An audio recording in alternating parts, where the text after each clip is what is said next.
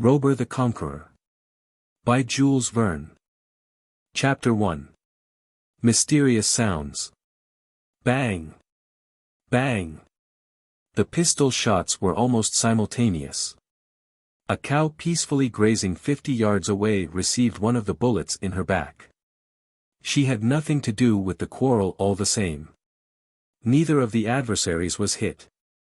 Who were these two gentlemen? We do not know, although this would be an excellent opportunity to hand down their names to posterity.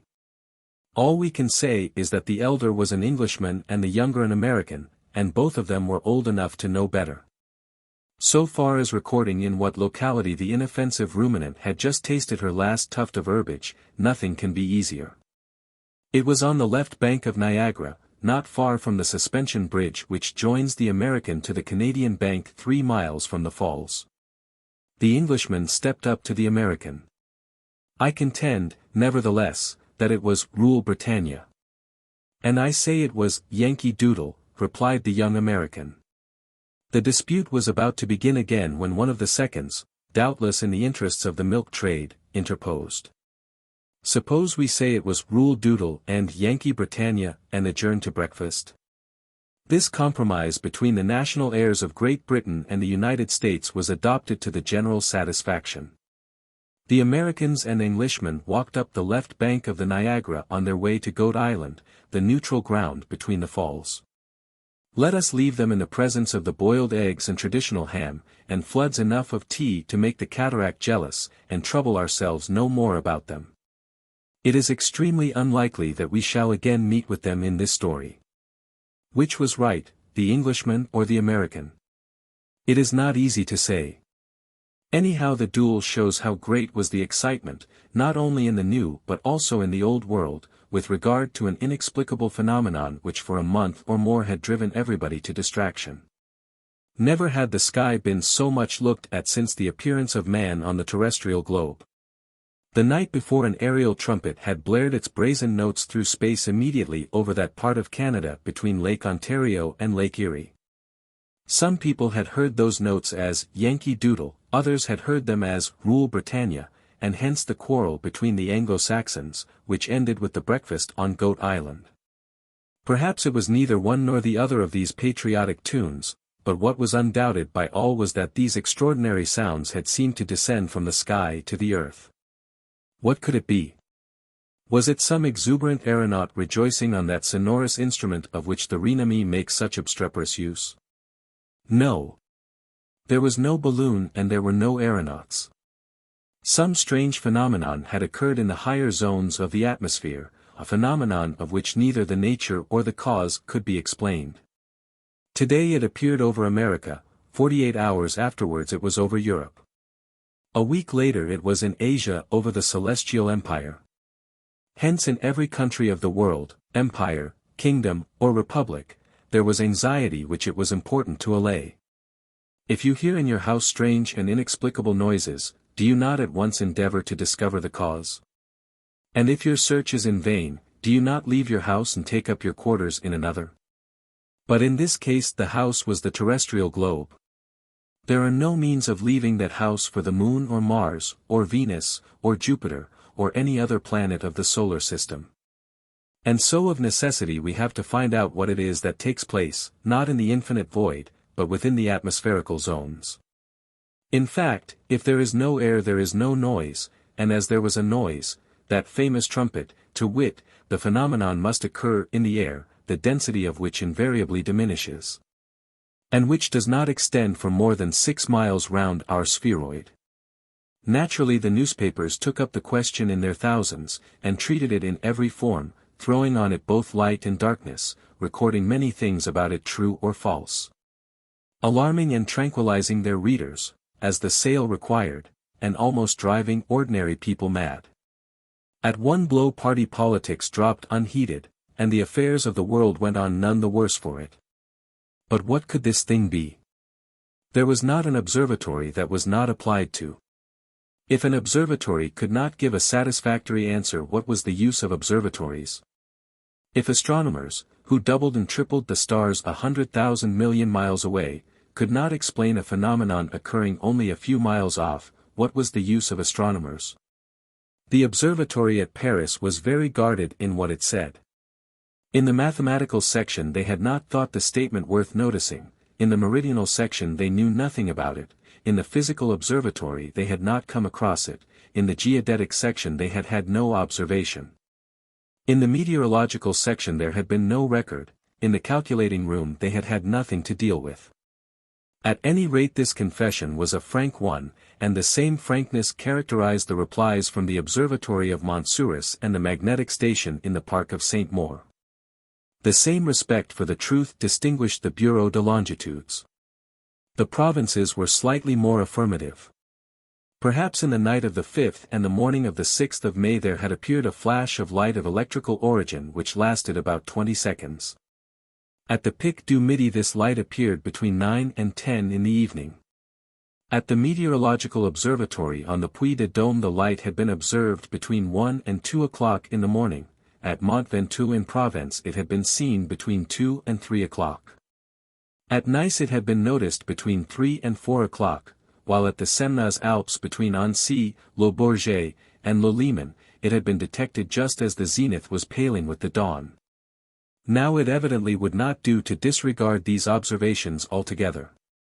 There could be no doubt that a light had been observed at different places, in succession, at intervals, during some hours. Hence, whether it had been produced from many centers in the terrestrial atmosphere, or from one center, it was plain that the light must have traveled at a speed of over 120 miles an hour. In the United Kingdom there was much perplexity. The observatories were not in agreement. Greenwich would not consent to the proposition of Oxford. They were agreed on one point, however, and that was, it was nothing at all. But, said one, it was an optical illusion. While the other contended that, it was an acoustical illusion. And so they disputed. Something, however, was, it will be seen, common to both, it was an illusion. Between the Observatory of Berlin and the Observatory of Vienna the discussion threatened to end in international complications, but Russia, in the person of the director of the observatory at Pulkowa, showed that both were right. It all depended on the point of view from which they attacked the phenomenon, which, though impossible in theory, was possible in practice. In Switzerland, at the Observatory of Saudis in the canton of Appenzell, at the Rigi, at the Gabrus, in the passes of the St. Gothard, at the St. Bernard, at the Julier, at the Simplon, at Zurich, at Somblick in the Tyrolean Alps, there was a very strong disinclination to say anything about what nobody could prove, and that was nothing but reasonable. But in Italy, at the meteorological stations on Vesuvius, on Etna in the old Casa Inglesi, at Monte Cavo, the observers made no hesitation in admitting the materiality of the phenomenon.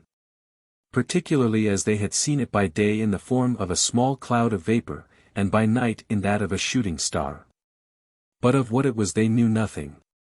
Scientists began at last to tire of the mystery, while they continued to disagree about it, and even to frighten the lowly and the ignorant, who, thanks to one of the wisest laws of nature, have form, and will form the immense majority of the world's inhabitants. Astronomers and meteorologists would soon have dropped the subject altogether had not, on the night of the 26th and 27th, the observatory of Kautokeino at Finnmark, in Norway.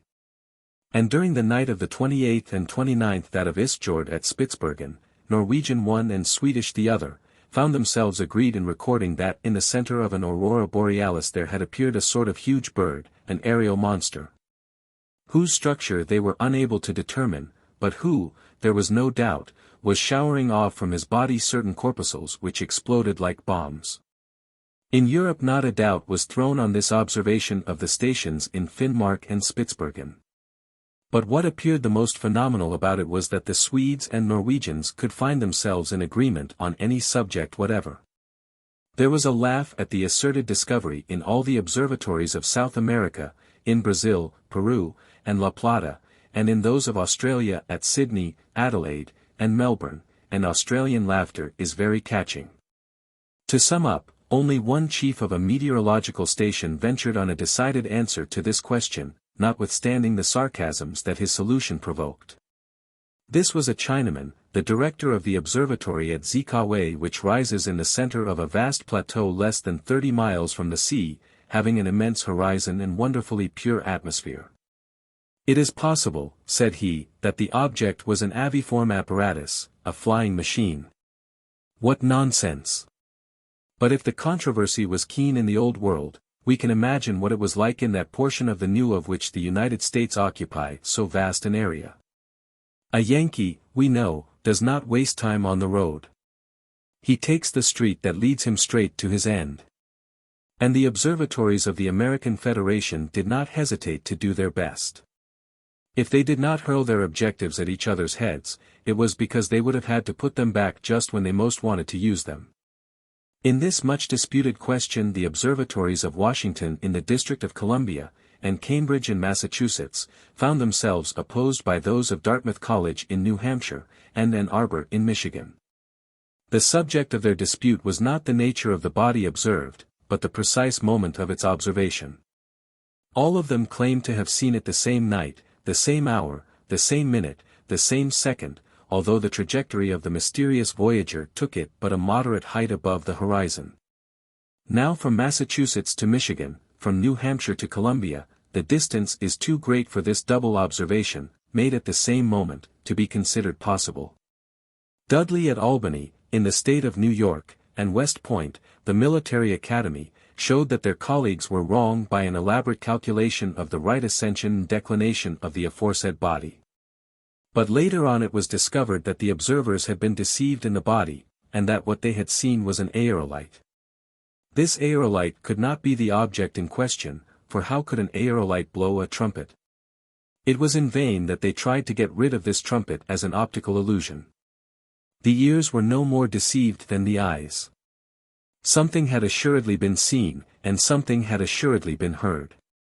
In the night of the 12th and 13th of May, a very dark night, the observers at Yale College, in the Sheffield Science School, had been able to take down a few bars of a musical phrase in D major, common time, which gave note for note. Rhythm for rhythm, the chorus of the chant do depart. Good, said the Yankee wags. There is a French band well up in the air. But to joke is not to answer. Thus said the observatory at Boston, founded by the Atlantic Iron Works Society, whose opinions in matters of astronomy and meteorology began to have much weight in the world of science.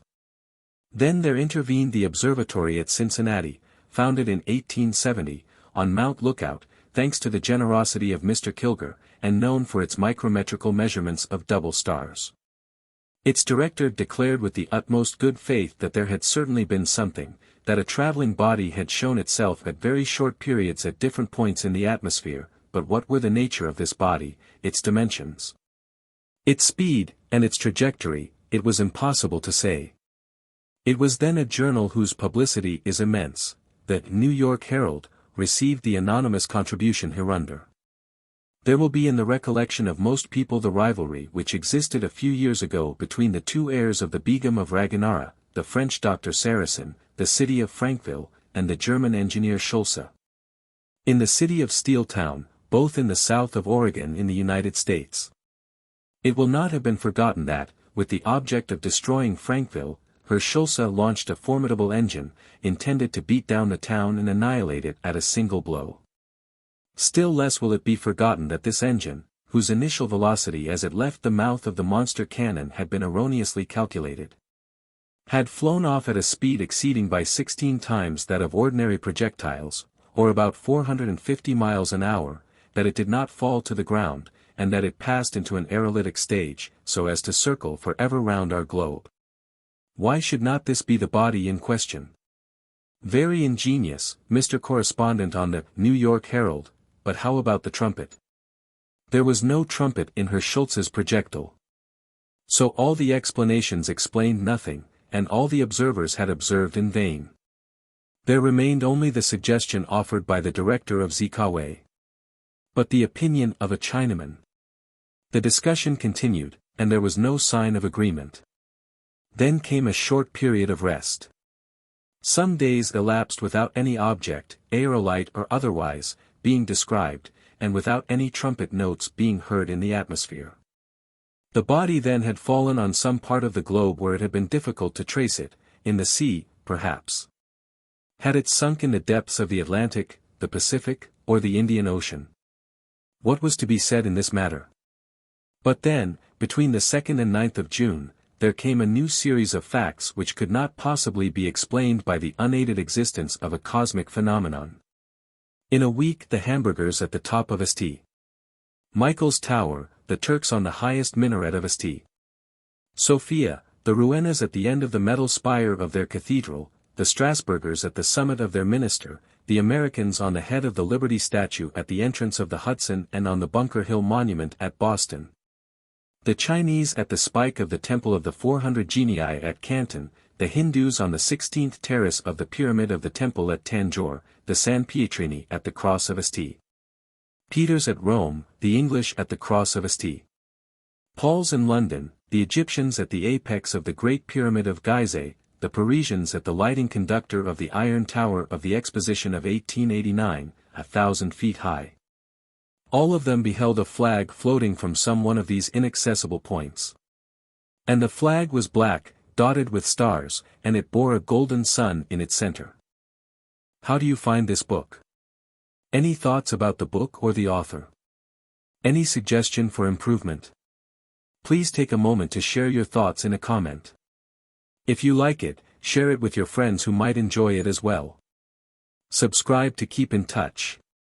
Visit CompleteAudiobooks.com for more quality content. Chapter 2. Agreement Impossible. And the first who says the contrary. Indeed. But we will say the contrary so long as there is a place to say it in. And in spite of your threats. Mind what you are saying, Bat Finn. Mind what you are saying, Uncle Prudent. I maintain that the screw ought to be behind. And so do we. And so do we, replied 100 voices confounded in one. No. It ought to be in front, shouted Phil Evans. In front. Roared 50 other voices, with a vigor in no whit less remarkable. We shall never agree. Never. Never. Then what is the use of a dispute? It is not a dispute. It is a discussion. One would not have thought so to listen to the taunts, objurgations, and vociferations which filled the lecture room for a good quarter of an hour. The room was one of the largest in the Weldon Institute, the well-known club in Walnut Street, Philadelphia, Pennsylvania, USA. The evening before there had been an election of a lamplighter, occasioning many public manifestations, noisy meetings, and even interchanges of blows, resulting in an effervescence which had not yet subsided. And which would account for some of the excitement just exhibited by the members of the Weldon Institute. For this was merely a meeting of balloonists, discussing the burning question of the direction of balloons. In this great saloon there were struggling, pushing, gesticulating, shouting, arguing, disputing, 100 balloonists, all with their hats on, under the authority of a president, assisted by a secretary and treasurer.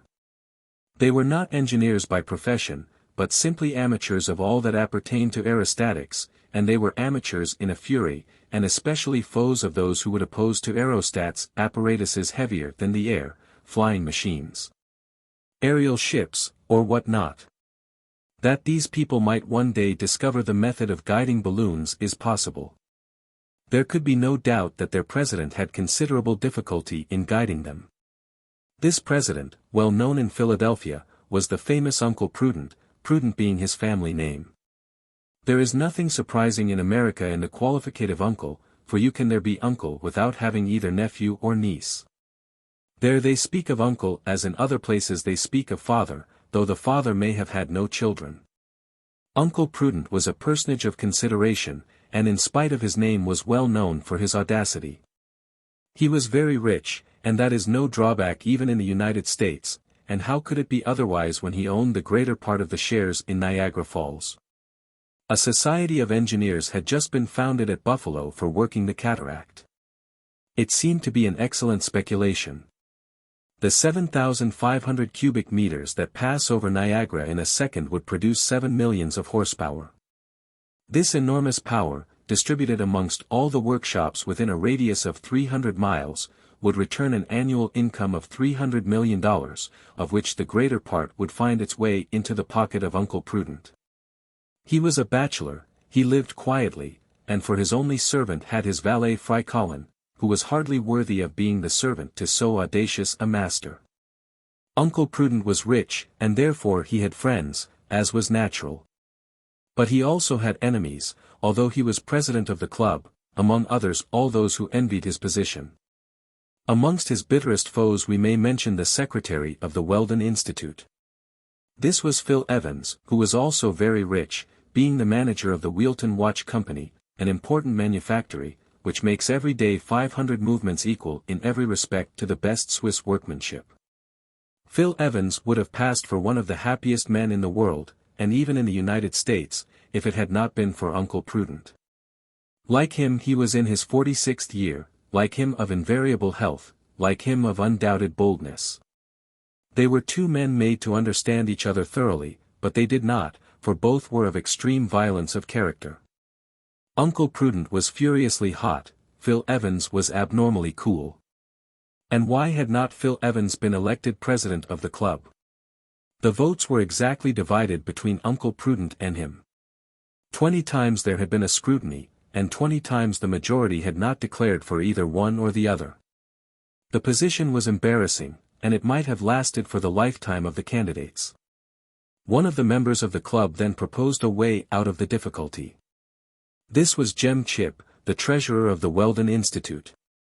Chip was a confirmed vegetarian, a proscriber of all animal nourishment, of all fermented liquors, half a Mussulman, half a Brahmin. On this occasion Jem Chip was supported by another member of the club, William T. Forbes, the manager of a large factory where they made glucose by treating rags with sulfuric acid. A man of good standing was this William T. Forbes, the father of two charming girls, Miss Dorothy, called Doll, and Miss Martha, called Matt, who gave the tone to the best society in Philadelphia. It followed, then, on the proposition of Jem Chip, supported by William T. Forbes and others, that it was decided to elect the president, on the center point. This mode of election can be applied in all cases when it is desired to elect the most worthy. And a number of Americans of high intelligence are already thinking of employing it in the nomination of the President of the Republic of the United States. On two boards of perfect whiteness a black line is traced. The length of each of these lines is mathematically the same, for they have been determined with as much accuracy as the base of the first triangle in a trigonometrical survey. That done, the two boards were erected on the same day in the center of the conference room, and the two candidates, each armed with a fine needle, marched towards the board that had fallen to his lot. The man who planted his needle nearest the center of the line would be proclaimed president of the Weldon Institute. The operation must be done at once, no guide marks or trial shots allowed, nothing but sureness of eye. The man must have a compass in his eye, as the saying goes, that was all. Uncle Prudent stuck in his needle at the same moment as Phil Evans did his. Then there began the measurement to discover which of the two competitors had most nearly approached the center. Wonderful! Such had been the precision of the shots that the measures gave no appreciable difference. If they were not exactly in the mathematical center of the line, the distance between the needles was so small as to be invisible to the naked eye. The meeting was much embarrassed. Fortunately one of the members, Truck Milner, insisted that the measurements should be remade by means of a rule graduated by the micrometrical machine of M. Perot's, which can divide a millimeter into 1500ths of a millimeter with a diamond splinter, was brought to bear on the lines. And on reading the divisions through a microscope the following were the results: Uncle Prudent had approached the center within less than 6/1500ths of a millimeter. Phil Evans was within 9/1500ths. And that is why Phil Evans was only secretary of the Weldon Institute, whereas Uncle Prudent was president. A difference of 3/1500ths of a millimeter. And on account of it Phil Evans vowed against Uncle Prudent one of those hatreds which are none the less fierce for being latent. Chapter 3. A visitor is announced. The many experiments made during this last quarter of the 19th century have given considerable impetus to the question of guidable balloons. The cars furnished with propellers attached in 1852 to the aerostats of the elongated form introduced by Henry Giffard, the machines of Dupuy de Lomé in 1872, of the Tissandier brothers in 1883, and of Captain Krebs and Renard in 1884. Yielded many important results. But if these machines, moving in a medium heavier than themselves, maneuvering under the propulsion of a screw, working at an angle to the direction of the wind, and even against the wind, to return to their point of departure, had been really guidable, they had only succeeded under very favorable conditions. In large, covered halls their success was perfect. In a calm atmosphere they did very well. In a light wind of 5 or 6 yards a second they still moved. But nothing practical had been obtained. Against a miller's wind, 9 yards a second, the machines had remained almost stationary. Against a fresh breeze, 11 yards a second, they would have advanced backwards. In a storm, 27 to 33 yards a second, they would have been blown about like a feather. In a hurricane, 60 yards a second, they would have run the risk of being dashed to pieces. And in one of those cyclones which exceed 100 yards a second not a fragment of them would have been left. It remained, then, even after the striking experiments of Captains Krebs and Renard, that though guidable aerostats had gained a little speed, they could not be kept going in a moderate breeze. Hence the impossibility of making practical use of this mode of aerial locomotion. With regards to the means employed to give the aerostat its motion a great deal of progress had been made. For the steam engines of Henry Giffard, and the muscular force of Dupuy de Lomé, electric motors had gradually been substituted. The batteries of bichromate of potassium of the Tissandier brothers had given a speed of 4 yards a second. The dynamo-electric machines of Captain Krebs and Renard had developed a force of 12 horsepower and yielded a speed of 6.5 yards per second. With regard to this motor, engineers and electricians had been approaching more and more to that desideratum which is known as a steam horse in a watch case. Gradually the results of the pile of which Captains Krebs and Renard had kept the secret had been surpassed, and aeronauts had become able to avail themselves of motors whose lightness increased at the same time as their power. In this there was much to encourage those who believed in the utilization of guidable balloons. But yet how many good people there are who refuse to admit the possibility of such a thing.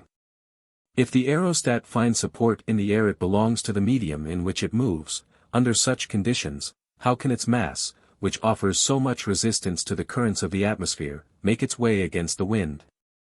In this struggle of the inventors after a light and powerful motor, the Americans had most nearly attained what they sought. A dynamo-electric apparatus, in which a new pile was employed the composition of which was still a mystery, had been bought from its inventor, a Boston chemist up to then unknown.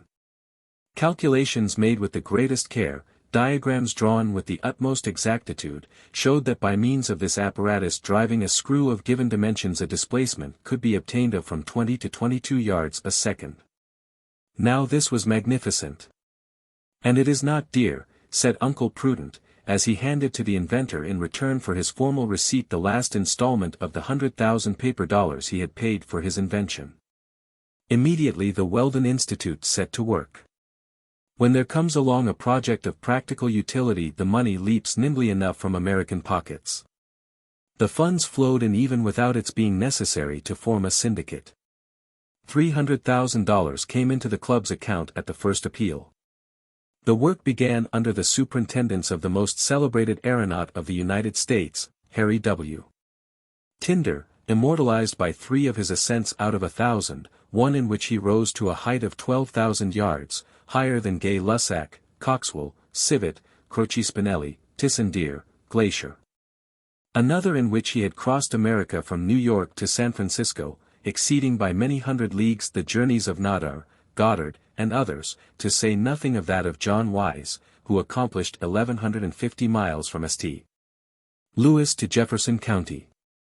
The third, which ended in a frightful fall from 1,500 feet at the cost of a slight sprain in the right thumb, while the less fortunate Pilatre de Rogier fell only 700 feet, and yet killed himself on the spot. At the time this story begins, the Weldon Institute had got their work well in hand. In the Turner Yard at Philadelphia there reposed an enormous aerostat, whose strength had been tried by highly compressed air. It well merited the name of the monster balloon. How large was Nadar's géant? 6,000 cubic meters. How large was John Wise's balloon? 20,000 cubic meters. How large was the Gifford balloon at the 1878 exhibition? 25,000 cubic meters.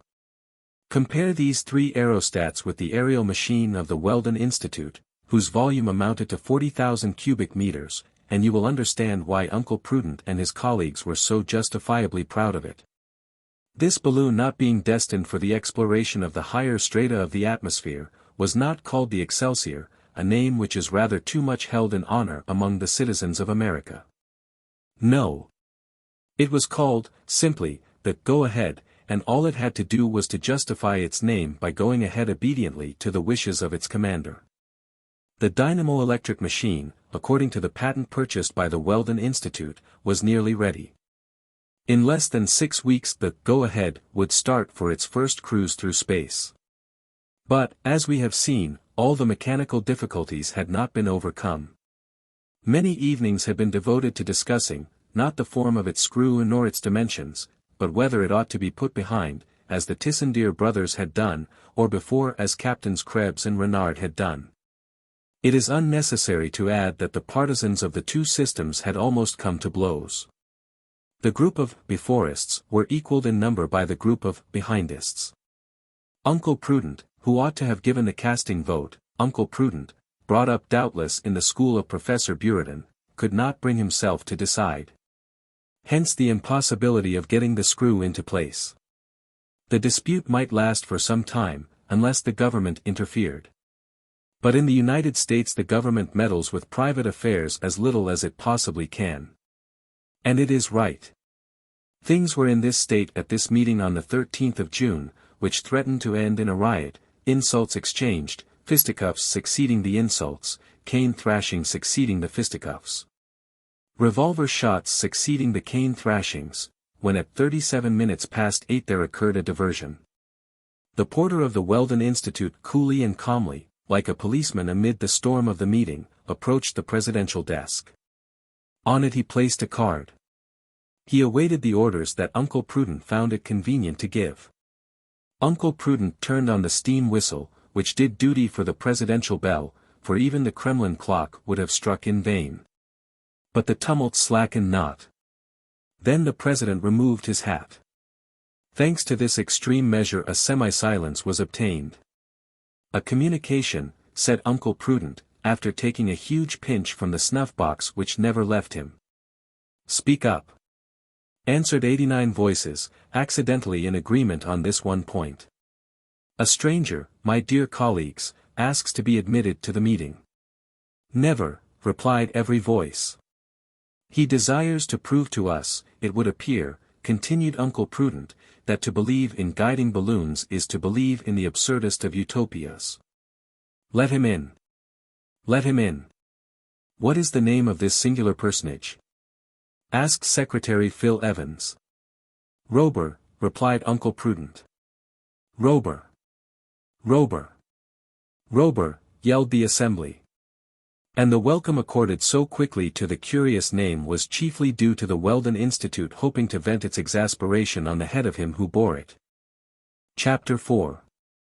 In which a new character appears. Citizens of the United States. My name is Robur. I am worthy of the name. I am 40 years old, although I look but 30, and I have a constitution of iron, a healthy vigor that nothing can shake, a muscular strength that few can equal, and a digestion that would be thought first class even in an ostrich. They were listening. Yes. The riot was quelled at once by the totally unexpected fashion of the speech.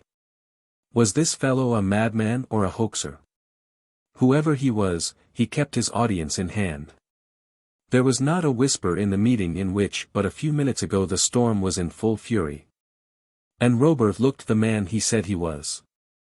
Of middle height and geometric breadth, His figure was a regular trapezium with the greatest of its parallel sides formed by the line of his shoulders. On this line attached by a robust neck there rose an enormous spheroidal head. The head of what animal did it resemble from the point of view of passional analogy? The head of a bull, but a bull with an intelligent face. Eyes which at the least opposition would glow like coals of fire. And above them a permanent contraction of the superciliary muscle, an invariable sign of extreme energy. Short hair, slightly woolly, with metallic reflections, large chest rising and falling like a smith's bellows. Arms, hands, legs, feet, all worthy of the trunk. No mustaches, no whiskers, but a large American goatee, revealing the attachments of the jaw whose masseter muscles were evidently of formidable strength. It has been calculated, what has not been calculated, that the pressure of the jaw of an ordinary crocodile can reach 400 atmospheres, while that of a hound can only amount to 100. From this the following curious formula has been deduced: if a kilogram of dog produces 8 kilograms of masseteric force, a kilogram of crocodile could produce 12. Now, a kilogram of the aforesaid Robur would not produce less than 10, so that he came between the dog and the crocodile. From what country did this remarkable specimen come? It was difficult to say. One thing was noticeable, and that was that he expressed himself fluently in English without a trace of the drawling twang that distinguishes the Yankees of New England. He continued, "And now, honorable citizens, for my mental faculties. You see before you an engineer whose nerves are in no way inferior to his muscles. I have no fear of anything or anybody. I have a strength of will that has never had to yield. When I have decided on a thing, all America, all the world, may strive in vain to keep me from it. When I have an idea, I allow no one to share it, and I do not permit any contradiction. I insist on these details, honorable citizens, because it is necessary you should quite understand me. Perhaps you think I am talking too much about myself. It does not matter if you do. And now consider a little before you interrupt me, as I have come to tell you something that you may not be particularly pleased to hear." A sound as of the surf on the beach began to rise along the first row of seats, a sign that the sea would not be long in getting stormy again. "Speak, stranger," said Uncle Prudent, who had some difficulty in restraining himself. And Robur spoke as follows, without troubling himself any more about his audience. "Yes. I know it well. After a century of experiments that have led to nothing, and trials giving no results, there still exist ill-balanced minds who believe in guiding balloons. They imagine that a motor of some sort, electric or otherwise, might be applied to their pretentious skin bags which are at the mercy of every current in the atmosphere. They persuade themselves that they can be masters of an aerostat as they can be masters of a ship on the surface of the sea.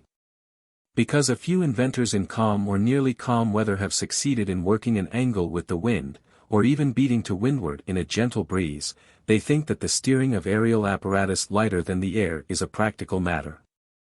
Well, now, look here, you hundred, who believe in the realization of your dreams, are throwing your thousands of dollars not into water but into space. You are fighting the impossible. Strange as it was that at this affirmation the members of the Weldon Institute did not move. Had they become as deaf as they were patient?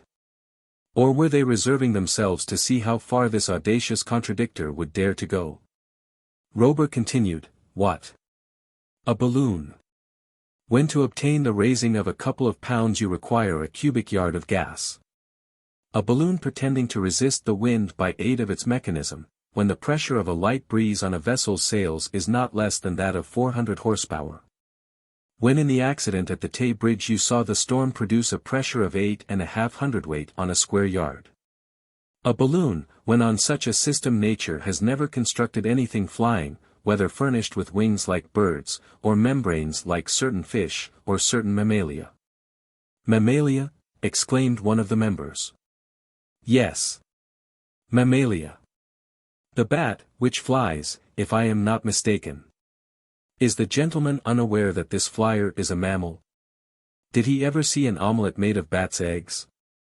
The interrupter reserved himself for future interruption, and Robur resumed, but does that mean that man is to give up the conquest of the air, and the transformation of the domestic and political manners of the old world? By the use of this admirable means of locomotion? By no means. As he has become master of the seas with the ship, by the oar, the sail, the wheel and the screw, so shall he become master of atmospherical space by apparatus heavier than the air, for it must be heavier to be stronger than the air. And then the assembly exploded. What a broadside of yells escaped from all these mouths, aimed at Robur like the muzzles of so many guns. Was not this hurling a declaration of war into the very camp of the balloonists? Was not this a stirring up of strife between the lighter and the heavier than air? Robur did not even frown. With folded arms he waited bravely till silence was obtained. By a gesture Uncle Prudent ordered the firing to cease. Yes, continued Robur, the future is for the flying machine. The air affords a solid fulcrum. If you will give a column of air an ascensional movement of 45 meters a second, a man can support himself on the top of it if the soles of his boots have a superficies of only the eighth of a square meter. And if the speed be increased to 90 meters, he can walk on it with naked feet. Or if, by means of a screw, you drive a mass of air at this speed, you get the same result. What Robur said had been said before by all the partisans of aviation, whose work slowly but surely is leading on to the solution of the problem. To Ponton d'Amicourt, Lalande, Nader, Deleuze, Delouvre, Liège, Balaguer, Moreau, the brothers Richard, Babinet, Joubert, Du Temple, Salives, Pinard, de Villeneuve, Gauchot and Tatin, Michael Lou, Edison, Planiverne, and so many others, belongs the honor of having brought forward ideas of such simplicity. Abandoned and resumed times without number, they are sure, some day to triumph. To the enemies of aviation, who urge that the bird only sustains himself by warming the air he strikes, their answer is ready. Have they not proved that an eagle weighing 5 kilograms would have to fill 50 cubic meters with his warm fluid merely to sustain himself in space? This is what Robur demonstrated with undeniable logic amid the uproar that arose on all sides. And in conclusion these are the words he hurled in the faces of the balloonists: with your aerostats you can do nothing, you will arrive at nothing, you dare do nothing. The boldest of your aeronauts, John Wise, although he has made an aerial voyage of 1,200 miles above the American continent, has had to give up his project of crossing the Atlantic. And you have not advanced one step, not one step, towards your end. Sir, said the President, who in vain endeavored to keep himself cool, you forget what was said by our immortal Franklin at the first appearance of the fire balloon: it is but a child, but it will grow. It was but a child, and it has grown. No, Mr. President, it has not grown. It has got fatter, and this is not the same thing. This was a direct attack on the Weldon Institute, which had decreed, helped, and paid for the making of a monster balloon. And so propositions of the following kind began to fly about the room: turn him out. Throw him off the platform. Prove that he is heavier than the air. But these were only words, not means to an end. Robur remained impassible, and continued, there is no progress for your aerostats, my citizen balloonists, progress is for flying machines. The bird flies, and he is not a balloon, he is a piece of mechanism. Yes, he flies, exclaimed the fiery bat T. Fin, but he flies against all the laws of mechanics. Indeed, said Robur, shrugging his shoulders, and resuming, since we have begun the study of the flight of large and small birds one simple idea has prevailed, to imitate nature, which never makes mistakes. Between the albatross, which gives hardly 10 beats of the wing per minute, between the pelican, which gives 70. 71, said the voice of a scoffer. And the bee, which gives 192 per second. 193, said the facetious individual. And the common house fly, which gives 330 and a half. And the mosquito, which gives millions. No, milliards. But Robur, the interrupted not his demonstration. Between these different rates, he continued. There is a difference, said a voice. There is a possibility of finding a practical solution. When de Lucy showed that the stag beetle, an insect weighing only 2 grams, could lift a weight of 400 grams, or 200 times its own weight, the problem of aviation was solved. Besides, it has been shown that the wing surface decreases in proportion to the increase of the size and weight of the animal. Hence we can look forward to such contrivances. Which would never fly, said Secretary Phil Evans. Which have flown, and which will fly, said Robur, without being in the least disconcerted, and which we can call striophores, helicopters, orthopters, or, in imitation of the word nef, which comes from novice, call them from avis, EFS. By means of which man will become the master of space. The helix. Ah, the helix, replied Phil Evans. But the bird has no helix, that we know. So, said Robur, but Pinod has shown that in reality the bird makes a helix, and its flight is helicopteral. And the motor of the future is the screw. From such a malady Saint Helix keep us free, sung out one of the members, who had accidentally hit upon the air from Harold's Zampa.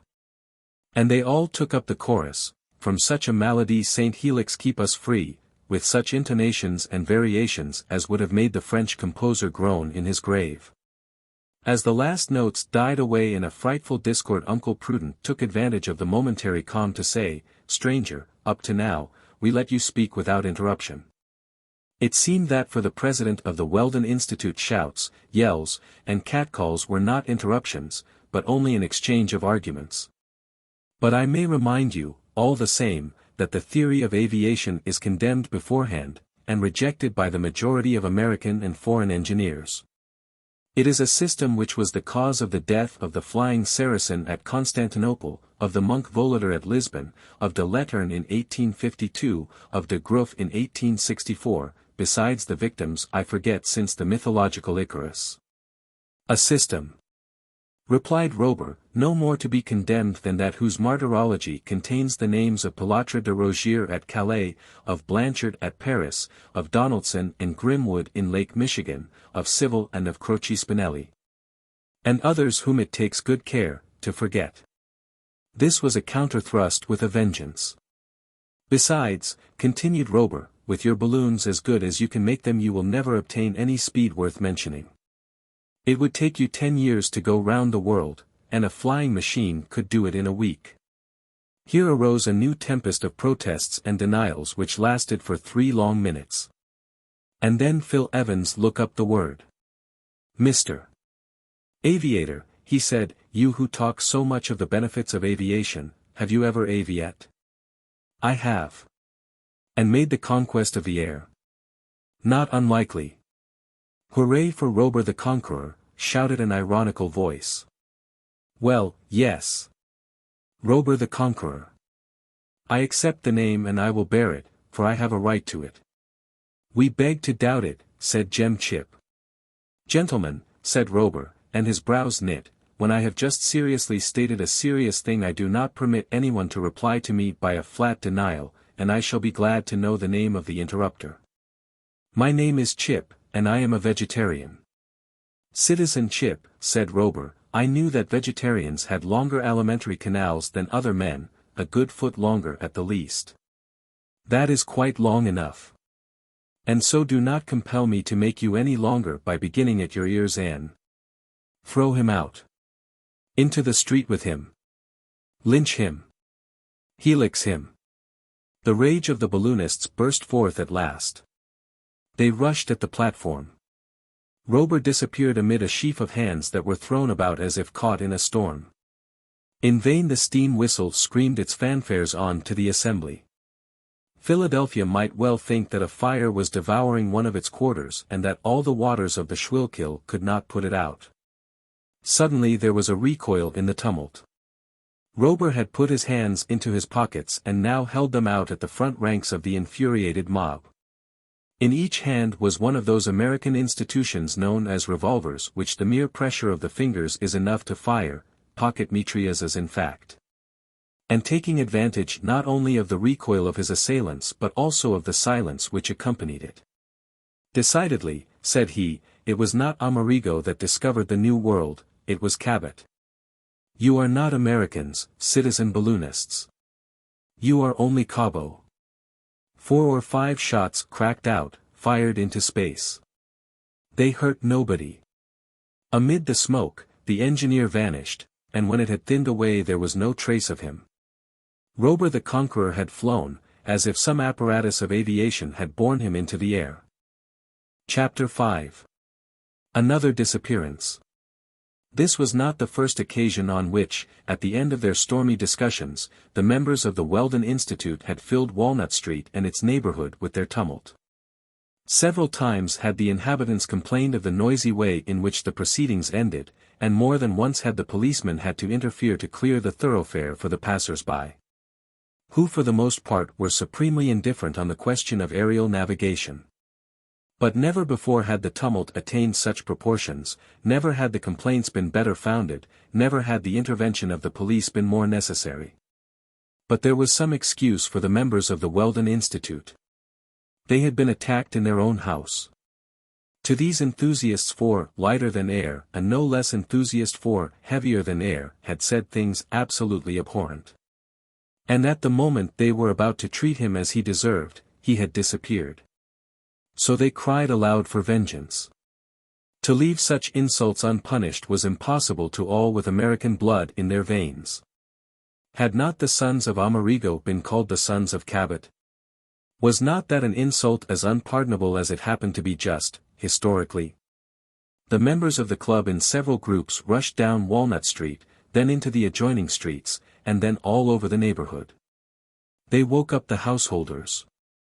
They compelled them to search their houses, prepared to indemnify them later on for the outrage on their privacy. Vain were all their trouble and searching. Robur was nowhere to be found, there was no trace of him. He might have gone off in the Go-Ahead, the balloon of the Institute, for all they could tell. After an hour's hunt the members had to give in and separate, not before they had agreed to extend their search over the whole territory of the twin Americas that formed the new continent. By 11 o'clock quiet had been restored in the neighborhood of Walnut Street. Philadelphia was able to sink again into that sound sleep which is the privilege of non-manufacturing towns. The different members of the club parted to seek their respective houses. To mention the most distinguished amongst them, William T. Forbes sought his large sugar establishment, where Miss Dahl and Miss Matt had prepared for him his evening tea, sweetened with his own glucose. Truck Milner took the road to his factory in the distant suburb, where the engines worked day and night. Treasurer Jim Chip, publicly accused of possessing an alimentary canal 12 inches longer than that of other men, returned to the vegetable soup that was waiting for him.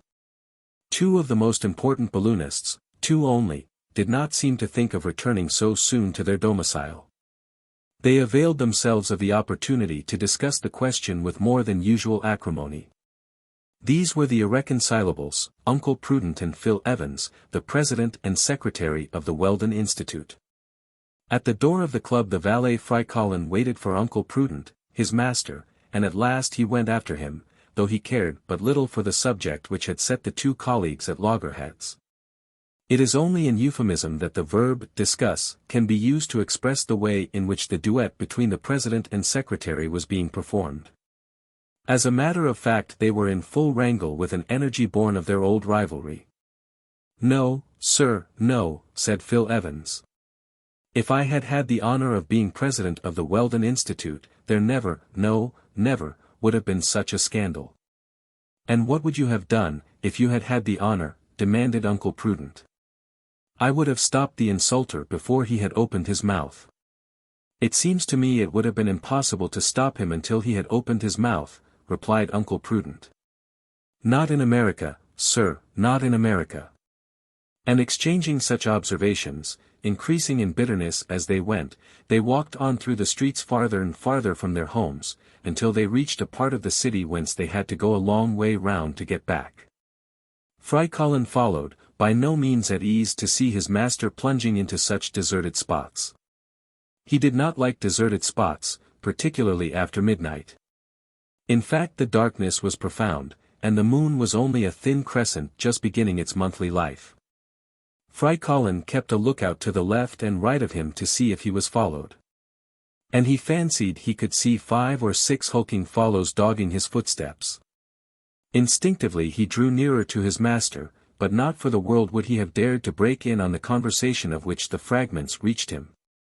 In short, it so chanced that the president and secretary of the Weldon Institute found themselves on the road to Fairmount Park. In the full heat of their dispute they crossed the Schuylkill River by the famous iron bridge.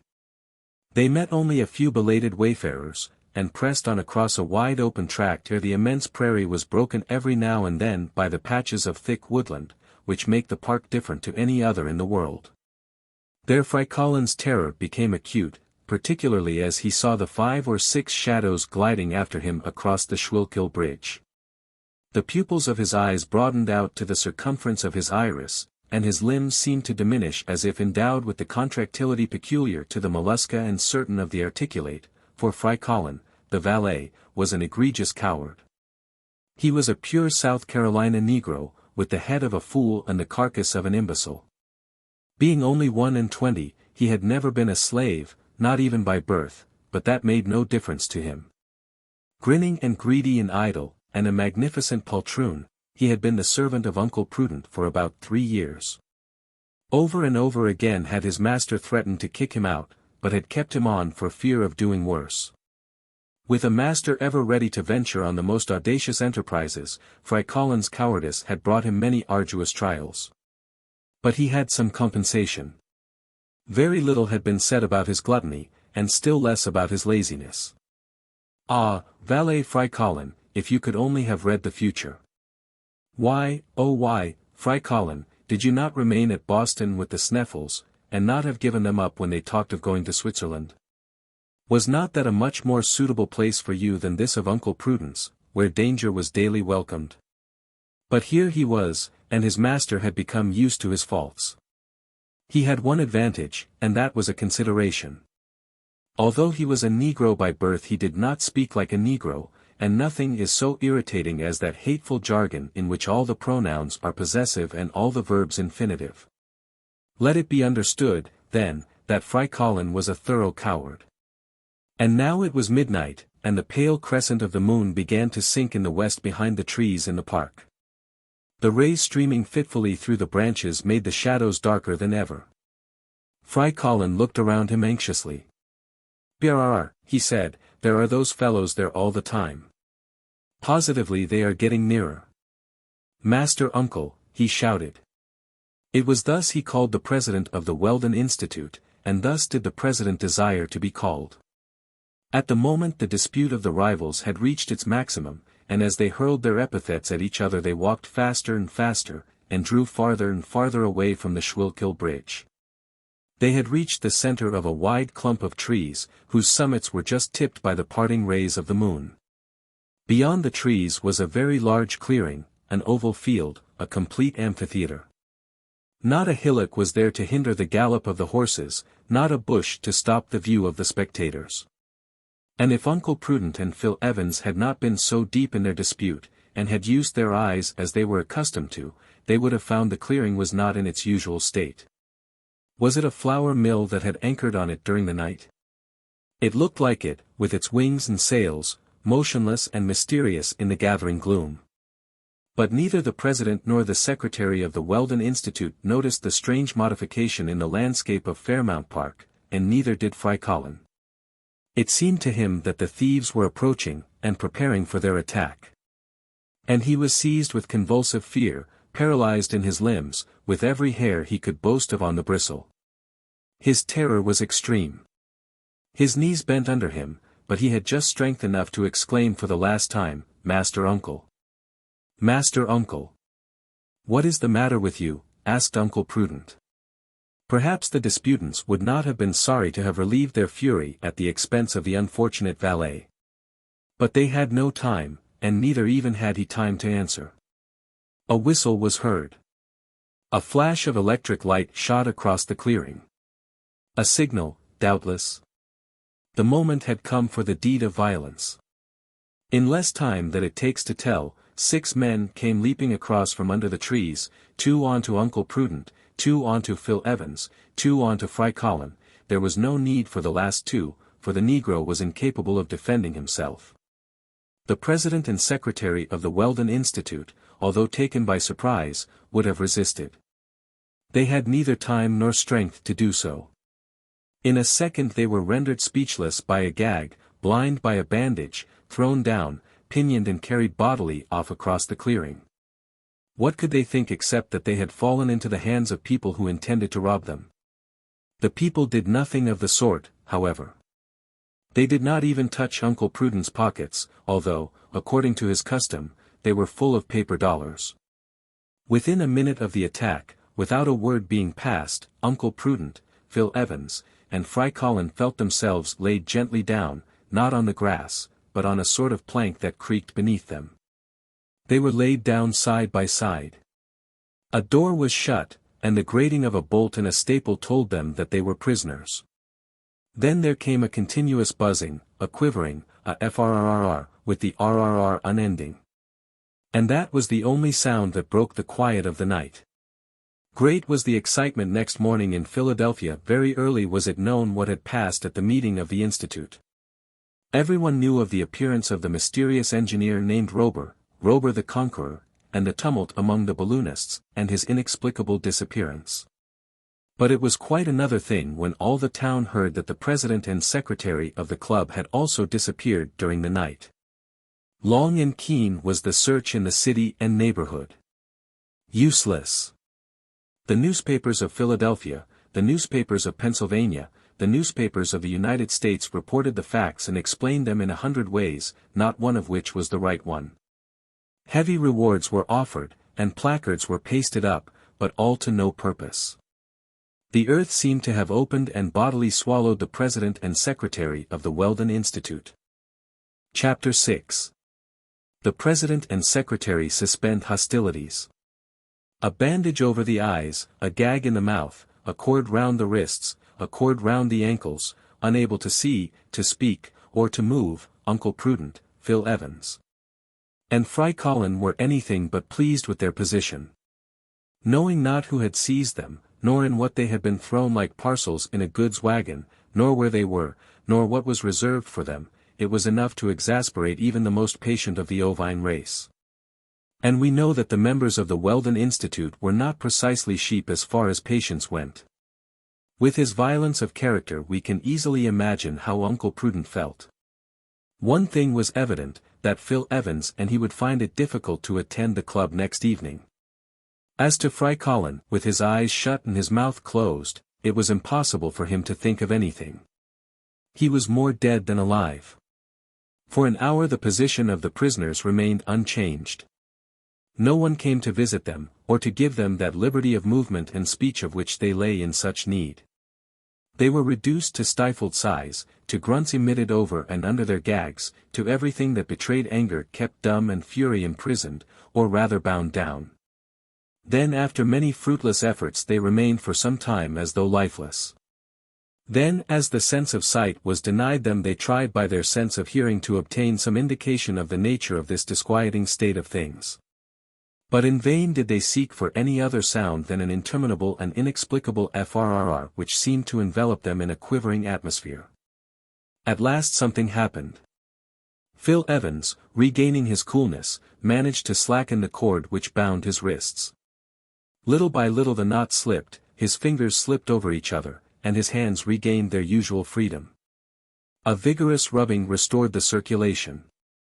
A moment after he had slipped off the bandage which bound his eyes, taken the gag out of his mouth, and cut the cords round his ankles with his knife. An American who has not a Bowie knife in his pocket is no longer an American. But if Phil Evans had regained the power of moving and speaking, that was all. His eyes were useless to him, at present at any rate. The prison was quite dark, though about 6 feet above him a feeble gleam of light came in through a kind of loophole. As may be imagined, Phil Evans did not hesitate to at once set free his rival. A few cuts with the bowie settled the knots which bound him foot and hand. Immediately Uncle Prudent rose to his knees and snatched away his bandage and gag. "Thanks," said he, in stifled voice. "Phil Evans. Uncle Prudent. Here we are no longer the president and secretary of the Weldon Institute. We are adversaries no more. You are right, answered Evans. We are now only 2 men agreed to avenge ourselves on a third whose attempt deserves severe reprisals. And this third is Robur. It is Robur. On this point both were absolutely in accord. On this subject there was no fear of dispute. And your servant, said Phil Evans, pointing to Frycollin, who was puffing like a grampus. We must set him free. Not yet, said Uncle Prudent. He would overwhelm us with his jeremiads, and we have something else to do than abuse each other. What is that, Uncle Prudent? To save ourselves if possible. You are right, even if it is impossible. And even if it is impossible. There could be no doubt that this kidnapping was due to Robur, for an ordinary thief would have relieved them of their watches, jewelry, and purses. And thrown their bodies into the Schuylkill with a good gash in their throats instead of throwing them to the bottom of what? That was a serious question, which would have to be answered before attempting an escape with any chance of success. Phil Evans, began Uncle Prudent, if, when we came away from our meeting, instead of indulging in amenities to which we need not recur, we had kept our eyes more open, this would not have happened. Had we remained in the streets of Philadelphia there would have been none of this. Evidently Robur foresaw what would happen at the club, and had placed some of his bandits on guard at the door. When we left Walnut Street these fellows must have watched us and followed us, and when we imprudently ventured into Fairmount Park they went in for their little game. Agreed, said Evans. We were wrong not to go straight home. It is always wrong not to be right, said Prudent. Here a long-drawn sigh escaped from the darkest corner of the prison. What is that? Asked Evans. Nothing. Frycollin is dreaming. Between the moment we were seized a few steps out into the clearing and the moment we were thrown in here only 2 minutes elapsed. It is thus evident that those people did not take us out of Fairmount Park. And if they had done so we should have felt we were being moved. Undoubtedly, and consequently we must be in some vehicle, perhaps some of those long prairie wagons, or some show caravan. Evidently. For if we were in a boat moored on the Schuylkill we should have noticed the movement due to the current. That is so. And as we are still in the clearing, I think that now is the time to get away, and we can return later to settle with this Robur. And make him pay for this attempt on the liberty of 2 citizens of the United States. And he shall pay pretty dearly. But who is this man? Where does he come from? Is he English, or German, or French? He is a scoundrel, that is enough, said Uncle Prudent. Now to work. And then the 2 men, with their hands stretched out and their fingers wide apart, began to feel round the walls to find a joint or crack. Nothing. Nothing, not even at the door. It was closely shut and it was impossible to shoot back the lock. All that could be done was to make a hole, and escape through the hole. It remained to be seen if the knives could cut into the walls. But whence comes this never-ending rustling? Asked Evans, who was much impressed at the continuous frr. The wind, doubtless, said Uncle Prudent. The wind. But I thought the night was quite calm. So it was. But if it isn't the wind, what can it be? Phil Evans got out the best blade of his knife and set to work on the wall near the door. Perhaps he might make a hole which would enable him to open it from the outside should it be only bolted or should the key have been left in the lock. He worked away for some minutes. The only result was to nip up his knife, to snip off its point, and transform what was left of the blade into a saw. Doesn't it cut? Asked Uncle Prudent. No. Is the wall made of sheet iron? No, it gives no metallic sound when you hit it. Is it of ironwood? No, it isn't iron and it isn't wood. What is it then? Impossible to say. But, anyhow, steel doesn't touch it. Uncle Prudent, in a sudden outburst of fury, began to rave and stamp on the sonorous planks, while his hands sought to strangle an imaginary Robur. Be calm, Prudent, be calm. You have a try. Uncle Prudent had a try, but the bowie knife could do nothing against a wall which its best blades could not even scratch. The wall seemed to be made of crystal. So it became evident that all flight was impracticable except through the door, and for a time they must resign themselves to their fate, not a very pleasant thing for the Yankee temperament. And very much to the disgust of these eminently practical men. But this conclusion was not arrived at without many objurgations and loud-sounding phrases hurled at this Robur, who, from what had been seen of him at the Weldon Institute, was not the sort of man to trouble himself much about them. Suddenly Frycollin began to give unequivocal signs of being unwell. He began to writhe in a most lamentable fashion, either with cramp in his stomach or in his limbs. And Uncle Prudent, thinking it his duty to put an end to these gymnastics, cut the cords that bound him. He had cause to be sorry for it. Immediately there was poured forth an interminable litany, in which the terrors of fear were mingled with the tortures of hunger.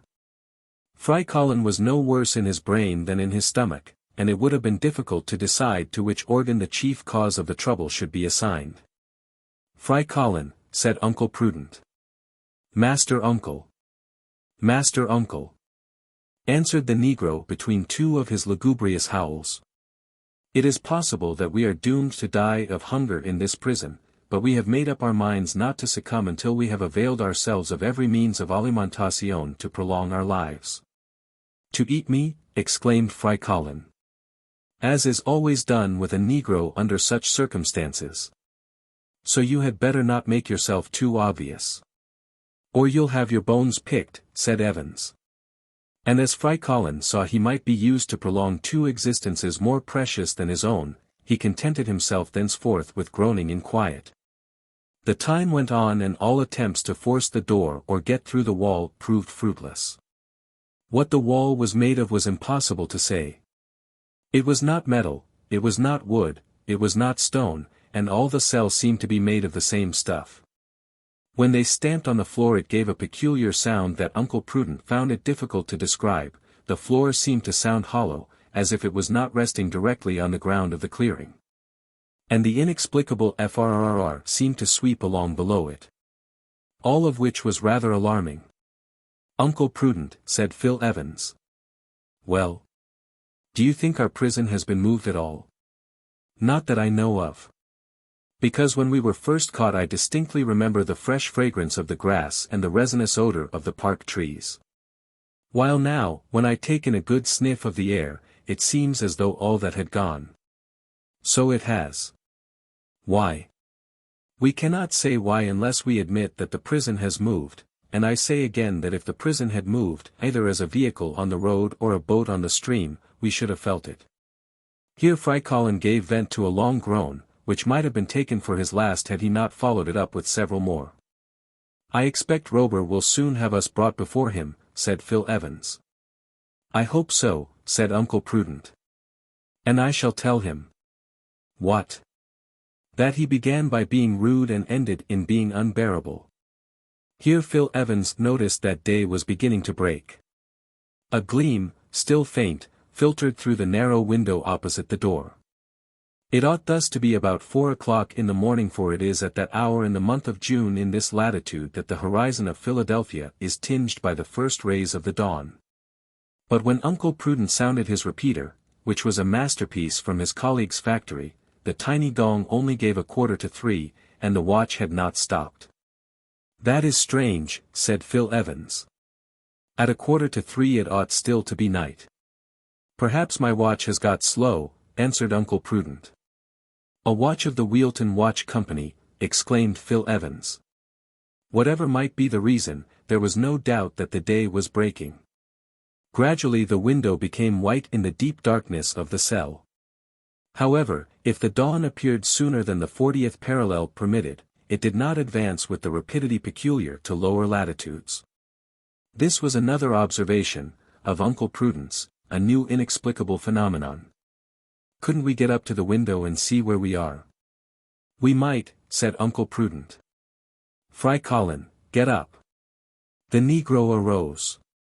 "Put your back against the wall," continued Prudent, "and you, Evans, get on his shoulders while I buttress him up." "Right," said Evans.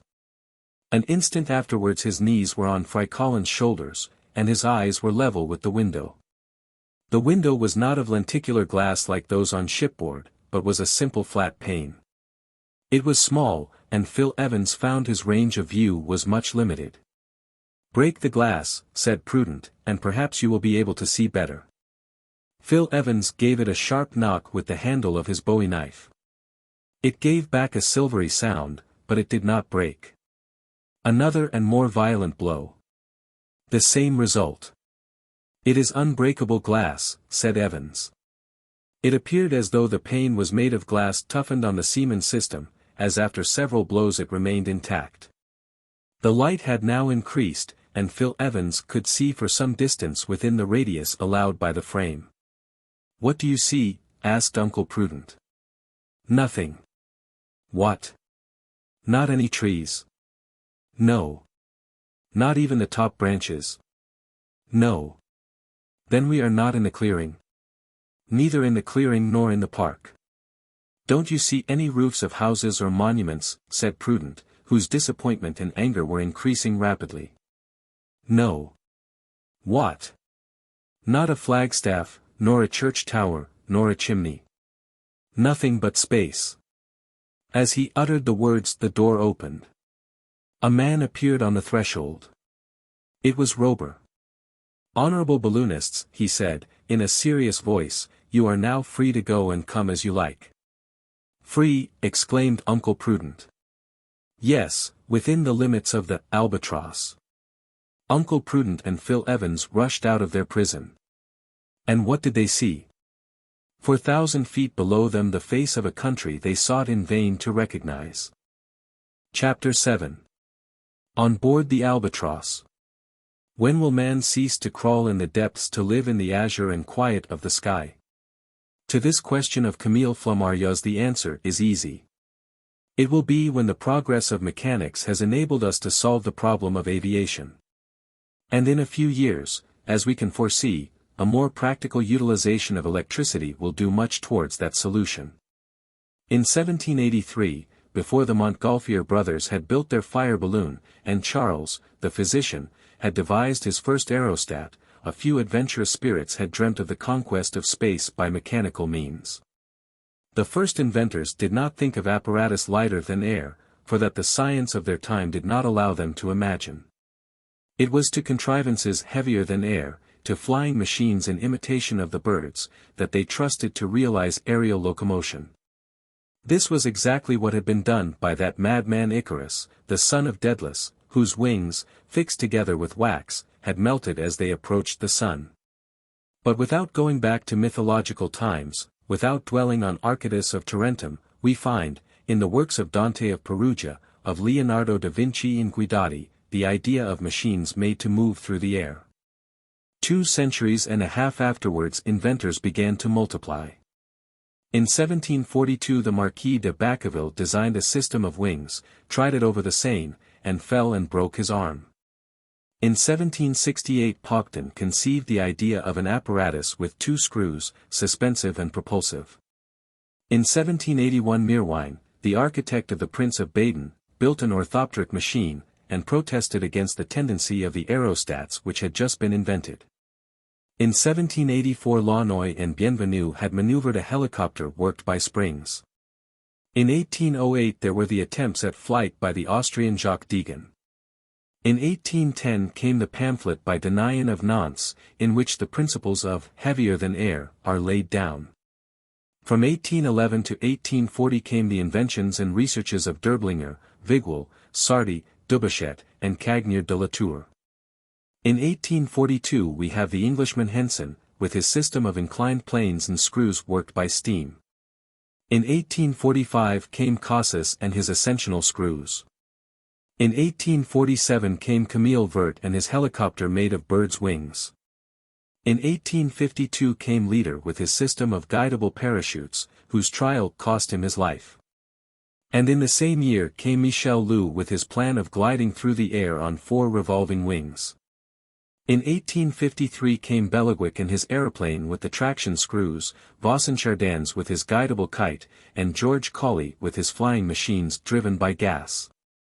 From 1854 to 1863 appeared Joseph Pline with several patents for aerial systems. Brent, Carlingford, Lobris, Du Temple, Bright, whose ascensional screws were left-handed, Smithies, Panafew, Crosnier, and K. At length, in 1863, thanks to the efforts of Nadar, a society of heavier than air was founded in Paris. There the inventors could experiment with the machines, of which many were patented. Ponton d'Amicourt in his steam helicopter, Lalande and his system of combining screws with inclined planes and parachutes, Louvry in his aeroscape, Esternel and his mechanical bird, Groff and his apparatus with wings worked by levers. The impetus was given, inventors invented, calculators calculated all that could render aerial locomotion practicable. Burckhardt, Lobris, Kaufmann, Smith, Stringfellow, Pregent, Dangerd, Pomes and de la Paz, Moy, Penaud, Jobert, Horeau de Villeneuve, Achenbach, Garapon, Duchesne, Danduran, Periessel, Dywade, Melkisef, Forlanini, Beery, Tatten, Dandrieux. Edison, some with wings or screws, others with inclined planes, imagined, created, constructed, perfected, their flying machines, ready to do their work. Once there came to be applied to thereby some inventor a motor of adequate power and excessive lightness. This list may be a little long, but that will be forgiven, for it is necessary to give the various steps in the ladder of aerial locomotion, on the top of which appeared Robur the Conqueror. Without these attempts, these experiments of his predecessors, how could the inquirer have conceived so perfect an apparatus? And though he had but contempt for those who obstinately worked away in the direction of balloons, he held in high esteem all those partisans of heavier than air, English, American, Italian, Austrian, French, and particularly French, whose work had been perfected by him, and led him to design and then to build this flying engine known as the Albatross, which he was guiding through the currents of the atmosphere. "The pigeon flies," had exclaimed one of the most persistent adepts at aviation. "They will crowd the air as they crowd the earth," said one of his most excited partisans.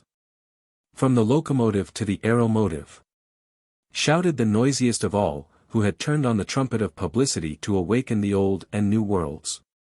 Nothing, in fact, is better established, by experiment and calculation, than that the air is highly resistant. A circumference of only a yard in diameter in the shape of a parachute can not only impede descent in air, but can render it isochronous. That is a fact. It is equally well known that when the speed is great the work of the weight varies in almost inverse ratio to the square of the speed, and therefore becomes almost insignificant. It is also known that as the weight of a flying animal increases, the less is the proportional increase in the surface beaten by the wings in order to sustain it, although the motion of the wings becomes slower. A flying machine must therefore be constructed to take advantage of these natural laws, to imitate the bird, that admirable type of aerial locomotion, according to Dr. Marcy, of the Institute of France. In short, the contrivances likely to solve the problem are of three kinds.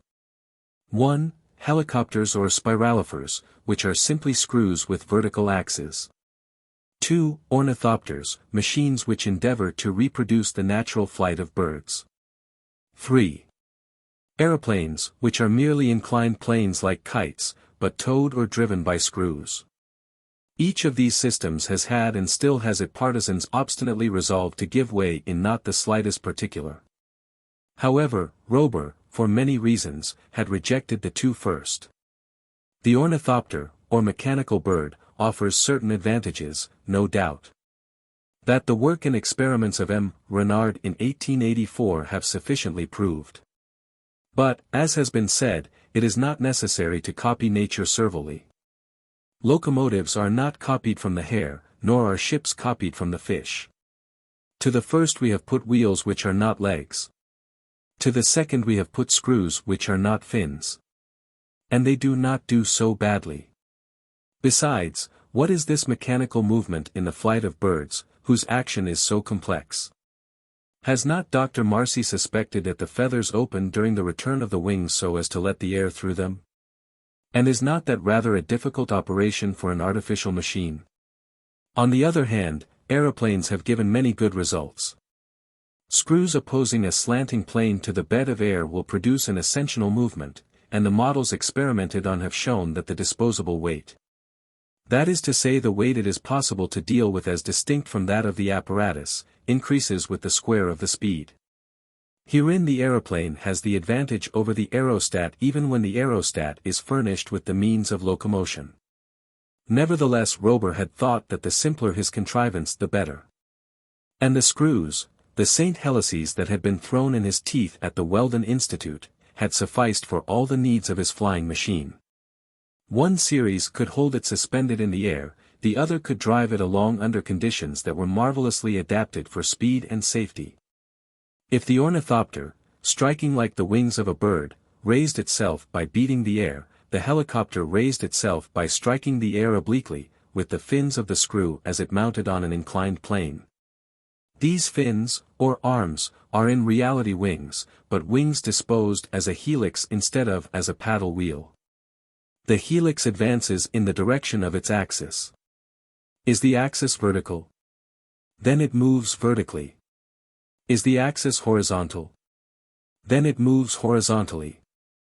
The whole of Robur's flying apparatus depended on these two movements, as will be seen from the following detailed description, which can be divided under three heads: the platform, the engines of suspension and propulsion, and the machinery. Platform. This was a framework 100 feet long and 12 wide, a ship's deck in fact, with a projecting prow. Beneath was a hull solidly built, enclosing the engines, stores, and provisions of all sorts, including the water tanks. Round the deck a few light uprights supported a wire trellis that did duty for bulwarks. On the deck were three houses, whose compartments were used as cabins for the crew, or as machine rooms. In the center house was the machine which drove the suspensory helices, in that forward was the machine that drove the bow screw, in that aft was the machine that drove the stern screw. In the bow were the cook's galley and the crew's quarters. In the stern were several cabins, including that of the engineer, the saloon, and above them all a glass house in which stood the helmsman, who steered the vessel by means of a powerful rudder. All these cabins were lighted by portholes filled with toughened glass, which has 10 times the resistance of ordinary glass. Beneath the hull was a system of flexible springs to ease off the concussion when it became advisable to land. Engines of suspension and propulsion that, above the deck rose 37 vertical axes, 15 along each side, and 7, more elevated, in the center. The Albatross might be called a clipper with 37 masts. But these masts instead of sails bore each 2 horizontal screws, not very large in spread or diameter, but driven at prodigious speed. Each of these axes had its own movement independent of the rest, and each alternate one spun round in a different direction from the others, so as to avoid any tendency to gyration. Hence the screws as they rose on the vertical column of air retained their equilibrium by their horizontal resistance. Consequently the apparatus was furnished with 74 suspensory screws, whose 3 branches were connected by a metallic circle which economized their motive force. In front and behind, mounted on horizontal axes, were 2 propelling screws, each with 4 arms. These screws were of much larger diameter than the suspensory ones, but could be worked at quite their speed. In fact, the vessel combined the systems of Cassis, Lalande, and Ponton d'Amicourt, as perfected by Robur. But it was in the choice and application of his motive force that he could claim to be an inventor. Machinery. Robur had not availed himself of the vapor of water or other liquids, nor compressed air and other mechanical motion. He employed electricity, that agent which one day will be the soul of the industrial world. But he required no electromotor to produce it. All he trusted to was piles and accumulators. What were the elements of these piles, and what were the acids he used, Robur only knew. And the construction of the accumulators was kept equally secret. Of what were their positive and negative plates? None can say. The engineer took good care, and not unreasonably, to keep his secret unpatented. One thing was unmistakable, and that was that the piles were of extraordinary strength. And the accumulators left those of Frycollin very far behind in yielding currents whose amperes ran into figures up to then unknown.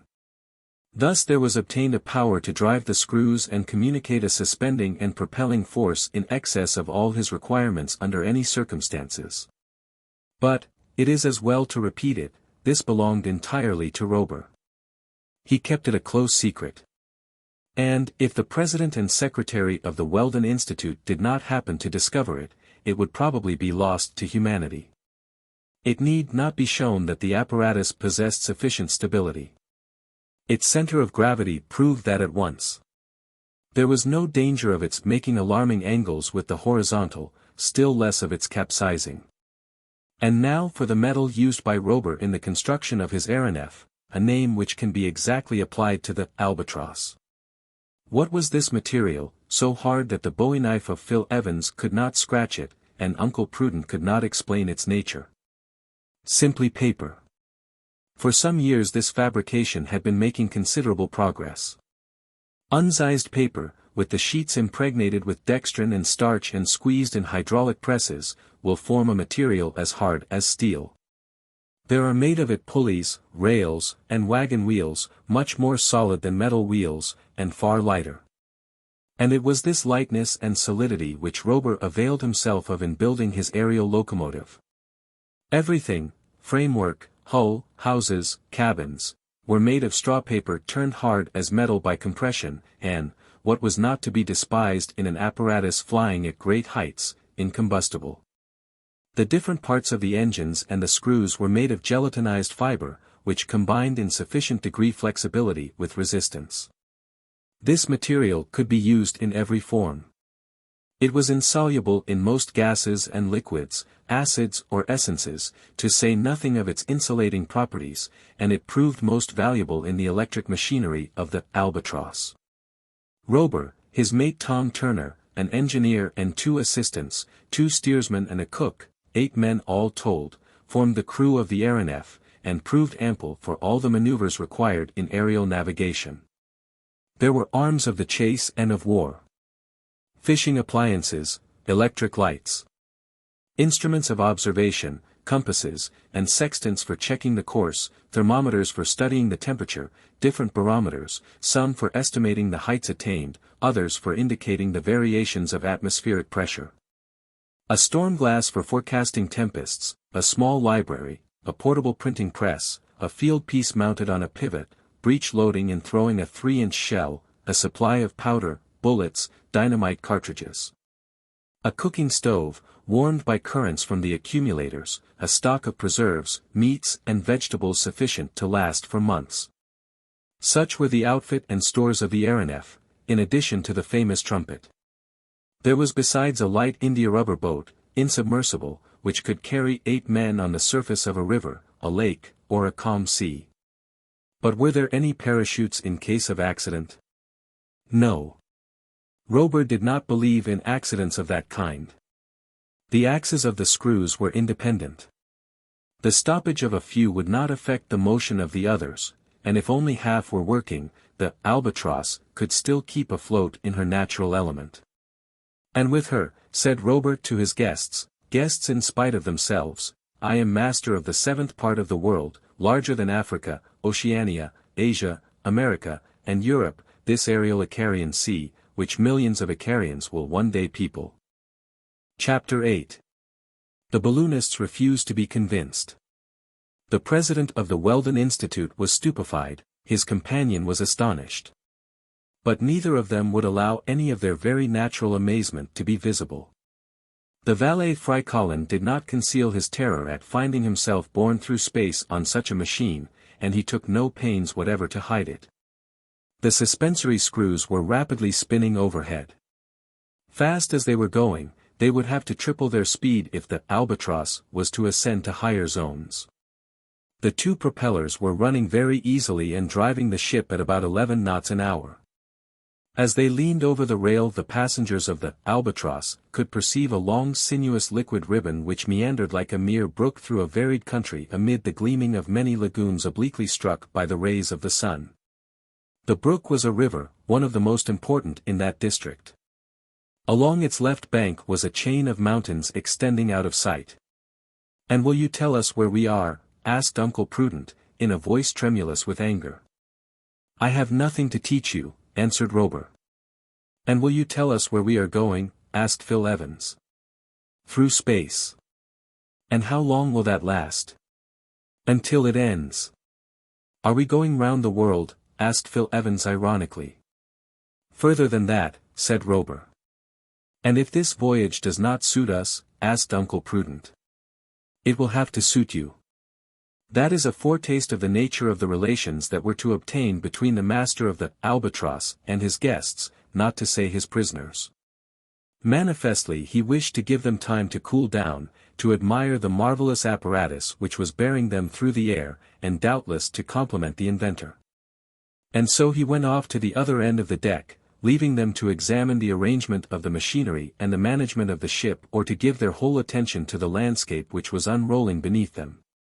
Uncle Prudent, said Evans, unless I am mistaken we are flying over central Canada. That river in the northwest is the St. Lawrence. That town we are leaving behind is Quebec.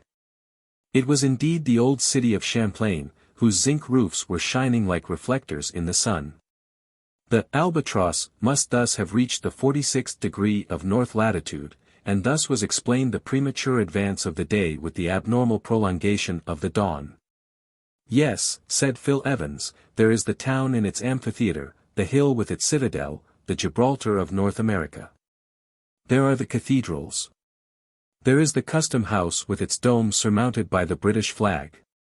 Phil Evans had not finished before the Canadian city began to slip into the distance. The clipper entered a zone of light clouds, which gradually shut off a view of the ground.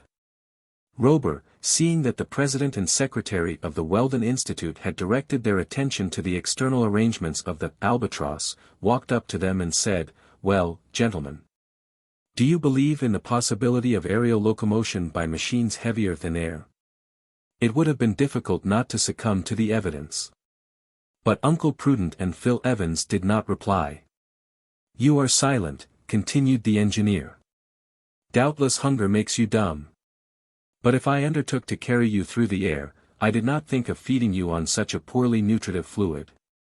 Your first breakfast is waiting for you." As Uncle Prudent and Phil Evans were feeling the pangs of hunger somewhat keenly, they did not care to stand upon ceremony.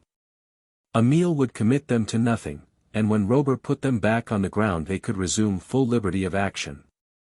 And so they followed into a small dining room in the aftermost house. There they found a well-laid table at which they could take their meals during the voyage. There were different preserves. And, among other things, was a sort of bread made of equal parts of flour and meat reduced to powder and worked together with a little lard, which boiled in water made excellent soup, and there were rashers of fried ham, and for drink there was tea. Neither had Frycollin been forgotten. He was taken forward and there found some strong soup made of this bread.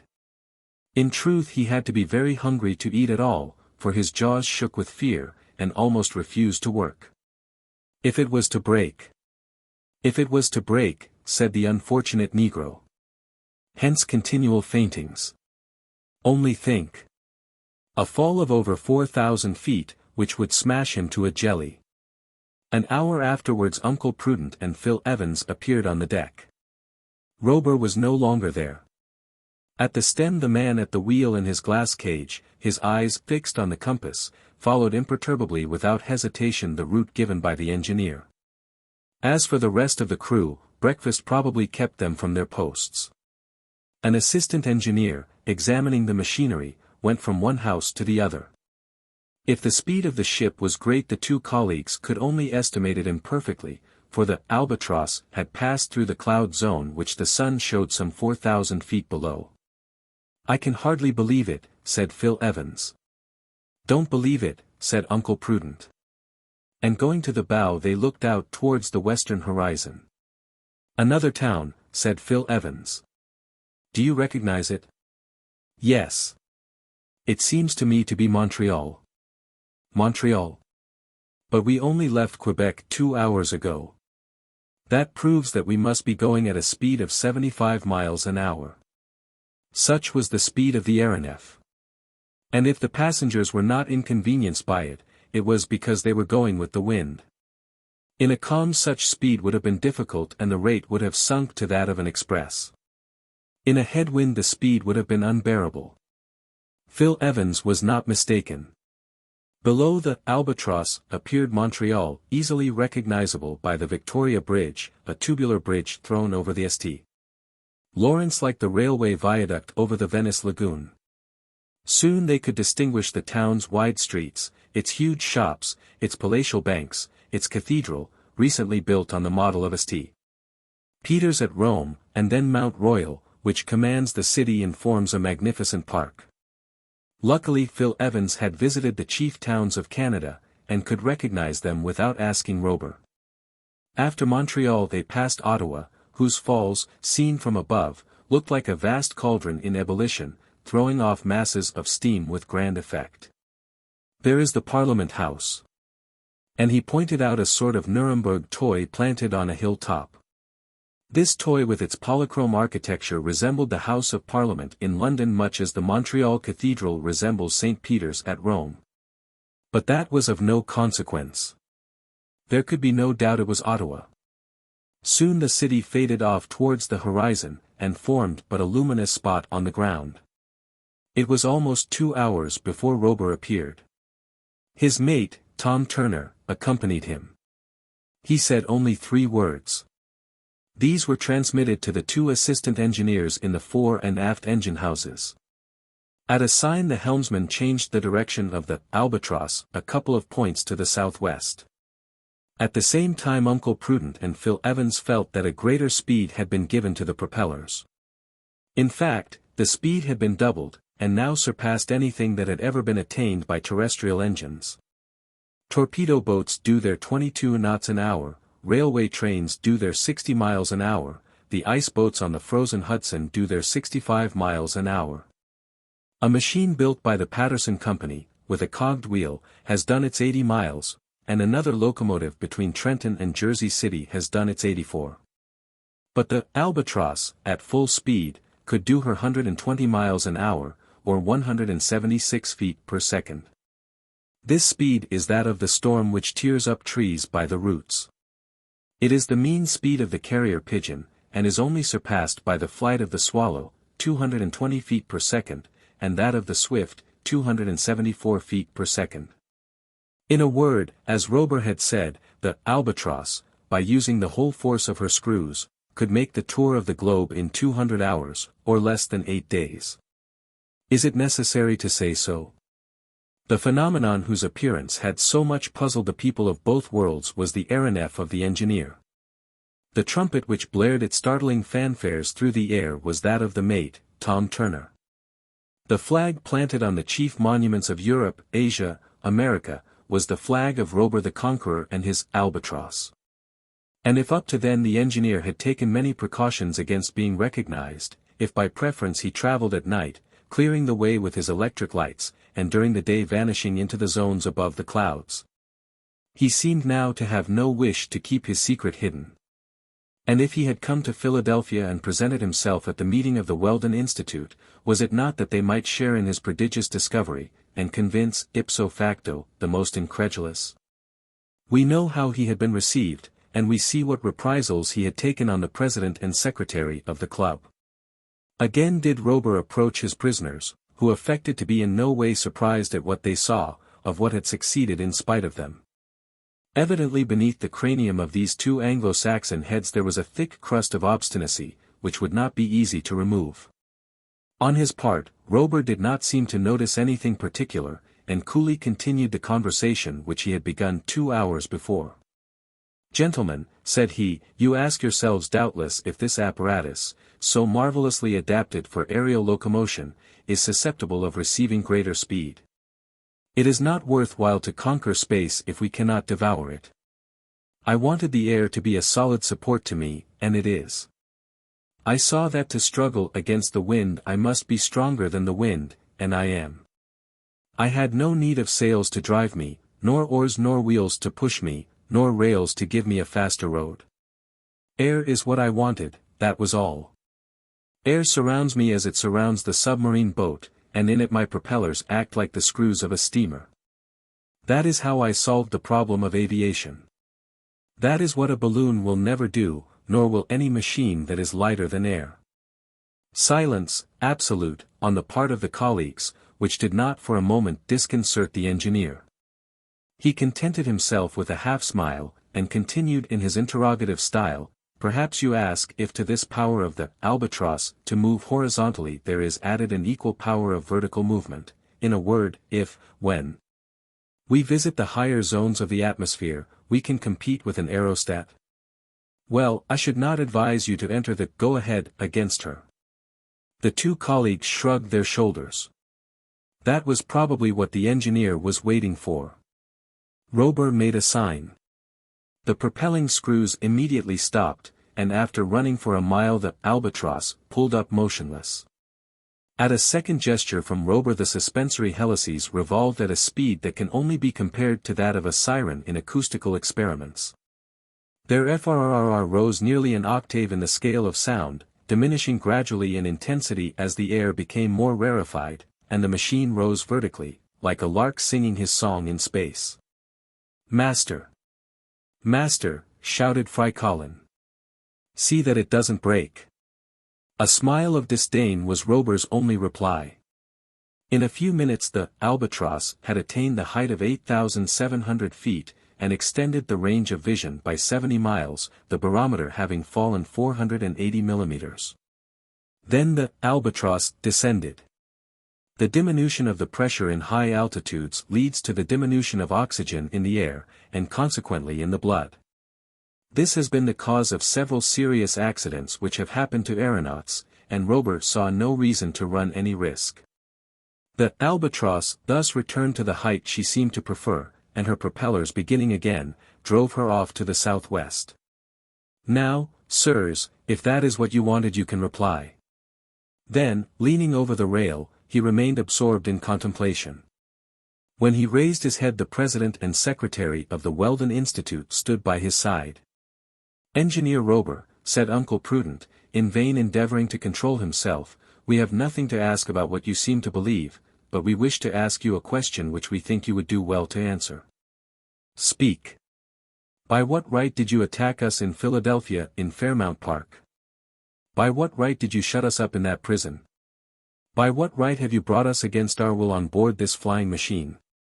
And by what right, Messrs. Balloonists, did you insult and threaten me in your club in such a way that I am astonished I came out of it alive? To ask is not to answer," said Phil Evans, "and I repeat, by what right? Do you wish to know? If you please. Well, by the right of the strongest. That is cynical. But it is true." "And for how long, citizen engineer," asked Uncle Prudent, who was nearly exploding, "for how long do you intend to exercise that right?" "How can you," said Robur, ironically, "how can you ask me such a question when you have only to cast down your eyes to enjoy a spectacle unparalleled in the world?" The Albatross was then sweeping across the immense expanse of Lake Ontario. She had just crossed the country so poetically described by Cooper. Then she followed the southern shore and headed for the celebrated river which pours into it the waters of Lake Erie, breaking them to powder in its cataracts. In an instant a majestic sound, a roar as of the tempest, mounted towards them and, as if a humid fog had been projected into the air, the atmosphere sensibly freshened. Below were the liquid masses. They seemed like an enormous flowing sheet of crystal amid 1,000 rainbows due to refraction as it decomposed the solar rays. The sight was sublime. Before the falls a footbridge, stretching like a thread, united one bank to the other.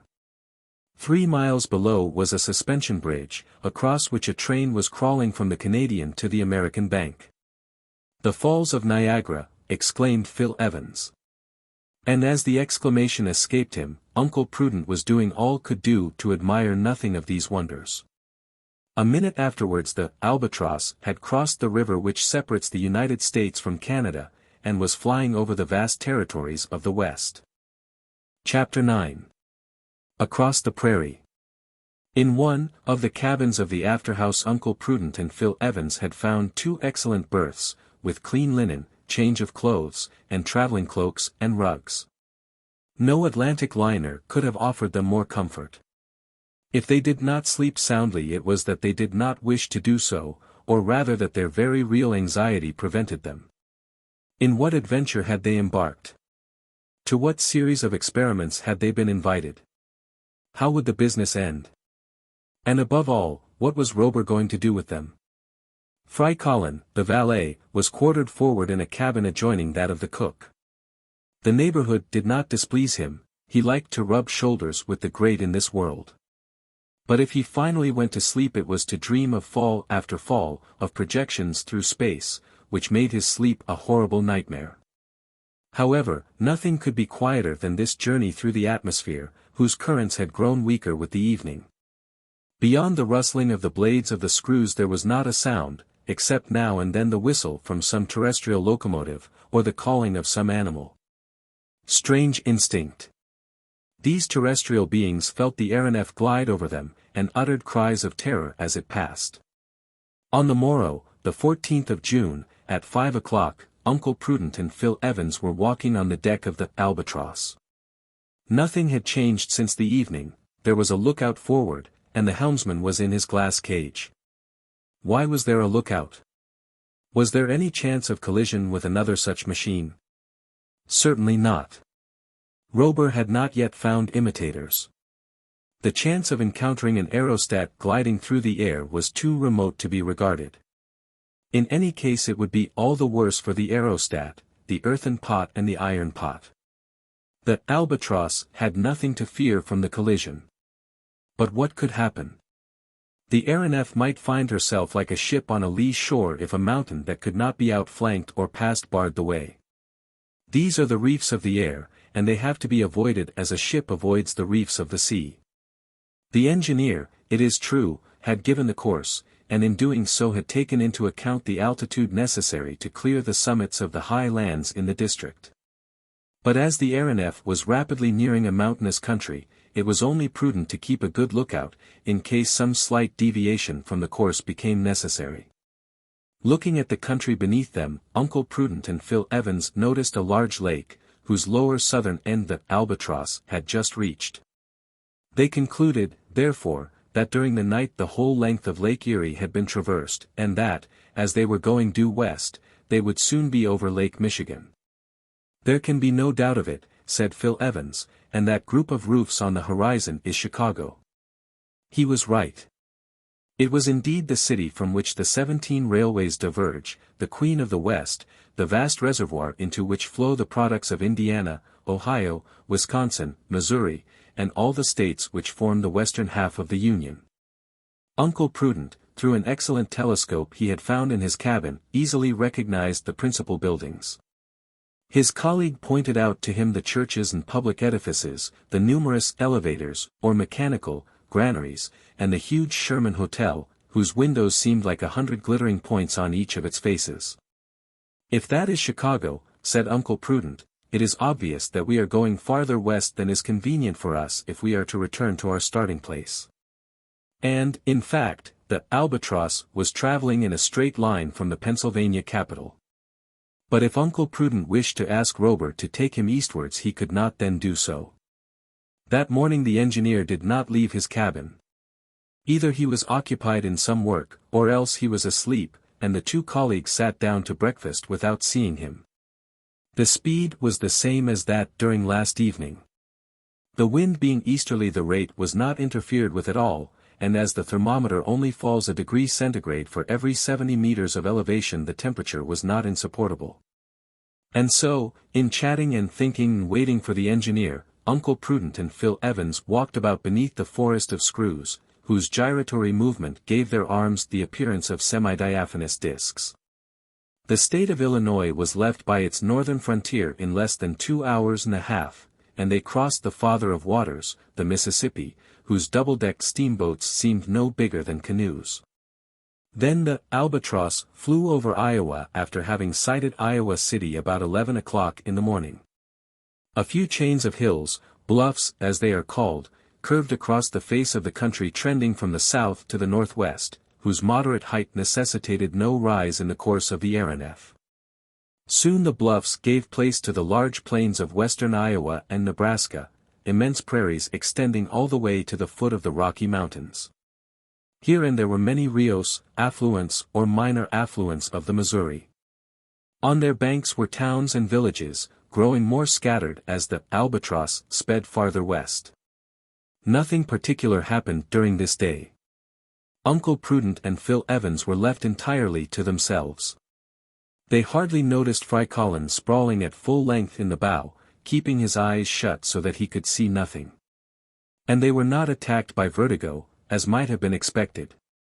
There was no guiding mark, and there was nothing to cause the vertigo, as there would have been on the top of a lofty building.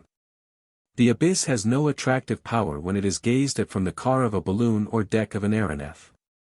It is not an abyss that opens beneath the aeronaut, but an horizon that rises round him on all sides like a cup.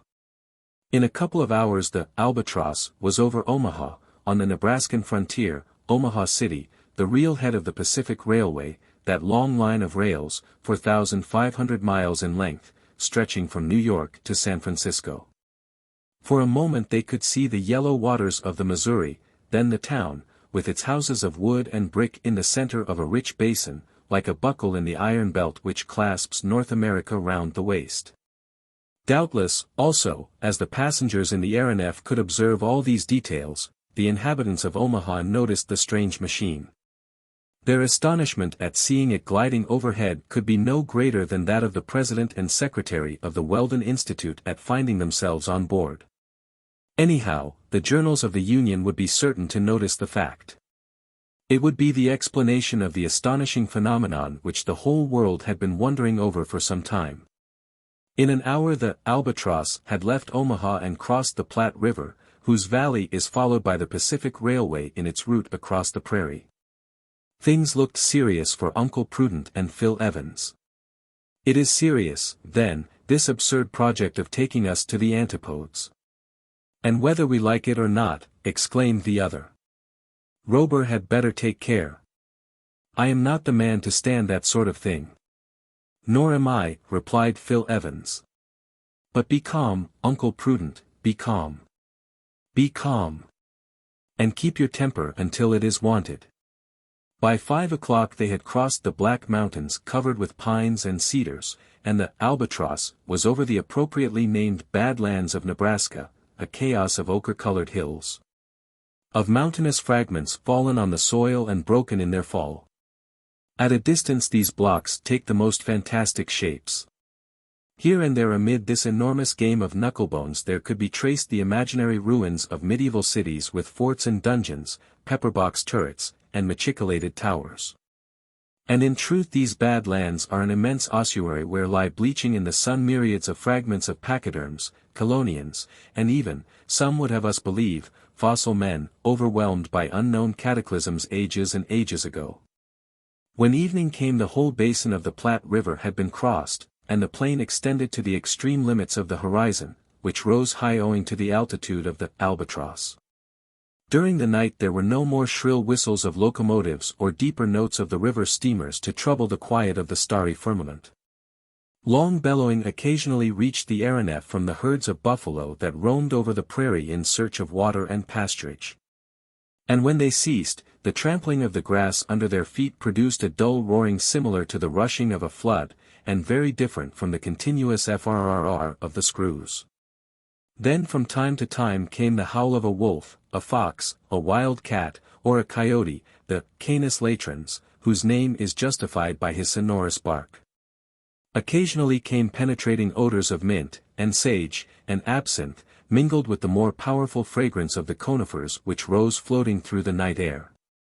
At last came a menacing yell, which was not due to the coyote. It was the shout of a redskin, which no tenderfoot would confound with the cry of a wild beast. Chapter 10. Westward, but whither? The next day, the 15th of June, about 5 o'clock in the morning, Phil Evans left his cabin. Perhaps he would today have a chance of speaking to Robur. Desirous of knowing why he had not appeared the day before, Evans addressed himself to the mate, Tom Turner. Tom Turner was an Englishman of about 45, broad in the shoulders and short in the legs, a man of iron, with one of those enormous characteristic heads that Hogarth rejoiced in. "Shall we see Mr. Robur today?" asked Phil Evans. "I don't know," said Turner. "I need not ask if he has gone out. Perhaps he has. And when will he come back?" "When he has finished his cruise." And Tom went into his cabin. With this reply they had to be contented.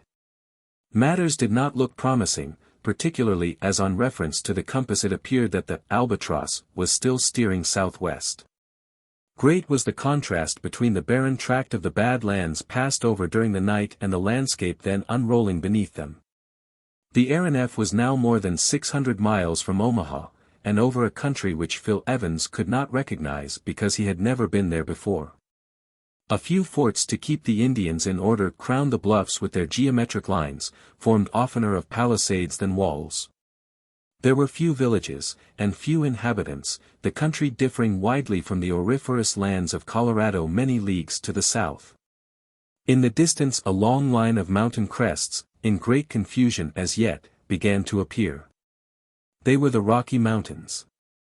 For the first time that morning Uncle Prudent and Phil Evans were sensible of a certain lowness of temperature which was not due to a change in the weather, for the sun shone in superb splendor. "It is because of the Albatross being higher in the air," said Phil Evans. In fact the barometer outside the central deckhouse had fallen 540 millimeters, thus indicating an elevation of about 10,000 feet above the sea. The Aeronef was at this altitude owing to the elevation of the ground. An hour before she had been at a height of 13,000 feet, and behind her were mountains covered with perpetual snow. There was nothing Uncle Prudent and his companion could remember which would lead them to discover where they were. During the night the Albatross had made several stretches north and south at tremendous speed, and that was what had put them out of their reckoning. After talking over several hypotheses more or less plausible they came to the conclusion that this country encircled with mountains must be the district declared by an act of Congress in March, 1872, to be the National Park of the United States. A strange region it was. It well merited the name of a park with mountains for hills, with lakes for ponds, with rivers for streamlets, and with geysers of marvelous power instead of fountains. In a few minutes the Albatross glided across the Yellowstone River, leaving Mount Stevenson on the right, and coasting the large lake which bears the name of the stream. Great was the variety on the banks of this basin, ribbed as they were with obsidian and tiny crystals, reflecting the sunlight on their myriad facets. Wonderful was the arrangement of the islands on its surface. Magnificent were the blue reflections of the gigantic mirror. And around the lake, one of the highest in the globe, were multitudes of pelicans, swans, gulls and geese, barnacles and divers. In places the steep banks were clothed with green trees, pines and larches, and at the foot of the escarpments there shot upwards innumerable white fumaroles. The vapor escaping from the soil as from an enormous reservoir in which the water is kept in permanent ebullition by subterranean fire. The cook might have seized the opportunity of securing an ample supply of trout, the only fish the Yellowstone Lake contains in myriads. But the Albatross kept on at such a height that there was no chance of indulging in a catch which assuredly would have been miraculous. In 3/4 of an hour the lake was overpassed, and a little farther on the last was seen of the geyser region, which rivals the finest in Iceland. Leaning over the rail, Uncle Prudent and Phil Evans watched the liquid columns which leaped up as though to furnish the Aeronef with a new element. There were the fan, with the jets shot forth in rays, the fortress, which seemed to be defended by waterspouts, the faithful friend, with her plume crowned with the rainbows, the giant, spurting forth a vertical torrent 20 feet round and more than 200 feet high. Robur must evidently have been familiar with this incomparable spectacle, unique in the world, for he did not appear on deck. Was it, then, for the sole pleasure of his guests that he had brought the Aeronef above the national domain? If so, he came not to receive their thanks. He did not even trouble himself during the daring passage of the Rocky Mountains, which the Albatross approached at about 7 o'clock. By increasing the speed of her wings, as a bird rising in its flight, the Albatross would clear the highest ridges of the chain, and sink again over Oregon or Utah, but the maneuver was unnecessary. The passes allowed the barrier to be crossed without ascending for the higher ridges. There are many of these canyons, or steep valleys, more or less narrow, through which they could glide, such as Bridger Gap, through which runs the Pacific Railway into the Mormon Territory, and others to the north and south of it. It was through one of these that the Albatross headed, after slackening speed so as not to dash against the walls of the canyon. The steersman, with a sureness of hand rendered more effective by the sensitiveness of the rudder, maneuvered his craft as if she were a crack racer in a Royal Victoria match. It was really extraordinary. In spite of all the jealousy of the two enemies of lighter than air, they could not help being surprised at the perfection of this engine of aerial locomotion. In less than 2 hours and a half they were through the Rockies, and the Albatross resumed her former speed of 62 miles an hour. She was steering southwest so as to cut across Utah diagonally as she neared the ground. She had even dropped several hundred yards when the sound of a whistle attracted the attention of Uncle Prudent and Phil Evans. It was a train on the Pacific Railway on the road to Salt Lake City. And then, in obedience to an order secretly given, the Albatross dropped still lower so as to chase the train, which was going at full speed. She was immediately sighted. A few heads showed themselves at the doors of the cars. Then numerous passengers crowded the gangways. Some did not hesitate to climb on the roof to get a better view of the flying machine. Cheers came floating up through the air, but no Robur appeared in answer to them. The Albatross continued her descent, slowing her suspensory screws and moderating her speed so as not to leave the train behind. She flew about it like an enormous beetle or a gigantic bird of prey. She headed off, to the right and left, and swept on in front, and hung behind, and proudly displayed her flag with the golden sun, to which the conductor of the train replied by waving the stars and stripes.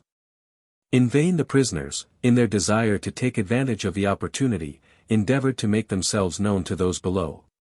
In vain the president of the Weldon Institute roared forth at the top of his voice, "I am Uncle Prudent of Philadelphia." And the secretary followed suit with, "I am Phil Evans, his colleague."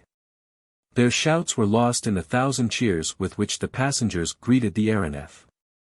3 or 4 of the crew of the Albatross had appeared on the deck, and one of them, like sailors when passing a ship less speedy than their own, held out a rope, an ironical way of offering to tow them. And then the Albatross resumed her original speed, and in half an hour the express was out of sight.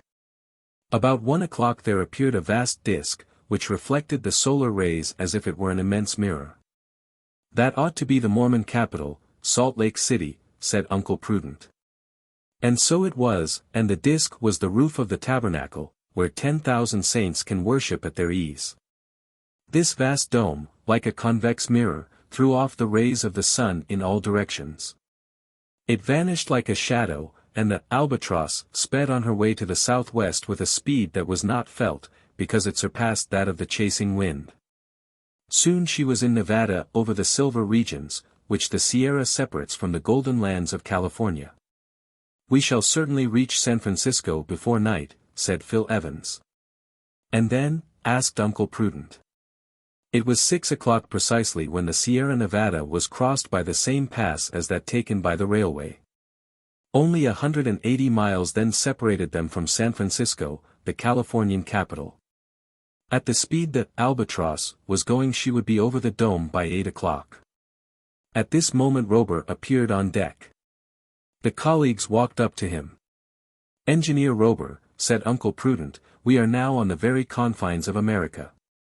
We think the time has come for this joke to end." "I never joke," said Robur. He raised his hand. The Albatross swiftly dropped towards the ground, and at the same time such speed was given her as to drive the prisoners into their cabin. As soon as the door was shut, Uncle Prudent exclaimed, "I could strangle him." "We must try to escape," said Phil Evans. "Yes, cost what it may." A long murmur greeted their ears.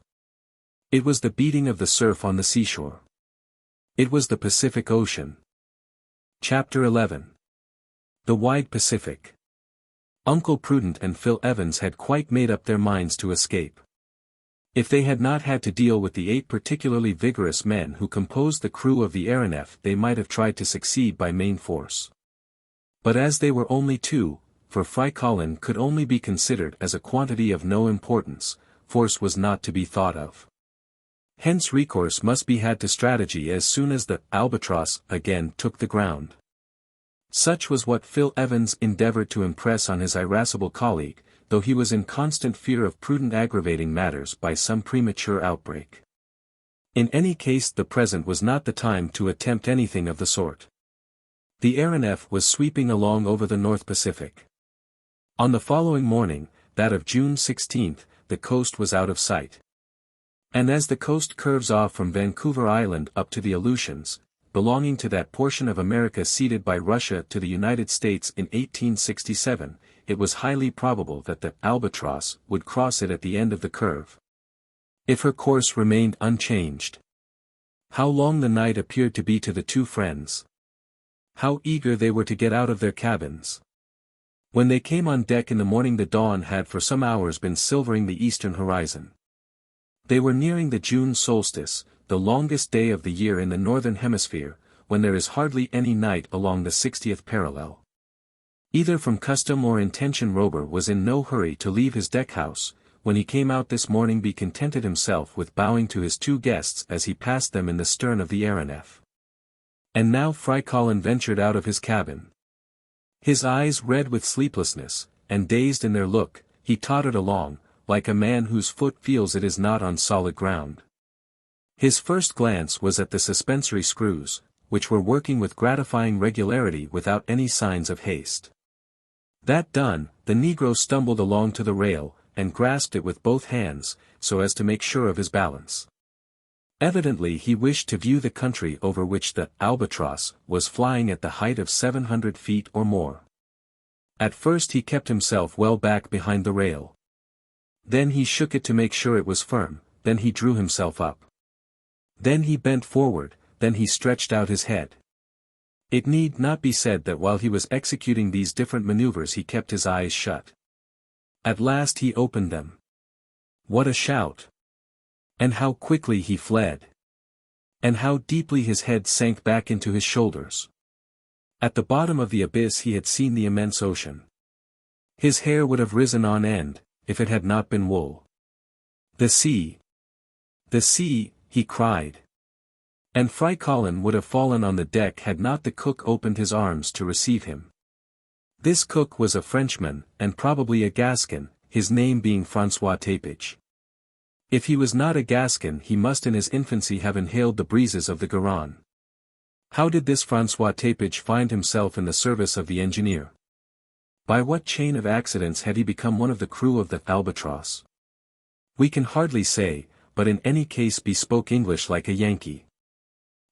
Stand up, he said, lifting the negro by a vigorous clutch at the waist. Master Tapage, said the poor fellow, giving a despairing look at the screws. At your service, Frycollin. Did this thing ever smash? No, but it will end by smashing. Why? Why? Because everything must end. And the sea is beneath us. If we are to fall, it is better to fall in the sea. We shall be drowned. We shall be drowned, but we shall not be smashed to a jelly. The next moment Frycollin was on all fours, creeping to the back of his cabin. During this day the Aeronef was only driven at moderate speed. She seemed to skim the placid surface of the sea, which lay beneath. Uncle Prudent and his companion remained in their cabin, so that they did not meet with Robur, who walked about smoking alone or talking to the mate. Only half the screws were working, yet that was enough to keep the apparatus afloat in the lower zones of the atmosphere. The crew, as a change from the ordinary routine, would have endeavored to catch a few fish had there been any sign of them. But all that could be seen on the surface of the sea were a few of those yellow-bellied whales which measure about 80 feet in length. These are the most formidable cetaceans in the northern seas, and whalers are very careful in attacking them, for their strength is prodigious. However, in harpooning one of these whales, either with the ordinary harpoon, the Fletcher fuse, or the javelin bomb, of which there was an assortment on board, there would have been danger to the men of the Albatross. But what was the good of such useless massacre? doubtless to show off the powers of the Aeronef to the members of the Weldon Institute. And so Robur gave orders for the capture of one of these monstrous cetaceans. At the shout of "A whale! A whale!" Uncle Prudent and Phil Evans came out of their cabin. Perhaps there was a whaler in sight. In that case all they had to do to escape from their flying prison was to jump into the sea, and chance being picked up by the vessel. The crew were all on deck. "Shall we try, sir?" asked Tom Turner. "Yes," said Robur. In the engine room the engineer and his assistant were at their posts ready to obey the orders signaled to them. The Albatross dropped towards the sea, and remained, about 50 feet above it. There was no ship in sight, of that the two colleagues soon assured themselves, nor was there any land to be seen to which they could swim, providing Robur made no attempt to recapture them. Several jets of water from the spout holes soon announced the presence of the whales as they came to the surface to breathe. Tom Turner and one of the men were in the bow. Within his reach was one of those javelin bombs, of Californian make, which are shot from an arquebus and which are shaped as a metallic cylinder terminated by a cylindrical shell armed with a shaft having a barbed point. Robur was a little farther aft, and with his right hand signaled to the engineers, while with his left, he directed the steersman.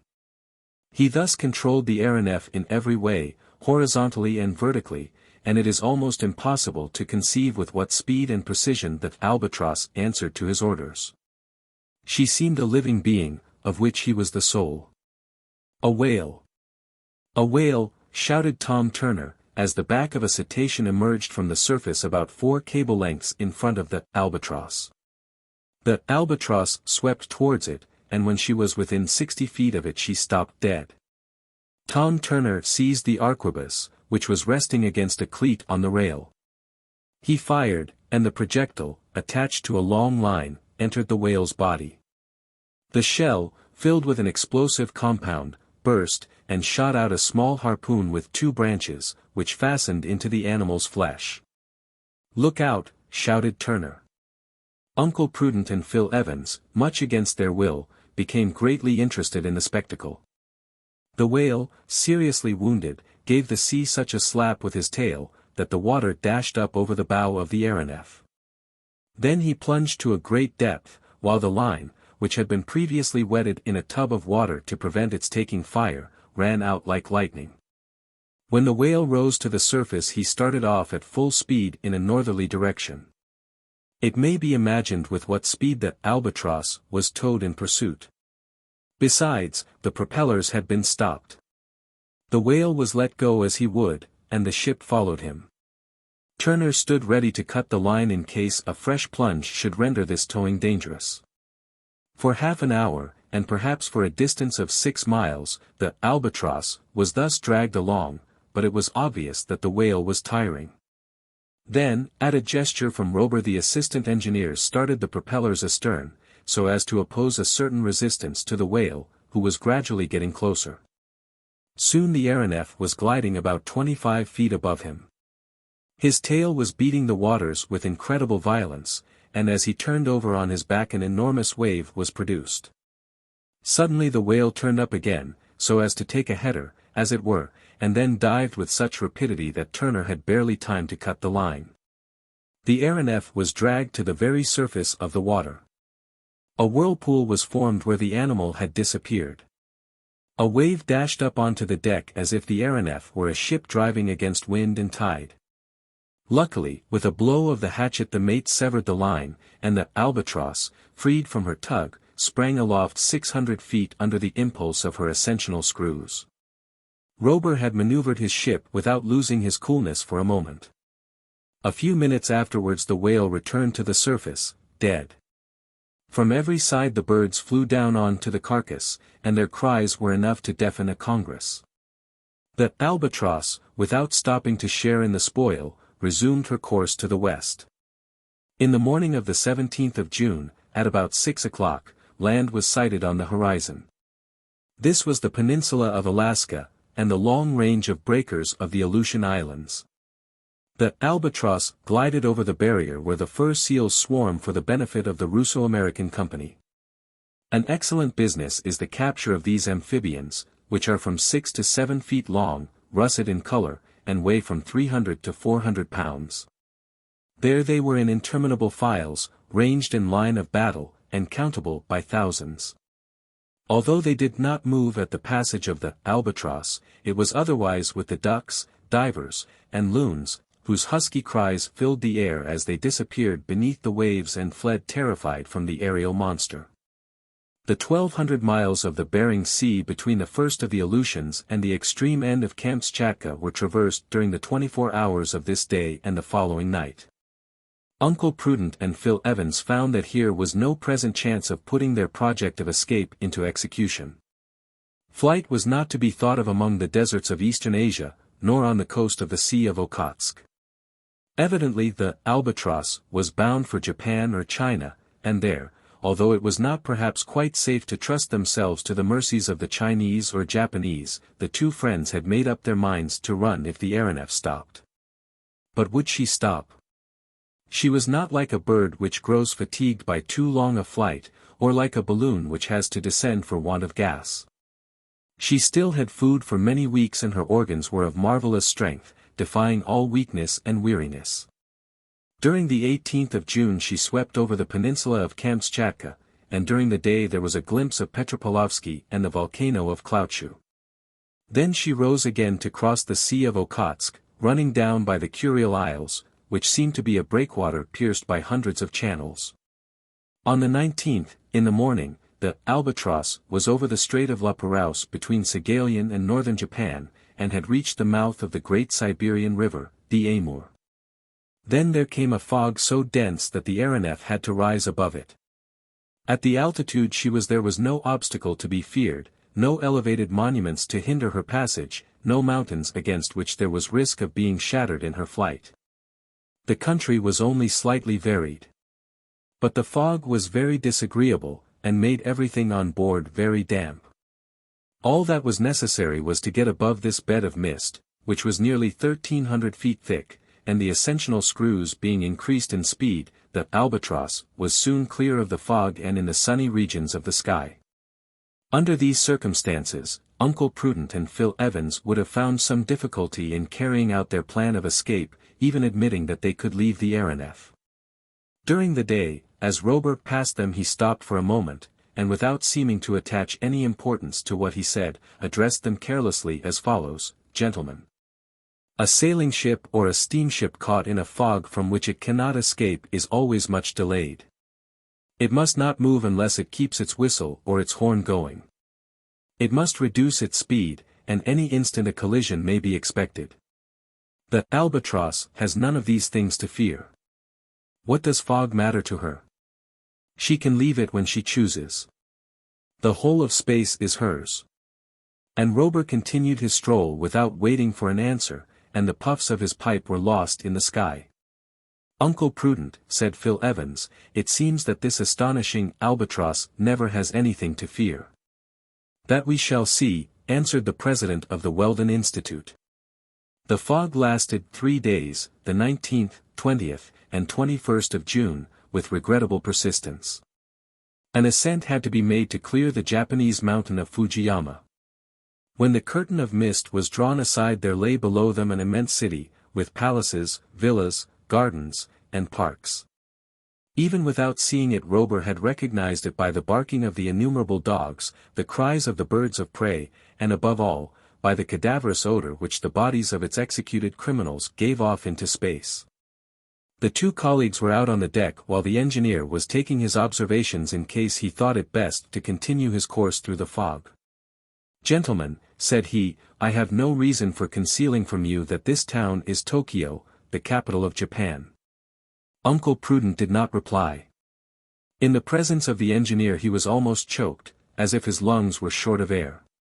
"This view of Tokyo," continued Robur, "is very curious." "Curious as it may be," replied Phil Evans. "It is not as good as Peking," interrupted the engineer. "That is what I think, and very shortly you shall have an opportunity of judging. Impossible to be more agreeable." The Albatross, then gliding southeast, had her course changed 4 points, so as to head to the eastward. Chapter 12. Through the Himalayas. During the night the fog cleared off. There were symptoms of an approaching typhoon, a rapid fall of the barometer, a disappearance of vapor, large clouds of ellipsoid form clinging to a copper sky, and, on the opposite horizon, long streaks of carmine on a slate-colored field, with a large sector quite clear in the north. Then the sea was smooth and calm and at sunset assumed a deep scarlet hue. Fortunately the typhoon broke more to the south, and had no other result than to sweep away the mist which had been accumulating during the last 3 days. In an hour they had traversed the 125 miles of the Korean Strait, and while the typhoon was raging on the coast of China, the Albatross was over the Yellow Sea. During the 22nd and 23rd she was over the Gulf of Petchouli, and on the 24th she was ascending the valley of the Peiho on her way to the capital of the Celestial Empire. Leaning over the rail, the two colleagues, as the engineer had told them, could see distinctly the immense city, the wall which divides it into 2 parts, the Manchu town, and the Chinese town, the 12 suburbs which surround it. The large boulevards which radiate from its center, the temples with their green and yellow roofs bathed in the rising sun, the ground surrounding the houses of the mandarins. Then in the middle of the Manchu town the 1800 acres of the Yellow Town, with its pagodas, its imperial gardens, its artificial lakes, its mountain of coal which towers above the capital. And in the center of the Yellow Town, like a square of Chinese puzzle enclosed in another, the Red Town, that is the imperial palace, with all the peaks of its outrageous architecture. Below the Albatross, the air was filled with a singular harmony. It seemed to be a concert of Aeolian harps. In the air were 100 kites of different forms, made of sheets of palm leaf, and having at their upper end a sort of bough of light wood with a thin slip of bamboo beneath. In the breath of the wind these slips, with all their notes varied like those of a harmonicon, gave forth a most melancholy murmuring. It seemed as though they were breathing musical oxygen. It suited Robur's whim to run close up to this aerial orchestra, and the Albatross slowed as she glided through the sonorous waves which the kites gave off through the atmosphere. But immediately an extraordinary effect was produced amongst the innumerable population.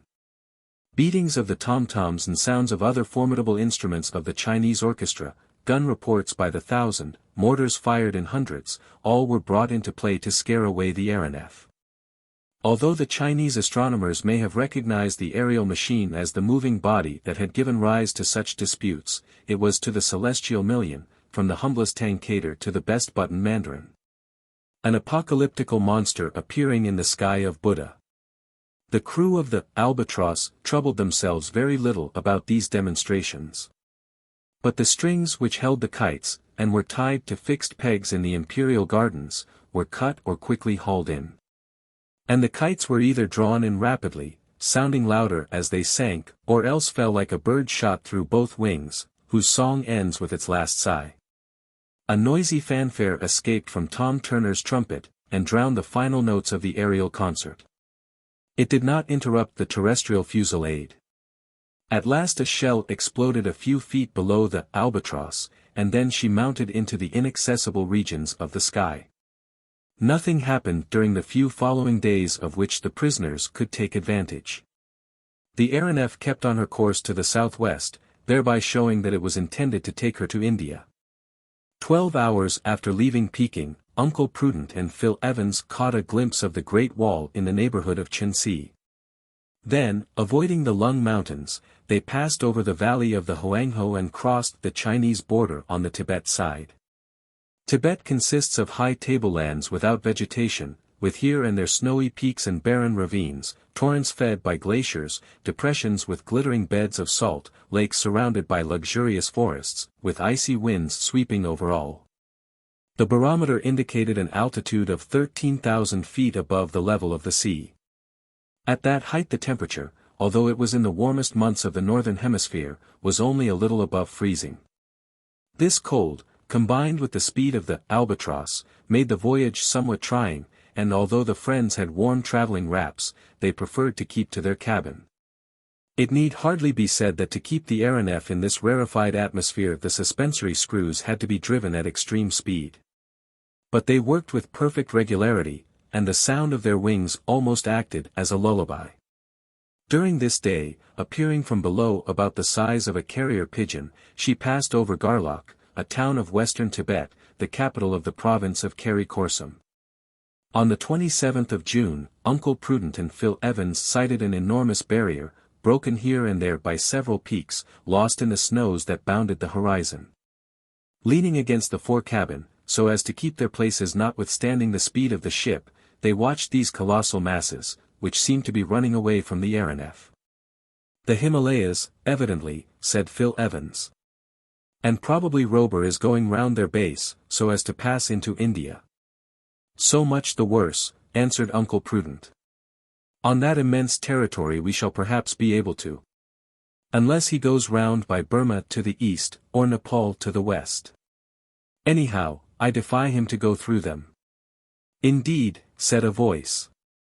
The next day, the 28th of June, the Albatross was in front of the huge mass above the province of Zhang. On the other side of the chain was the province of Nepal.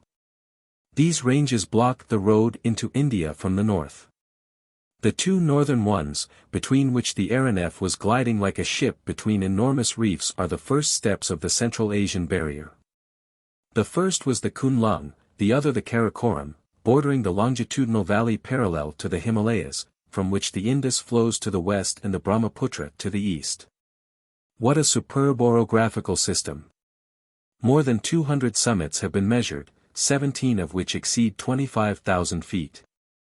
In front of the Albatross, at a height of 29,000 feet, towered Mount Everest. To the right was Dhawalagiri, reaching 26,800 feet, and relegated to second place since the measurement of Mount Everest. Evidently Robur did not intend to go over the top of these peaks. But probably he knew the passes of the Himalayas, among others that of Ganem, which the brothers Schlagentweit traversed in 1856 at a height of 22,000 feet. And towards it he went. Several hours of palpitation, becoming quite painful, followed, and although the rarefaction of the air was not such as to necessitate recourse being had to the special apparatus for renewing oxygen in the cabins, the cold was excessive. Robur stood in the bow, his sturdy figure wrapped in a greatcoat. He gave the orders, while Tom Turner was at the helm. The engineer kept an attentive watch on his batteries, the acid in which fortunately ran no risk of congelation. The screws, running at the full strength of the current, gave forth a note of intense shrillness in spite of the trifling density of the air. The barometer showed 23,000 feet in altitude. Magnificent was the grouping of the chaos of mountains. Everywhere were brilliant white summits. There were no lakes, but glaciers descending 10,000 feet towards the base. There was no herbage, only a few phanerogams on the limit of vegetable life. Down on the lower flanks of the range were splendid forests of pines and cedars. Here were none of the gigantic ferns and interminable parasites stretching from tree to tree as in the thickets of the jungle. There were no animals, no wild horses, or yaks, or Tibetan bulls. Occasionally a scared gazelle showed itself far down the slopes. There were no birds, save a couple of those crows which can rise to the utmost limits of the respirable air. The pass at last was traversed. The Albatross began to descend. Coming from the hills out of the forest region, there was now beneath them an immense plain stretching far and wide. Then Robur stepped up to his guests, and in a pleasant voice remarked, "India, gentlemen." Chapter 13. Over the Caspian. The engineer had no intention of taking his ship over the wondrous lands of Hindustan. To cross the Himalayas was to show how admirable was the machine he commanded. To convince those who would not be convinced was all he wished to do. But if in their hearts Uncle Prudent and his colleague could not help admiring so perfect an engine of aerial locomotion, they allowed none of their admiration to be visible. All they thought of was how to escape. They did not even admire the superb spectacle that lay beneath them as the Albatross flew along the river banks of the Punjab. At the base of the Himalayas there runs a marshy belt of country, the home of malarious vapors, the Terai, in which fever is endemic. But this offered no obstacle to the Albatross, or, in any way, affected the health of her crew. She kept on without undue haste towards the angle where India joins onto China and Turkestan, and on the 29th of June, in the early hours of the morning, there opened to view the incomparable valley of Kashmir. Yes. Incomparable is this gorge between the major and the minor Himalayas, furrowed by the buttresses in which the mighty range dies out in the basin of the Hydaspes, and watered by the capricious windings of the river which saw the struggle between the armies of Porus and Alexander, when India and Greece contended for Central Asia. The Hydaspes is still there, although the two towns founded by the Macedonian in remembrance of his victory have long since disappeared. During the morning the Aeronef was over Srinagar, which is better known under the name of Kashmir. Uncle Prudent and his companion beheld the superb city clustered along both banks of the river. Its wooden bridges stretching across like threads, its villas and their balconies standing out in bold outline, its hills shaded by tall poplars, its roofs grassed over and looking like molehills. Its numerous canals, with boats like nutshells, and boatmen like ants, its palaces, temples, kiosks, mosques, and bungalows on the outskirts. And its old citadel of Haripawata on the slope of the hill like the most important of the forts of Paris on the slope of Mont Valérien. That would be Venice, said Phil Evans, if we were in Europe. And if we were in Europe, answered Uncle Prudent, we should know how to find the way to America. The Albatross did not linger over the lake through which the river flows, but continued her flight down the valley of the Hydaspes. For half an hour only did she descend to within 30 feet of the river and remain stationary. Then, by means of an india-rubber pipe, Tom Turner and his men replenished their water supply, which was drawn up by a pump worked by the accumulators. Uncle Prudent and Phil Evans stood watching the operation. The same idea occurred to each of them. They were only a few feet from the surface of the stream. They were both good swimmers. A plunge would give them their liberty, and once they had reached the river, how could Robur get them back again? For his propellers to work, he must keep at least 6 feet above the ground. In a moment all the chances pro and con were run over in their heads. In a moment they were considered, and the prisoners rushed to throw themselves overboard, when several pairs of hands seized them by the shoulders. They had been watched, and flight was utterly impossible. This time they did not yield without resisting. They tried to throw off those who held them. But these men of the Albatross were no children. "Gentlemen," said the engineer, when people have the pleasure of traveling with Robur the Conqueror, as you have so well named him, on board his admirable Albatross, they do not leave him in that way. I may add you never leave him. Phil Evans drew away his colleague, who was about to commit some act of violence. They retired to their cabin, resolved to escape, even if it cost them their lives.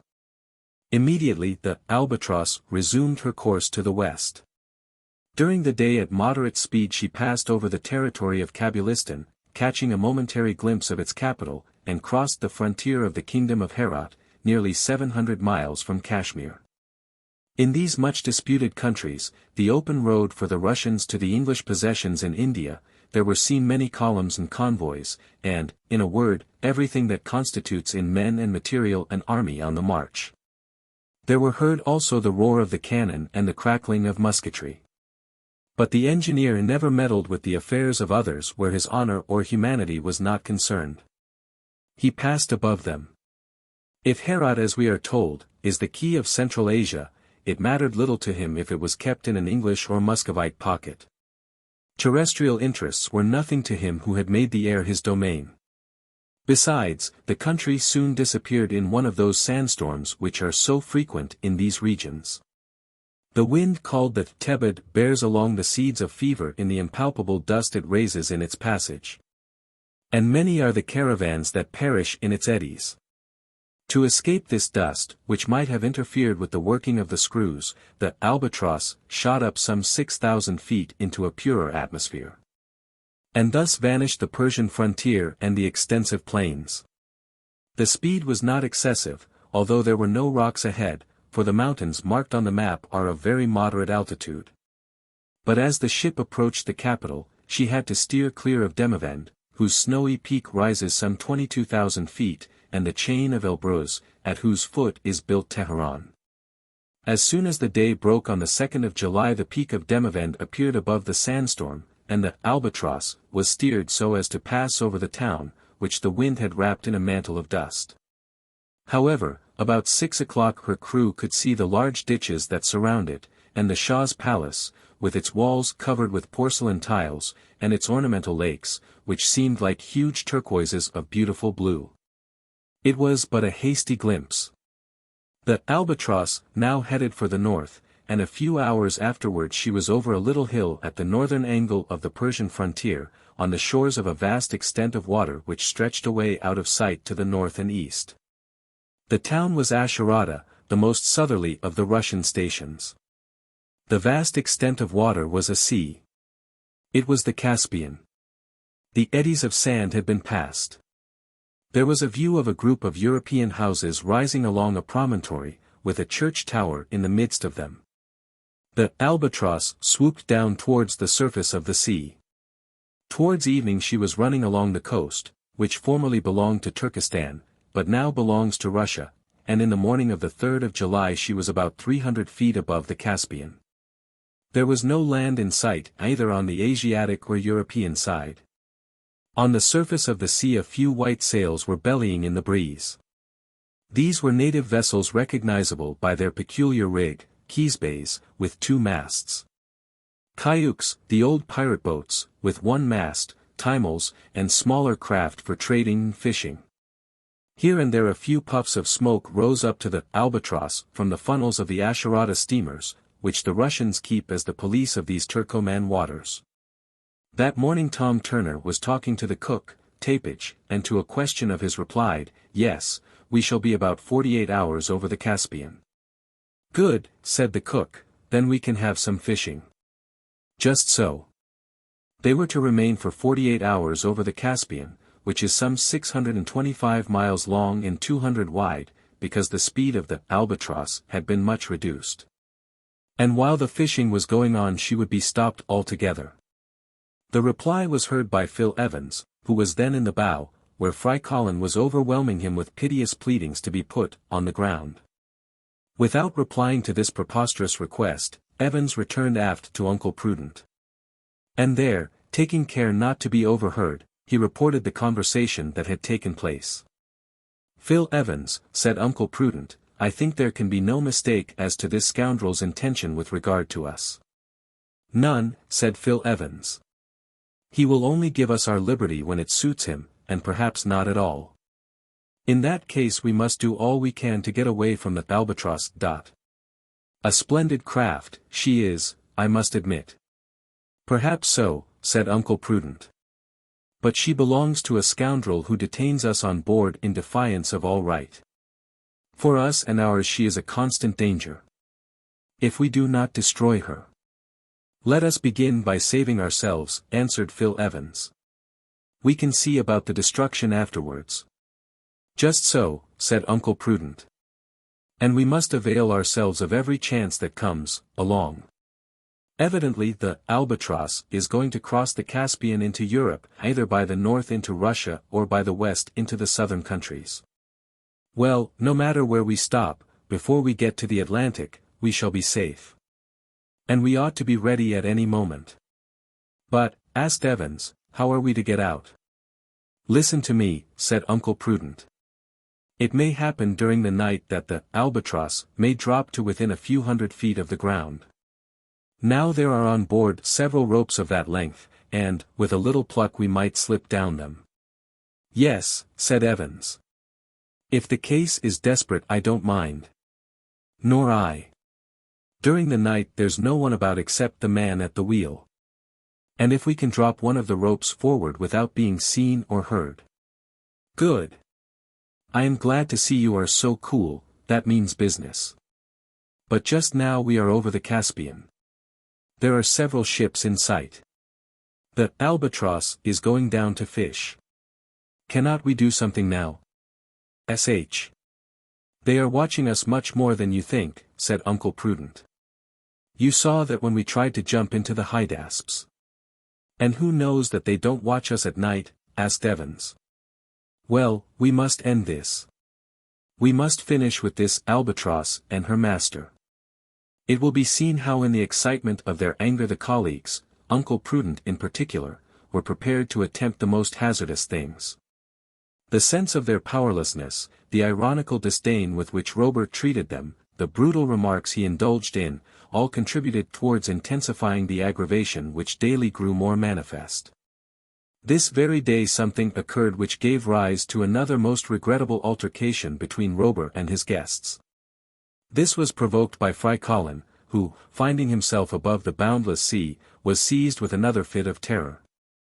Like a child, like the Negro he was, he gave himself over to groaning and protesting and crying, and writhing in 1,000 contortions and grimaces. I want to get out. I want to get out. I am not a bird. Boo-hoo. I don't want to fly, I want to get out. Uncle Prudent, as may be imagined, did not attempt to quiet him. In fact, he encouraged him, and particularly as the incessant howling seemed to have a strangely irritating effect on Robur. When Tom Turner and his companions were getting ready for fishing, the engineer ordered them to shut up Frycollin in his cabin. But the Negro never ceased his jumping about, and began to kick at the wall and yell with redoubled power. It was noon. The Albatross was only about 15 or 20 feet above the water. A few ships, terrified at the apparition, sought safety in flight. As may be guessed, a sharp lookout was kept on the prisoners, whose temptation to escape could not but be intensified. Even supposing they jumped overboard they would have been picked up by the India rubber boat. As there was nothing to do during the fishing, in which Phil Evans intended to take part, Uncle Prudent, raging furiously as usual, retired to his cabin. The Caspian Sea is a volcanic depression.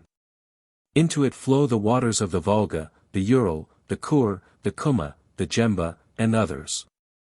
Without the evaporation which relieves it of its overflow, this basin, with an area of 17,000 square miles, and a depth of from 60 to 400 feet, would flood the low marshy ground to its north and east. Although it is not in communication with the Black Sea or the Sea of Aral, being at a much lower level than they are, it contains an immense number of fish, such fish, be it understood, as can live in its bitter waters. The bitterness being due to the naphtha which pours in from the springs on the south. The crew of the Albatross made no secret of their delight at the change in their food the fishing would bring them. "Look out," shouted Turner, as he harpooned a good-sized fish, not unlike a shark. It was a splendid sturgeon 7 feet long, called by the Russians beluga, the eggs of which mixed up with salt, vinegar, and white wine form caviar. Sturgeons from the river are, it may be, rather better than those from the sea. But these were welcomed warmly enough on board the Albatross.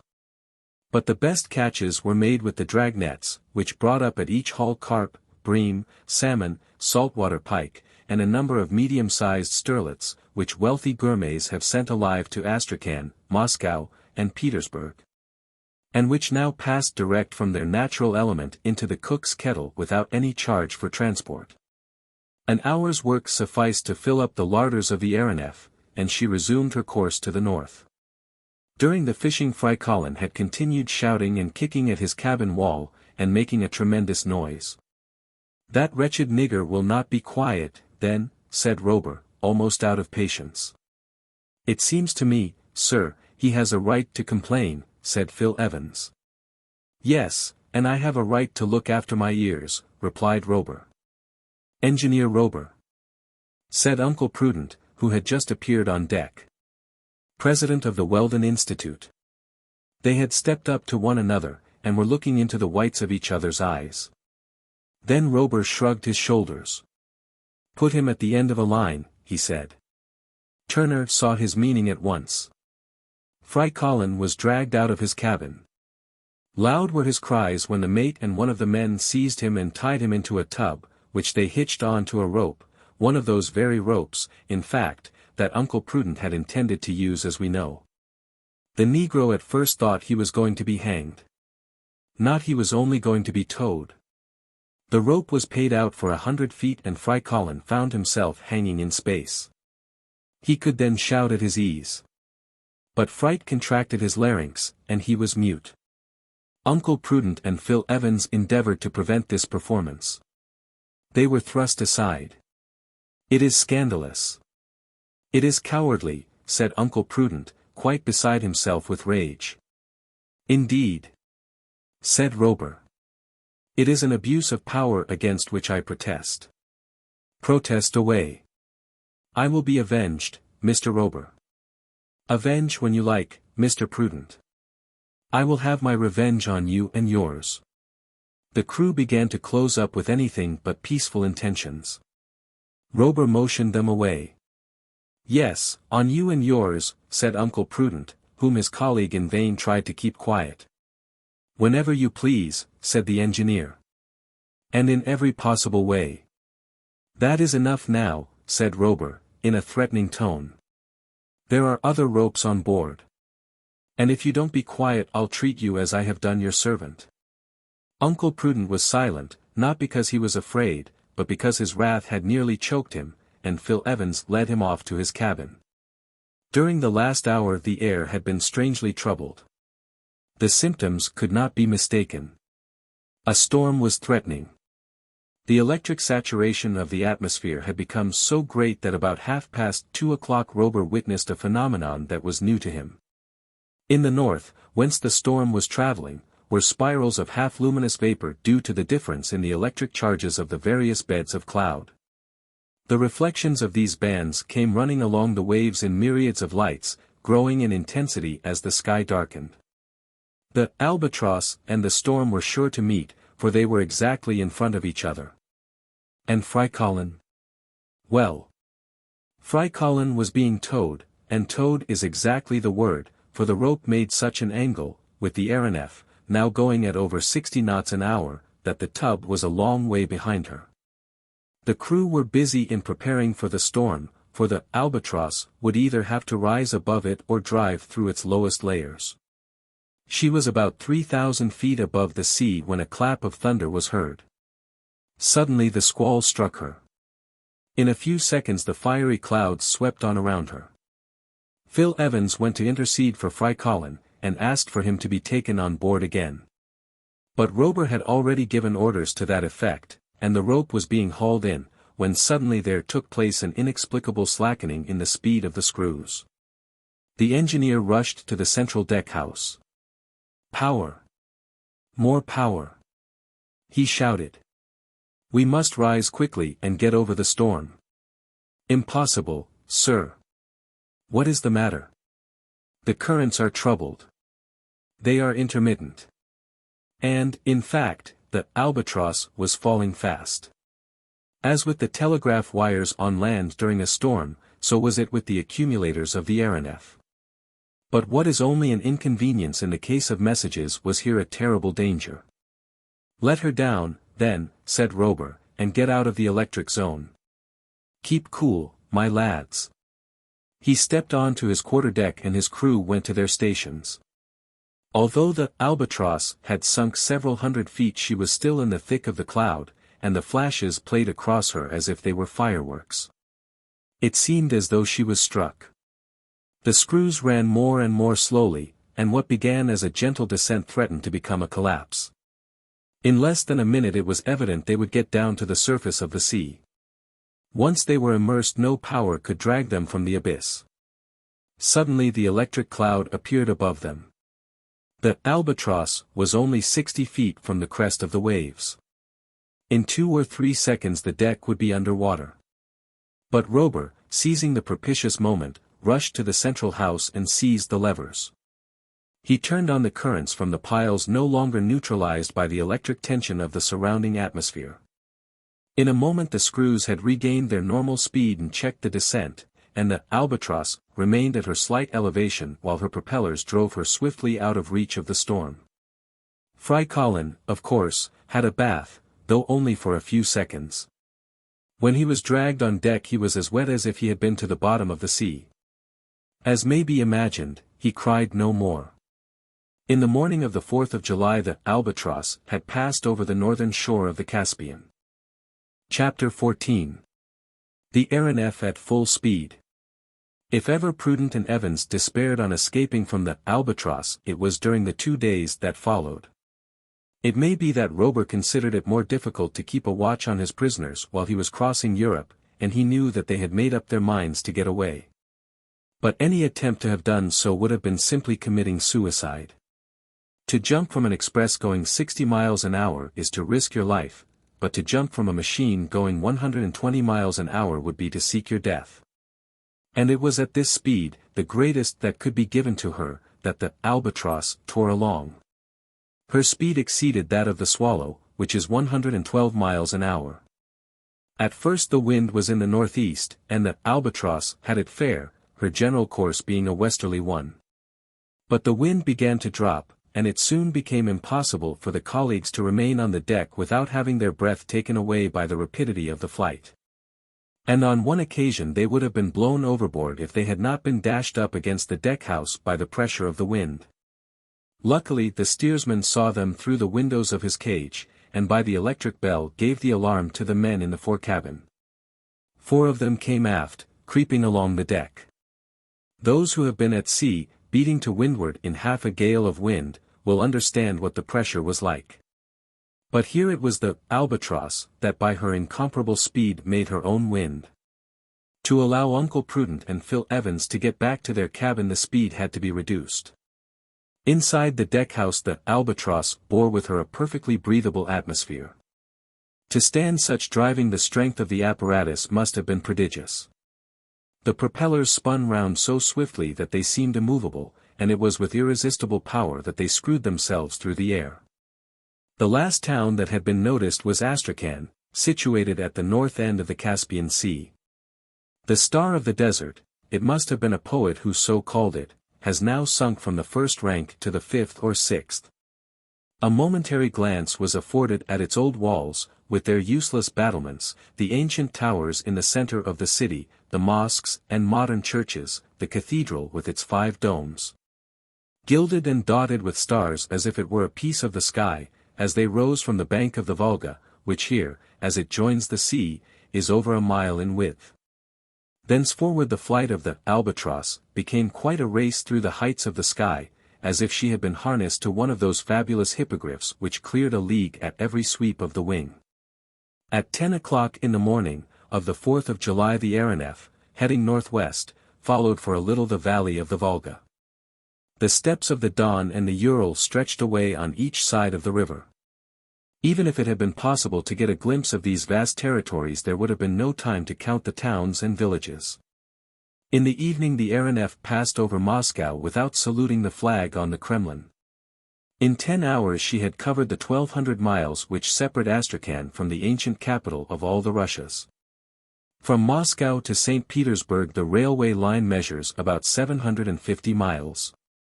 This was but a half-day's journey, and the Albatross, as punctual as the mail, reached St. Petersburg and the banks of the Neva at 2 o'clock in the morning. Then came the Gulf of Finland, the archipelago of Abo, the Baltic, Sweden in the latitude of Stockholm, and Norway in the latitude of Christiania. 10 hours only for these 1,200 miles. Verily it might be thought that no human power would henceforth be able to check the speed of the Albatross. And as if the resultant of her force of projection and the attraction of the earth would maintain her in an unvarying trajectory round the globe. But she did stop nevertheless, and that was over the famous fall of the Rjukanfoss in Norway. Gusta, whose summit dominates this wonderful region of Telemarken, stood in the west like a gigantic barrier apparently impassable. And when the Albatross resumed her journey at full speed her head had been turned to the south. And during this extraordinary flight what was Frycollin doing? He remained silent in a corner of his cabin, sleeping as well as he could, except at meal times. Tapage then favored him with his company and amused himself at his expense. My boy," said he. "So you are not crying any more. Perhaps it hurt you too much. That 2 hours hanging cured you of it. At our present rate, what a splendid air bath you might have for your rheumatics. It seems to me we shall soon go to pieces." "Perhaps so. But we shall go so fast we shan't have time to fall. That is some comfort." Do you think so? I do. To tell the truth, and not to exaggerate like tapage, it was only reasonable that owing to the excessive speed the work of the suspensory screws should be somewhat lessened. The Albatross glided on its bed of air like a Congreve rocket. And shall we last long like that? Asked Frycollin. Long. Oh, no, only as long as we live. Oh, said the negro, beginning his lamentations. Take care, Fry, take care. For, as they say in my country, the master may send you to the seesaw. And Frycollin gulped down his sobs as he gulped down the meat which, in double doses, he was hastily swallowing. Meanwhile Uncle Prudent and Phil Evans, who were not men to waste time in wrangling when nothing could come of it, agreed upon doing something. It was evident that escape was not to be thought of. But if it was impossible for them to again set foot on the terrestrial globe, could they not make known to its inhabitants what had become of them since their disappearance, and tell them by whom they had been carried off? And provoke, how was not very clear, some audacious attempt on the part of their friends to rescue them from Robur. Communicate. But how? Should they follow the example of sailors in distress and enclose in a bottle a document giving the place of shipwreck and throw it into the sea? But here the sea was the atmosphere. The bottle would not swim. And if it did not fall on somebody and crack his skull it might never be found. The colleagues were about to sacrifice one of the bottles on board when an idea occurred to Uncle Prudent. He took snuff, as we know, and we may pardon this fault in an American, who might do worse. And as a snuff-taker he possessed a snuff-box, which was now empty. This box was made of aluminum. If it was thrown overboard any honest citizen that found it would pick it up, and, being an honest citizen, he would take it to the police office. And there they would open it and discover from the document what had become of the two victims of Robur the Conqueror. And this is what was done. The note was short, but it told all, and it gave the address of the Weldon Institute, with a request that it might be forwarded. Then Uncle Prudent folded up the note, shut it in the box, bound the box round with a piece of worsted so as to keep it from opening it as it fell. And then all that had to be done was to wait for a favorable opportunity. During this marvelous flight over Europe it was not an easy thing to leave the cabin and creep along the deck at the risk of being suddenly and secretly blown away. And it would not do for the snuff-box to fall into the sea or a gulf or a lake or a watercourse, for it would then perhaps be lost. At the same time it was not impossible that the colleagues might in this way get into communication with the habitable globe. It was then growing daylight, and it seemed as though it would be better to wait for the night and take advantage of a slackening speed or a halt to go out on deck and drop the precious snuff-box into some town. When all these points had been thought over and settled, the prisoners found they could not put their plan into execution, on that day, at all events, for the Albatross, after leaving Gusta, had kept her southerly course, which took her over the North Sea, much to the consternation of the thousands of coasting craft engaged in the English, Dutch, French, and Belgian trade. Unless the snuff-box fell on the deck of one of these vessels there was every chance of its going to the bottom of the sea, and Uncle Prudent and Phil Evans were obliged to wait for a better opportunity. And, as we shall immediately see, an excellent chance was soon to be offered them. At 10 o'clock that evening the Albatross reached the French coast near Dunkirk. The night was rather dark. For a moment they could see the lighthouse at Grisnes cross its electric beam with the lights from Dover on the other side of the strait. Then the Albatross flew over the French territory at a mean height of 3,000 feet. There was no diminution in her speed.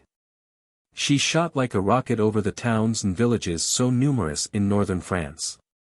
She was flying straight on to Paris, and after Dunkirk came Doullens, Amiens, Creil, St. Denis. She never left the line. And about midnight she was over the City of Light, which merits its name even when its inhabitants are asleep or ought to be. By what strange whim was it that she was stopped over the city of Paris? We do not know. But down she came till she was within a few hundred feet of the ground. Robur then came out of his cabin, and the crew came on to the deck to breathe the ambient air. Uncle Prudent and Phil Evans took care not to miss such an excellent opportunity. They left their deckhouse and walked off away from the others so as to be ready at the propitious moment. It was important their action should not be seen. The Albatross, like a huge coleopter, glided gently over the mighty city. She took the line of the boulevards, then brilliantly lighted by the Edison lamps. Up to her there floated the rumble of the vehicles as they drove along the streets, and the roll of the trains on the numerous railways that converge into Paris. Then she glided over the highest monuments as if she was going to knock the ball off the Pantheon or the cross off the Invalides. She hovered over the two minarets of the Trocadero and the metal tower of the Champ de Mars, where the enormous reflector was inundating the whole capital with its electric rays. This aerial promenade, this nocturnal loitering, lasted for about an hour. It was a halt for breath before the voyage was resumed. And probably Robur wished to give the Parisians the sight of a meteor quite unforeseen by their astronomers. The lamps of the Albatross were turned on. Two brilliant sheaves of light shot down and moved along over the squares, the gardens, the palaces, the 60,000 houses, and swept the space from one horizon to the other. Assuredly the Albatross was seen this time, and not only well seen but heard, for Tom Turner brought out his trumpet and blew a rousing tarantarara. At this moment Uncle Prudent leant over the rail, opened his hand, and let his snuff-box fall. Immediately the Albatross shot upwards, and past her, higher still, there mounted the noisy cheering of the crowd then thick on the boulevards, a hurrah of stupefaction to greet the imaginary meteor. The lamps of the Aeronef were turned off, and the darkness and the silence closed in around as the voyage was resumed at the rate of 120 miles an hour. This was all that was to be seen of the French capital. At 4 o'clock in the morning the Albatross had crossed the whole country obliquely, and so as to lose no time in traversing the Alps or the Pyrenees, she flew over the face of Provence to the Cape of Antibes. At 9 o'clock next morning the San Pietrini assembled on the terrace of St. Peter at Rome were astounded to see her pass over the Eternal City. 2 hours afterward she crossed the Bay of Naples and hovered for an instant over the fuliginous wreaths of Vesuvius.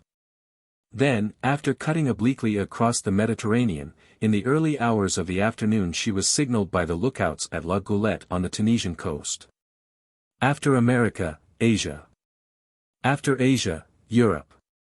More than 18,000 miles had this wonderful machine accomplished in less than 23 clays.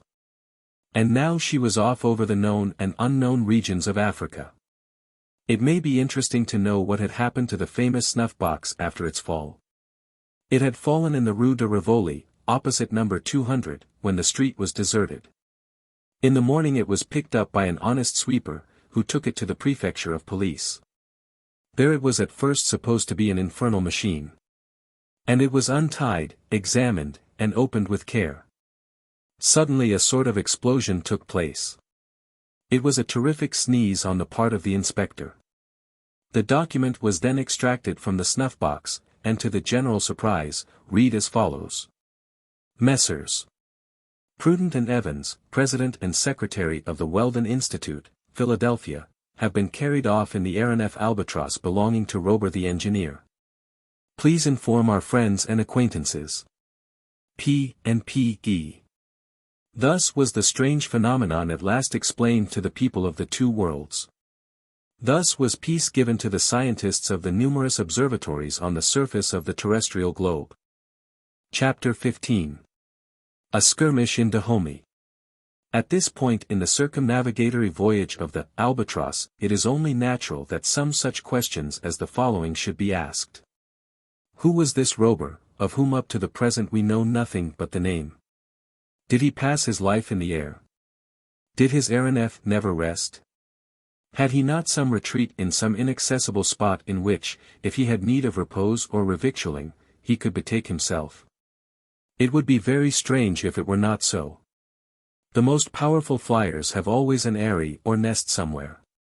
And what was the engineer going to do with his prisoners? Was he going to keep them in his power and condemn them to perpetual aviation? Or was he going to take them on a trip over Africa, South America, Australasia, the Indian Ocean, the Atlantic and the Pacific, to convince them against their will, and then dismiss them with, "And now gentlemen." I hope you will believe a little more in heavier than air. To these questions, it is now impossible to reply. They are the secrets of the future. Perhaps the answers will be revealed. Anyhow, the bird-like Robur was not seeking his nest on the northern frontier of Africa. By the end of the day he had traversed Tunis from Cape Bon to Cape Carthage, sometimes hovering, and sometimes darting along at top speed. Soon he reached the interior, and flew down the beautiful valley of Medjida above its yellow stream hidden under its luxuriant bushes of cactus and oleander. And scared away the hundreds of parrots that perch on the telegraph wires and seem to wait for the messages to pass to bear them away beneath their wings. 2 hours after sunset the helm was put up and the Albatross bore off to the southeast. And on the morrow, after clearing the Tell Mountains, she saw the rising of the morning star over the sands of the Sahara. On the 30th of July there was seen from the Aeronef the little village of Jerryville, founded like Lagwat on the frontier of the desert to facilitate the future conquest of Kabylia. Next, not without difficulty, the peaks of Stillero were passed against a somewhat boisterous wind. Then the desert was crossed, sometimes leisurely over the Xars or green oases, sometimes at terrific speed that far outstripped the flight of the vultures. Often the crew had to fire into the flocks of these birds which, a dozen or so at a time, fearlessly hurled themselves on to the Aeronef to the extreme terror of Frycollin. But if the vultures could only reply with cries and blows of beaks and talons, the natives, in no way less savage, were not sparing of their musket shots, particularly when crossing the mountain of Sel, whose green and violet slope bore its cape of white. Then the Albatross was at last over the Grand Sahara, and at once she rose into the higher zone so as to escape from a simoom which was sweeping a wave of ruddy sand along the surface of the ground like a boar on the surface of the sea. Then the desolate tablelands of Chetka scattered their ballast in blackish waves up to the fresh and verdant valley of Einmassen. It is difficult to conceive the variety of the territories which could be seen at one view. To the green hills covered with trees and shrubs there succeeded long grey undulations draped like the folds of an Arab burnous and broken in picturesque masses.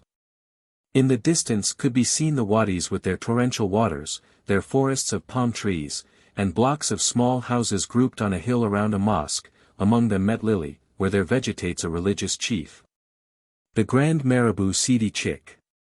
Before night several hundred miles had been accomplished above a flattish country ridged occasionally with large sandhills.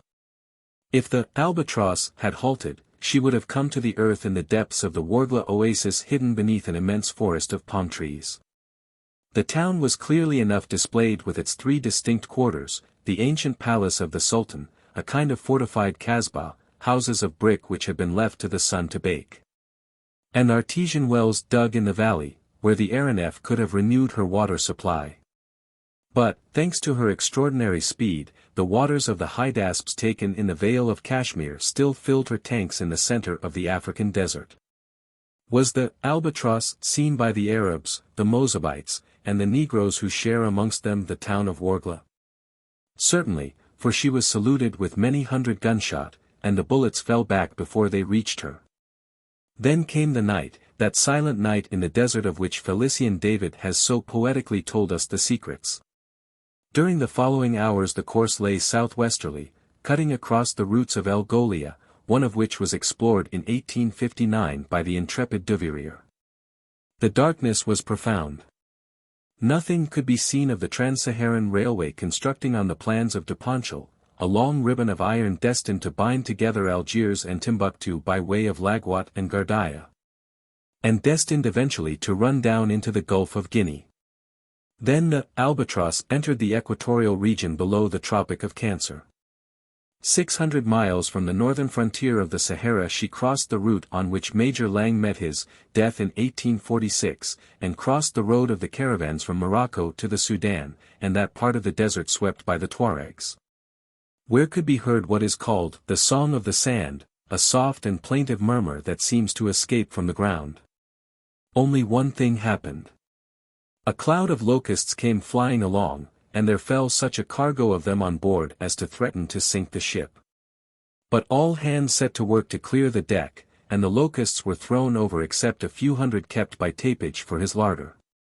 And he served them up in so succulent a fashion that Frycollin forgot for the moment his perpetual trances and said, "These are as good as prawns." The Aeronef was then 1100 miles from the Wargla oasis and almost on the northern frontier of the Sudan. About 2 o'clock in the afternoon a city appeared in the bend of a large river. The river was the Niger. The city was Timbuktu. If, up to then, this African Mecca had only been visited by the travelers of the ancient world Batuta, Kazan, Imbert, Mungo Park, Adams, Lang, Kale, Barth, Lenz. On that day by a most singular chance the two Americans could boast of having seen, heard, and smelt it, on their return to America, if they ever got back there. Of having seen it, because their view included the whole triangle of 3 or 4 miles in circumference, of having heard it, because the day was one of some rejoicing and the noise was terrible. Of having smelt it, because the olfactory nerve could not but be very disagreeably affected by the odors of the Ubokumo Square, where the meat market stands close to the palace of the ancient Somai kings. The engineer had no notion of allowing the president and secretary of the Weldon Institute to be ignorant that they had the honor of contemplating the Queen of the Sudan, now in the power of the Tuaregs of Taganet. "Gentlemen, Timbuktu," he said, in the same tone as 12 days before he had said, "Gentlemen, India." Then he continued, "Timbuktu is an important city of from 12 to 13,000 inhabitants, formerly illustrious in science and art.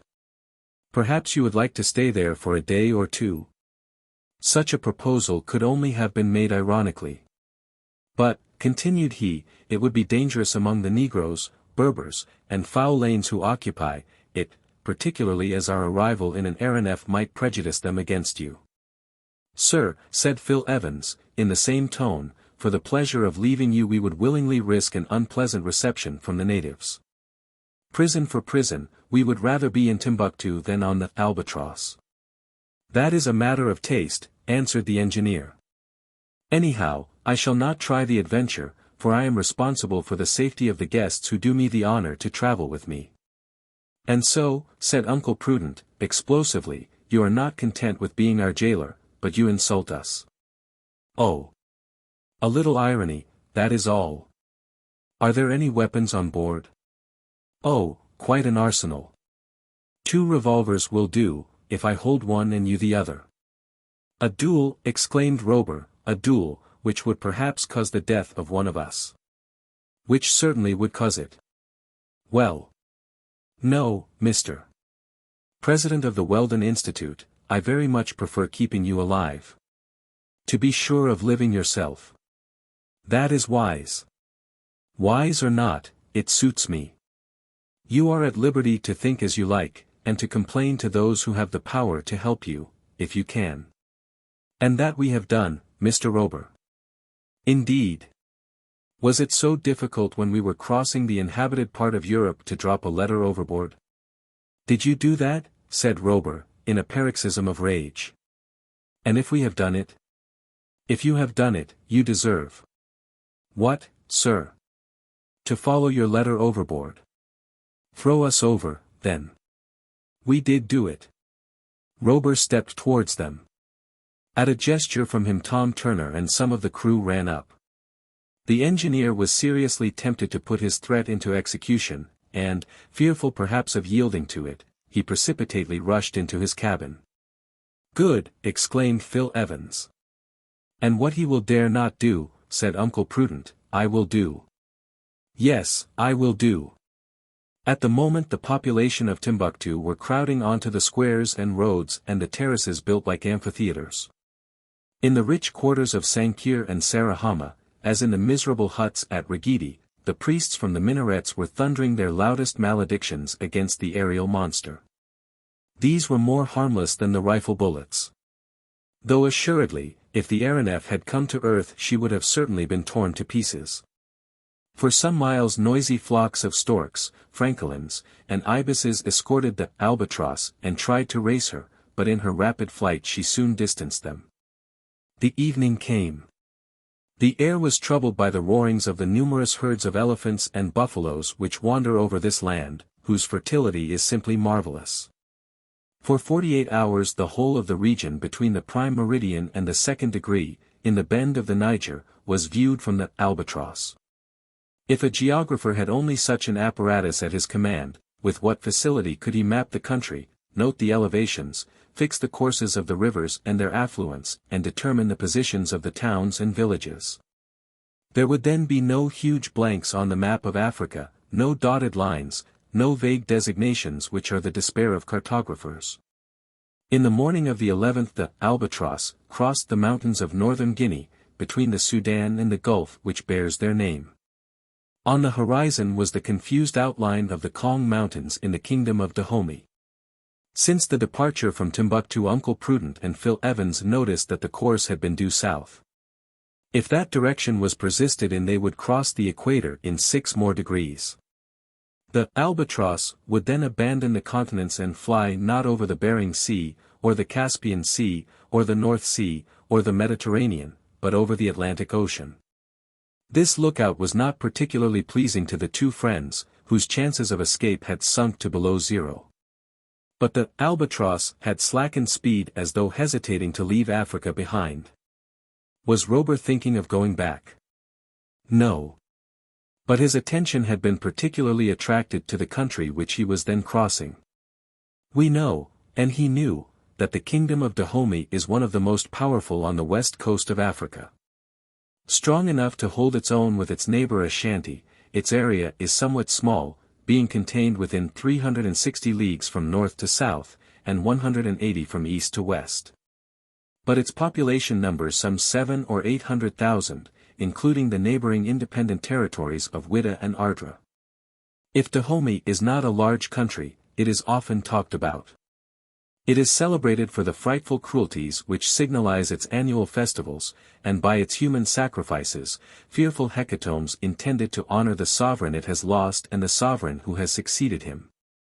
It is even a matter of politeness when the king of Dahomey receives a visit from some high personage or some foreign ambassador to give him a surprise present of a dozen heads, cut off in his honor by the Minister of Justice, the Tminghan, who is wonderfully skillful in that branch of his duties.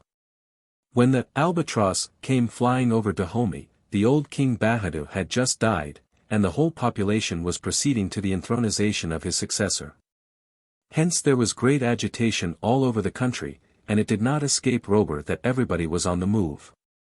Long lines of Dahomeans were hurrying along the roads from the country into the capital, Abomey.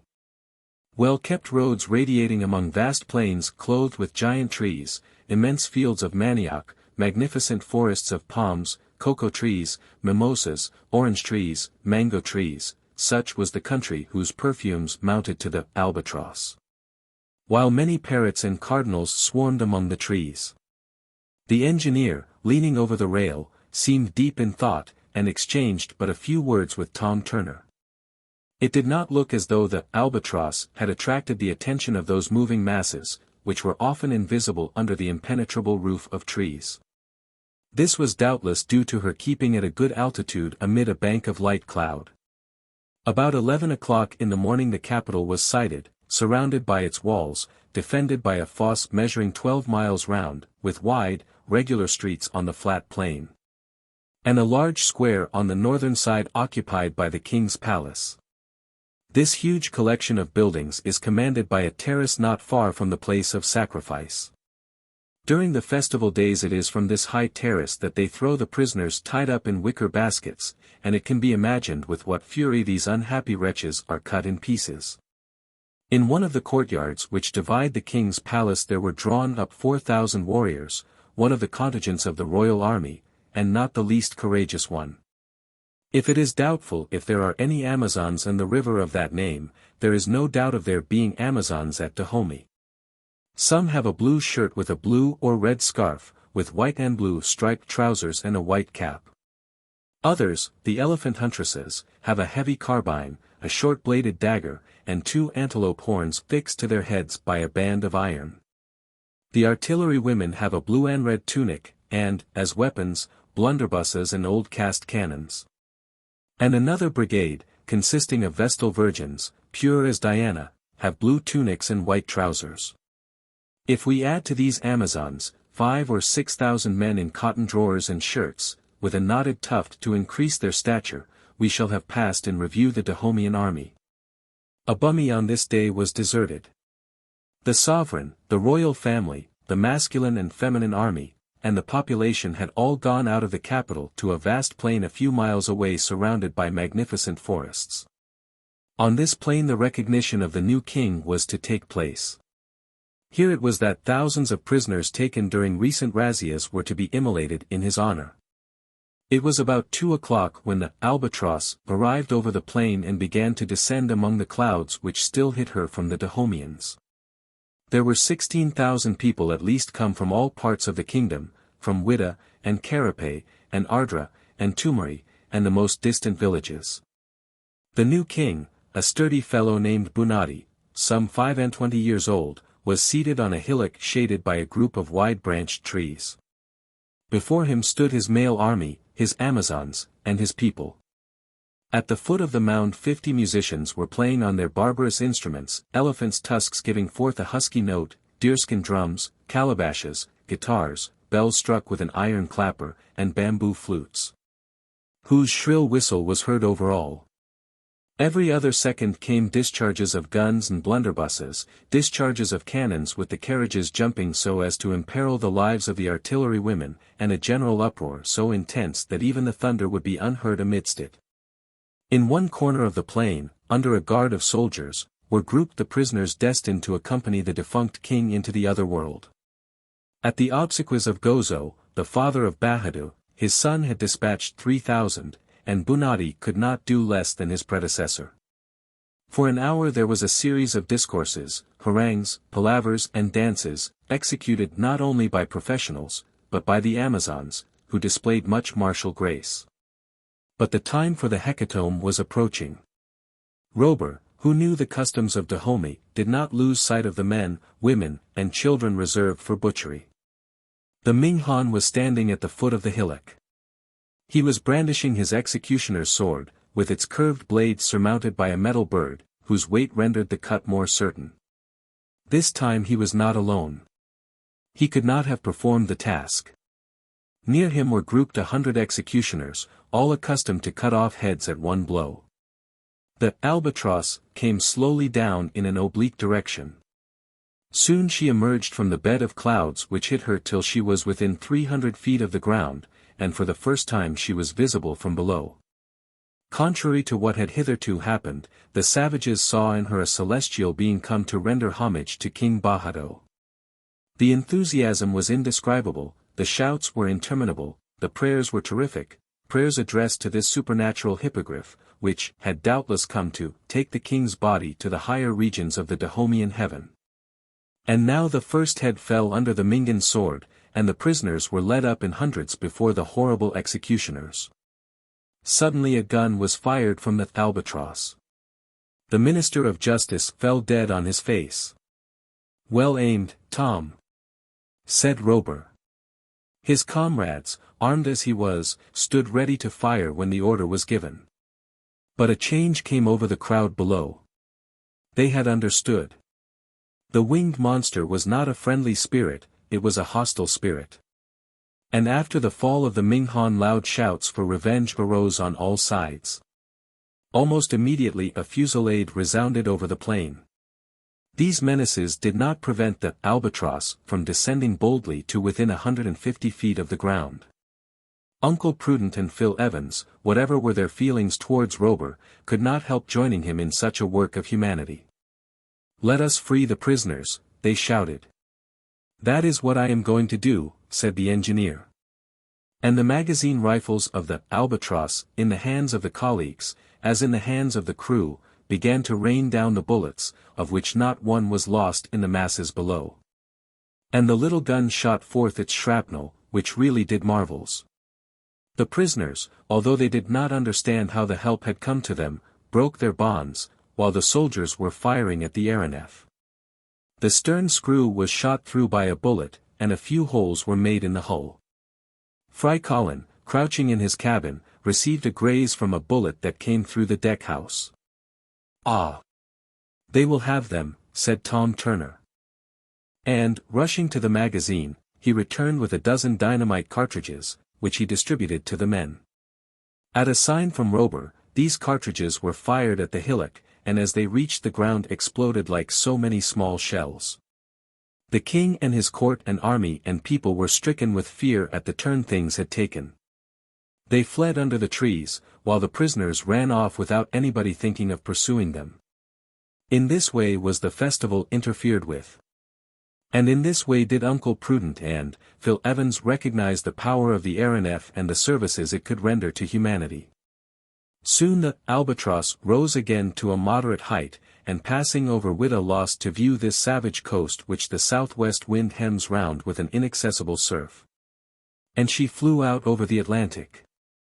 Chapter 16. Over the Atlantic. Yes, the Atlantic. The fears of the two colleagues were realized, but it did not seem as though Robur had the least anxiety about venturing over this vast ocean. Both he and his men seemed quite unconcerned about it and had gone back to their stations. Whither was the Albatross bound? Was she going more than round the world as Robur had said? Even if she were, the voyage must end somewhere. That Robur spent his life in the air on board the Aeronef and never came to the ground was impossible. How could he make up his stock of provisions and the materials required for working his machines? He must have some retreat, some harbor of refuge, in some unknown and inaccessible spot where the Albatross could revictual. That he had broken off all connections with the inhabitants of the land might be true, but with every point on the surface of the earth, certainly not. That being the case, where was this point? How had the engineer come to choose it? Was he expected by a little colony of which he was the chief? Could he there find a new crew? What means had he that he should be able to build so costly a vessel as the Albatross and keep her building secret? It is true his living was not expensive. But, finally, who was this Robur? Where did he come from? What had been his history? Here were riddles impossible to solve, and Robur was not the man to assist willingly in their solution. It is not to be wondered at that these insoluble problems drove the colleagues almost to frenzy. To find themselves whipped off into the unknown without knowing what the end might be, doubting even if the adventure would end, sentenced to perpetual aviation. Was this not enough to drive the president and secretary of the Weldon Institute to extremities? Meanwhile the Albatross drove along above the Atlantic, and in the morning when the sun rose there was nothing to be seen but the circular line where earth met sky. Not a spot of land was in sight in this huge field of vision. Africa had vanished beneath the northern horizon. When Frycollin ventured out of his cabin and saw all this water beneath him, fear took possession of him. Of the 145 million square miles of which the area of the world's waters consists, the Atlantic claims about a quarter, and it seemed as though the engineer was in no hurry to cross it. There was now no going at full speed, none of the 120 miles an hour at which the Albatross had flown over Europe. Here, where the southwest winds prevail, the wind was ahead of them, and though it was not very strong, it would not do to defy it, and the Albatross was sent along at a moderate speed, which, however, easily outstripped that of the fastest mailboat. On the 13th of July she crossed the line, and the fact was duly announced to the crew. It was then that Uncle Prudent and Evans ascertained that they were bound for the southern hemisphere. The crossing of the line took place without any of the Neptunian ceremonies that still linger on certain ships. Tapage was the only one to mark the event, and he did so by pouring a pint of water down Frycollin's neck. On the 18th of July, when beyond the Tropic of Capricorn, another phenomenon was noticed, which would have been somewhat alarming to a ship on the sea. A strange succession of luminous waves widened out over the surface of the ocean with a speed estimated at quite 60 miles an hour. The waves ran along at about 8 feet from one another, tracing 2 furrows of light. As night fell a bright reflection rose even to the Albatross, so that she might have been taken for a flaming aerolite. Never before had Robur sailed on a sea of fire, fire without heat, which there was no need to flee from as it mounted upwards into the sky. The cause of this light must have been electricity. It could not be attributed to a bank of fish spawn, nor to a crowd of those animalculae that give phosphorescence to the sea, and this showed that the electrical tension of the atmosphere was considerable. In the morning an ordinary ship would probably have been lost. But the Albatross played with the winds and waves like the powerful bird whose name she bore. If she did not walk on their surface like the petrels, she could like the eagles find calm and sunshine in the higher zones. They had now passed the 47th parallel. The day was but little over 7 hours long, and would become even less as they approached the pole. About 1 o'clock in the afternoon the Albatross was floating along in a lower current than usual, about 100 feet from the level of the sea. The air was calm, but in certain parts of the sky were thick black clouds, massed in mountains, on their upper surface, and ruled off below by a sharp horizontal line. From these clouds a few lengthy protuberances escaped, and their points as they fell seemed to draw up hills of foaming water to meet them. Suddenly the water shot up in the form of a gigantic hourglass, and the Albatross was enveloped in the eddy of an enormous waterspout, while 20 others, black as ink, raged around her. Fortunately the gyratory movement of the water was opposite to that of the suspensory screws, otherwise the Aeronef would have been hurled into the sea. But she began to spin round on herself with frightful rapidity. The danger was immense, and perhaps impossible to escape, for the engineer could not get through the spout which sucked him back in defiance of his propellers. The men, thrown to the ends of the deck by centrifugal force, were grasping the rail to save themselves from being shot off. "Keep cool," shouted Robur. They wanted all their coolness, and their patience, too. Uncle Prudent and Phil Evans, who had just come out of their cabin, were hurled back at the risk of flying overboard. As she spun the Albatross was carried along by the spout, which pirouetted along the waves with a speed enough to make the helices jealous. And if she escaped from the spout she might be caught by another, and jerked to pieces with the shock. "Get the gun ready," said Robur. The order was given to Tom Turner, who was crouching behind the swivel amidships where the effect of the centrifugal force was least felt. He understood. In a moment he had opened the breech and slipped a cartridge from the ammunition box at hand. The gun went off, and the waterspouts collapsed, and with them vanished the platform of cloud they seemed to bear above them. "Nothing broken on board?" asked Robur. "No," answered Tom Turner. "But we don't want to have another game of humming top like that." For 10 minutes or so the Albatross had been in extreme peril. Had it not been for her extraordinary strength of build she would have been lost. During this passage of the Atlantic many were the hours whose monotony was unbroken by any phenomenon whatever. The days grew shorter and shorter, and the cold became keen. Uncle Prudent and Phil Evans saw little of Robur. Seated in his cabin, the engineer was busy laying out his course and marking it on his maps, taking his observations whenever he could, recording the readings of his barometers, thermometers, and chronometers, and making full entries in his logbook. The colleagues wrapped themselves well up and eagerly watched for the sight of land to the southward. At Uncle Prudent's request Frycollin tried to pump the cook as to whither the engineer was bound, but what reliance could be placed on the information given by this Gascon? Sometimes Robur was an ex-minister of the Argentine Republic, sometimes a lord of the Admiralty, sometimes an ex-president of the United States, sometimes a Spanish general temporarily retired. Sometimes a viceroy of the Indies who had sought a more elevated position in the air. Sometimes he possessed millions, thanks to successful razzias in the Aeronef, and he had been proclaimed for piracy. Sometimes he had been ruined by making the Aeronef, and had been forced to fly aloft to escape from his creditors. As to knowing if he were going to stop anywhere, no. But if he thought of going to the moon, and found there a convenient anchorage, he would anchor there. Fry. My boy. That would just suit you to see what was going on up there. I shall not go. I refuse, said the Negro, who took all these things seriously. And why, Fry, why? You might get married to some pretty bouncing Lunarian. Frycollin reported this conversation to his master, who saw it was evident that nothing was to be learnt about Robur. And so he thought still more of how he could have his revenge on him. Phil, said he one day, is it quite certain that escape is impossible? Impossible. Be it so. But a man is always his own property. And if necessary, by sacrificing his life. If we are to make that sacrifice, said Phil Evans, the sooner the better. It is almost time to end this.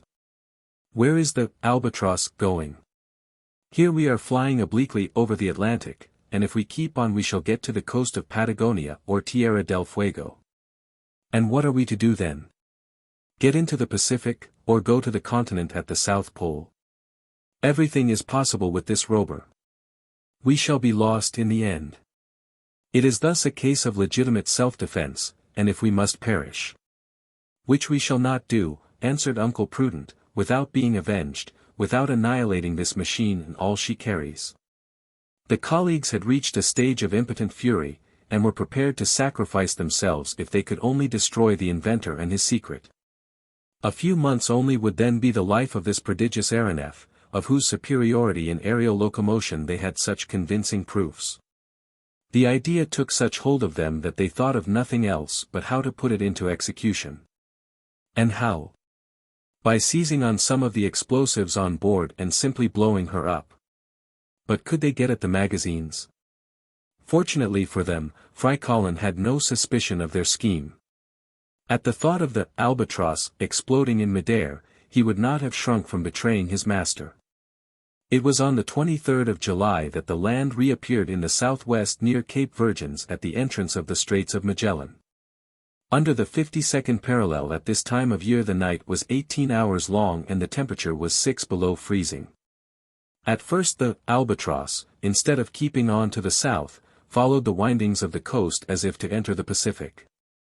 After passing Lomas Bay, leaving Mount Gregory to the north and the Brecknocks to the west, they sighted Porta Arena, a small Chilean village, at the moment the church bells were in full swing. And a few hours later they were over the old settlement at Port Famine. If the Patagonians, whose fires could be seen occasionally, were really above the average in stature, the passengers in the Aeronef were unable to say, for to them they seemed to be dwarfs. But what a magnificent landscape opened around during these short hours of the southern day. Rugged mountains, peaks eternally capped with snow, with thick forests rising on their flanks, inland seas, bays deep set amid the peninsulas, and islands of the archipelago. Clarence Island, Dawson Island, and the land of desolation, straits and channels, capes and promontories, all in inextricable confusion, and bound by the ice in one solid mass from Cape Forward, the most southerly point of the American continent, to Cape Horn, the most southerly point of the New World. When she reached Fort Famine the Albatross resumed her course to the south. Passing between Mount Tam on the Brunswick Peninsula and Mount Graves, she steered for Mount Sarmiento, an enormous peak wrapped in snow, which commands the Straits of Magellan, rising 6,400 feet from the sea. And now they were over the land of the Fuegians, Tierra del Fuego, the land of fire. 6 months later, in the height of summer, with days from 15 to 16 hours long, how beautiful and fertile would most of this country be, particularly in its northern portion. Then, all around would be seen valleys and pasturages that could form the feeding grounds of thousands of animals. Then would appear virgin forests, gigantic trees, birches, beeches, ash trees, cypresses, tree ferns, and broad plains overrun by herds of guanacos, vicunas, and ostriches. Now there were armies of penguins and myriads of birds. And, when the Albatross turned on her electric lamps, the guillemots, ducks, and geese came crowding on board, enough to fill Tapage's larder 100 times and more. Here was work for the cook, who knew how to bring out the flavor of the game and keep down its peculiar oiliness.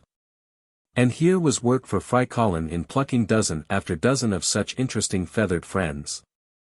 That day, as the sun was setting about 3 o'clock in the afternoon, there appeared in sight a large lake framed in a border of superb forest.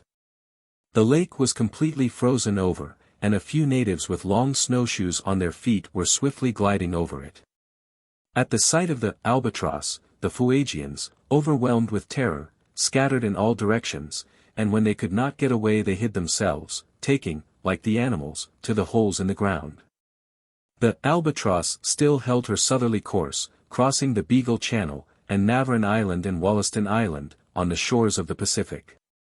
Then, having accomplished 4,700 miles since she left Dahomey, she passed the last islands of the Magellanic Archipelago, whose most southerly outpost, lashed by the everlasting surf, is the terrible Cape Horn. Chapter 17. The Shipwrecked Crew. Next day was the 24th of July, and the 24th of July in the southern hemisphere corresponds to the 24th of January in the northern. The 56th degree of latitude had been left behind. The similar parallel in northern Europe runs through Edinburgh. The thermometer kept steadily below freezing, so that the machinery was called upon to furnish a little artificial heat in the cabins. Although the days begin to lengthen after the 21st day of June in the southern hemisphere, yet the advance of the Albatross towards the pole more than neutralized this increase, and consequently the daylight became very short. There was thus very little to be seen. At night time the cold became very keen. But as there was no scarcity of clothing on board, the colleagues, well wrapped up, remained a good deal on deck thinking over their plans of escape, and watching for an opportunity. Little was seen of Robur. Since the high words that had been exchanged in the Timbuktu country, the engineer had left off speaking to his prisoners. Frycollin seldom came out of the cookhouse, where Tapage treated him most hospitably, on condition that he acted as his assistant. This position was not without its advantages, and the negro, with his master's permission, very willingly accepted it. Shut up in the galley, he saw nothing of what was passing outside, and might even consider himself beyond the reach of danger. He was, in fact, very like the ostrich, not only in his stomach, but in his folly. But whither went the Albatross? Was she in midwinter bound for the southern seas or continents round the pole? In this icy atmosphere, even granting that the elements of the batteries were unaffected by such frost, would not all the crew succumb to a horrible death from the cold? That Robur should attempt to cross the pole in the warm season was bad enough, but to attempt such a thing in the depth of the winter night would be the act of a madman. Thus reasoned the president and secretary of the Weldon Institute, now they had been brought to the end of the continent of the New World, which is still America, although it does not belong to the United States. What was this intractable Robur going to do? Had not the time arrived for them to end the voyage by blowing up the ship? It was noticed that during the 24th of July the engineer had frequent consultations with his mate. He and Tom Turner kept constant watch on the barometer, not so much to keep themselves informed of the height at which they were traveling as to be on the lookout for a change in the weather. Evidently some indications had been observed of which it was necessary to make careful note. Uncle Prudent also remarked that Robur had been taking stock of the provisions and stores, and everything seemed to show that he was contemplating turning back. "Turning back," said Phil Evans. "But where to?" "Where he can reprovision the ship," said Uncle Prudent. "That ought to be in some lonely island in the Pacific with a colony of scoundrels worthy of their chief. That is what I think. I fancy he is going west, and with the speed he can get up it would not take him long to get home. But we should not be able to put our plan into execution. If we get there. We shall not get there." The colleagues had partly guessed the engineer's intentions. During the day it became no longer doubtful that when the Albatross reached the confines of the Antarctic Sea her course was to be changed.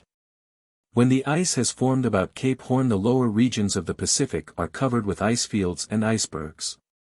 The floes then form an impenetrable barrier to the strongest ships and the boldest navigators. Of course, by increasing the speed of her wings the Albatross could clear the mountains of ice accumulated on the ocean as she could the mountains of earth on the polar continent, if it is a continent that forms the cap of the southern pole. But would she attempt it in the middle of the polar night, in an atmosphere of 60 below freezing? After she had advanced about 100 miles to the south the Albatross headed westerly, as if for some unknown island of the Pacific. Beneath her stretched the liquid plain between Asia and America. The waters now had assumed that singular color which has earned for them the name of the Milky Sea. In the half-shadow, which the enfeebled rays of the sun were unable to dissipate, the surface of the Pacific was a milky white. It seemed like a vast snowfield, whose undulations were imperceptible at such a height. If the sea had been solidified by the cold, and converted into an immense icefield, its aspect could not have been much different. They knew that the phenomenon was produced by myriads of luminous particles of phosphorescent corpuscles. But it was surprising to come across such an opalescent mass beyond the limits of the Indian Ocean. Suddenly the barometer fell after keeping somewhat high during the earlier hours of the day. Evidently the indications were such as a shipmaster might feel anxious at, though the master of an Aeronef might despise them. There was every sign that a terrible storm had recently raged in the Pacific. It was 1 o'clock in the afternoon when Tom Turner came up to the engineer and said, "Do you see that black spot on the horizon, sir, there away to due north of us? That is not a rock." "No, Tom, there is no land out there." "Then it must be a ship or a boat." Uncle Prudent and Phil Evans, who were in the bow, looked in the direction pointed out by the mate. Robur asked for the glass and attentively observed the object. "It is a boat," said he, "and there are some men in it." "Shipwrecked?" asked Tom. "Yes. They have had to abandon their ship, and, knowing nothing of the nearest land, are perhaps dying of hunger and thirst. Well, it shall not be said that the Albatross did not come to their help. The orders were given, and the Aeronef began to sink towards the sea. At 300 yards from it the descent was stopped, and the propellers drove ahead full speed towards the north. It was a boat. Her sail flapped against the mast as she rose and fell on the waves. There was no wind, and she was making no progress. Doubtless there was no one on board with strength enough left to work the oars. In the boat were 5 men asleep or helpless, if they were not dead. The Albatross had arrived above them, and slowly descended. On the boat's stern was the name of the ship to which she belonged, the Jeannette of Nantes. "Hullo, there!" shouted Turner, loud enough for the men to hear, for the boat was only 80 feet below him. There was no answer. "Fire a gun," said Robur. The gun was fired and the report rang out over the sea. One of the men looked up feebly. His eyes were haggard and his face was that of a skeleton. As he caught sight of the Albatross, he made a gesture as of fear. "Don't be afraid," said Robur in French, "we have come to help you." "Who are you?" "We belong to the bark, Jeannette, and I am the mate.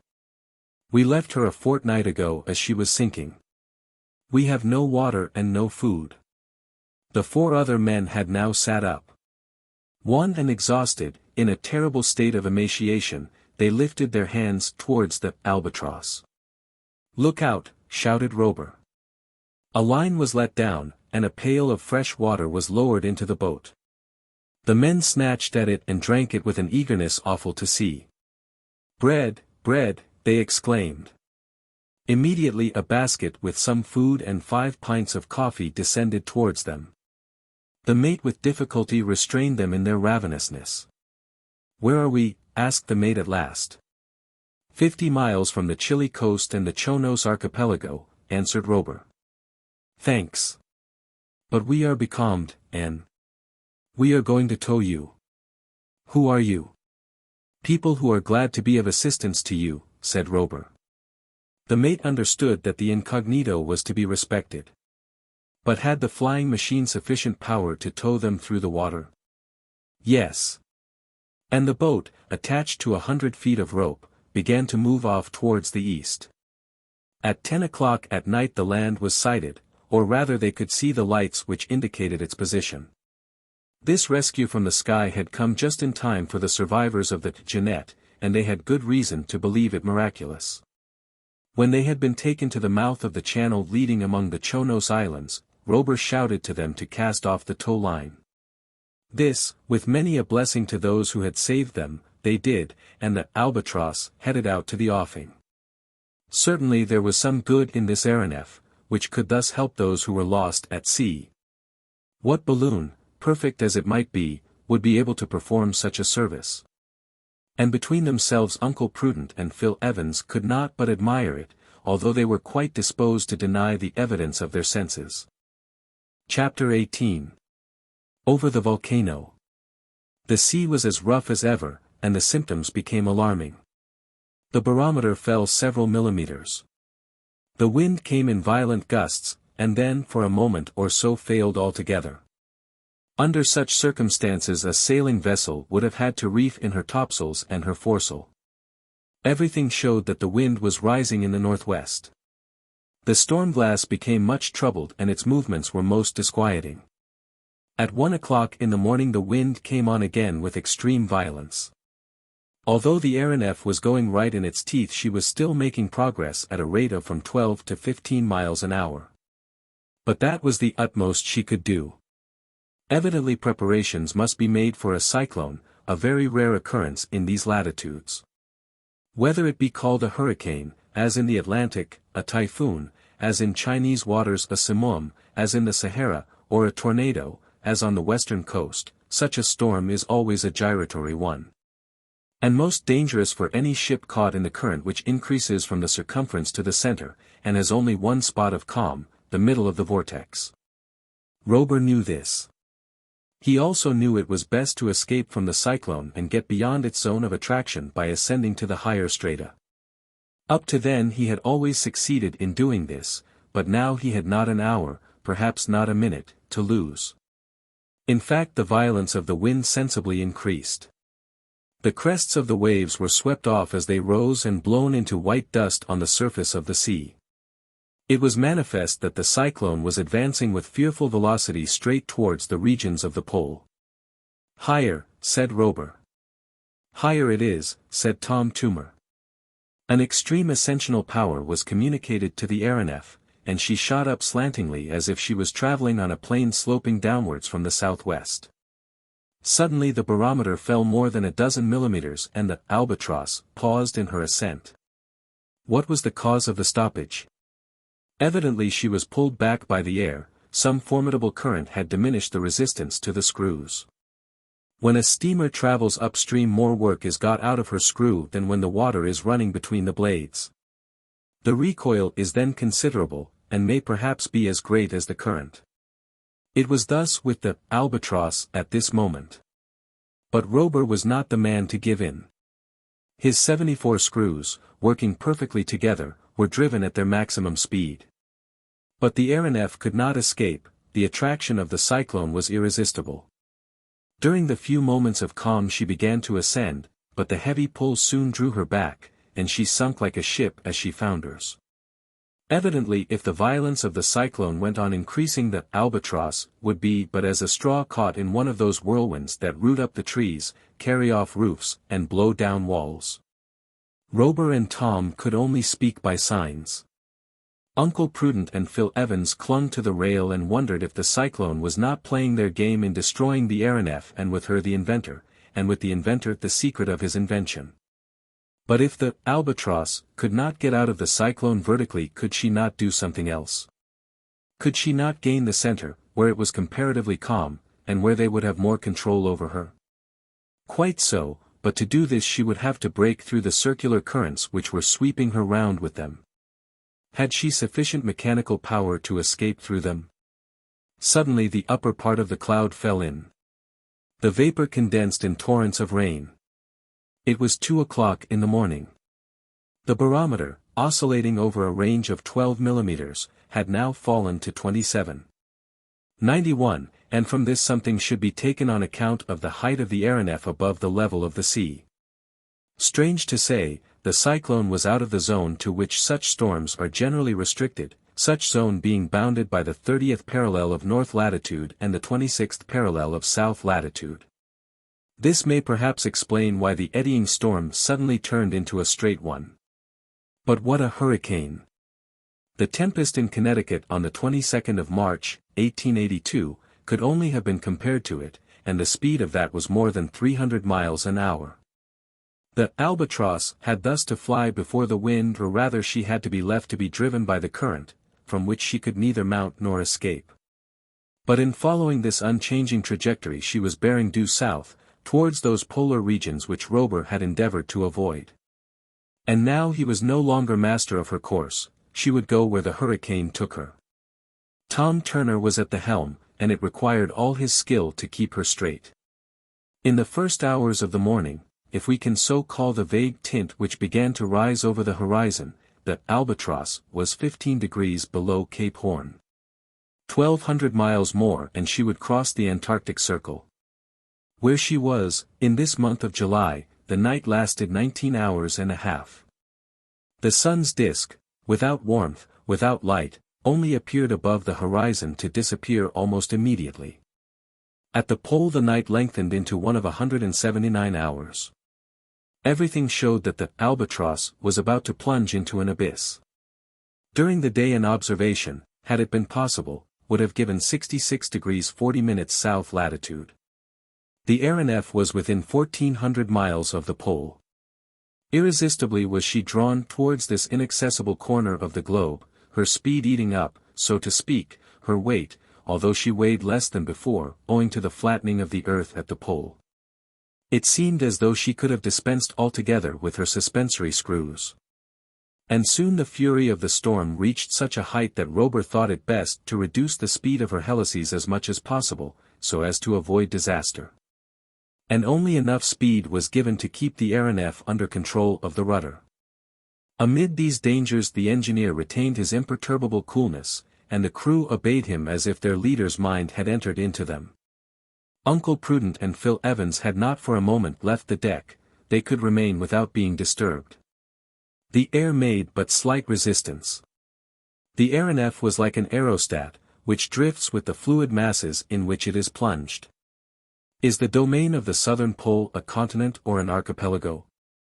Or is it a paleocrystic sea, whose ice melts not even during the long summer? We know not. But what we do know is that the southern pole is colder than the northern one, a phenomenon due to the position of the Earth in its orbit during winter in the Antarctic regions.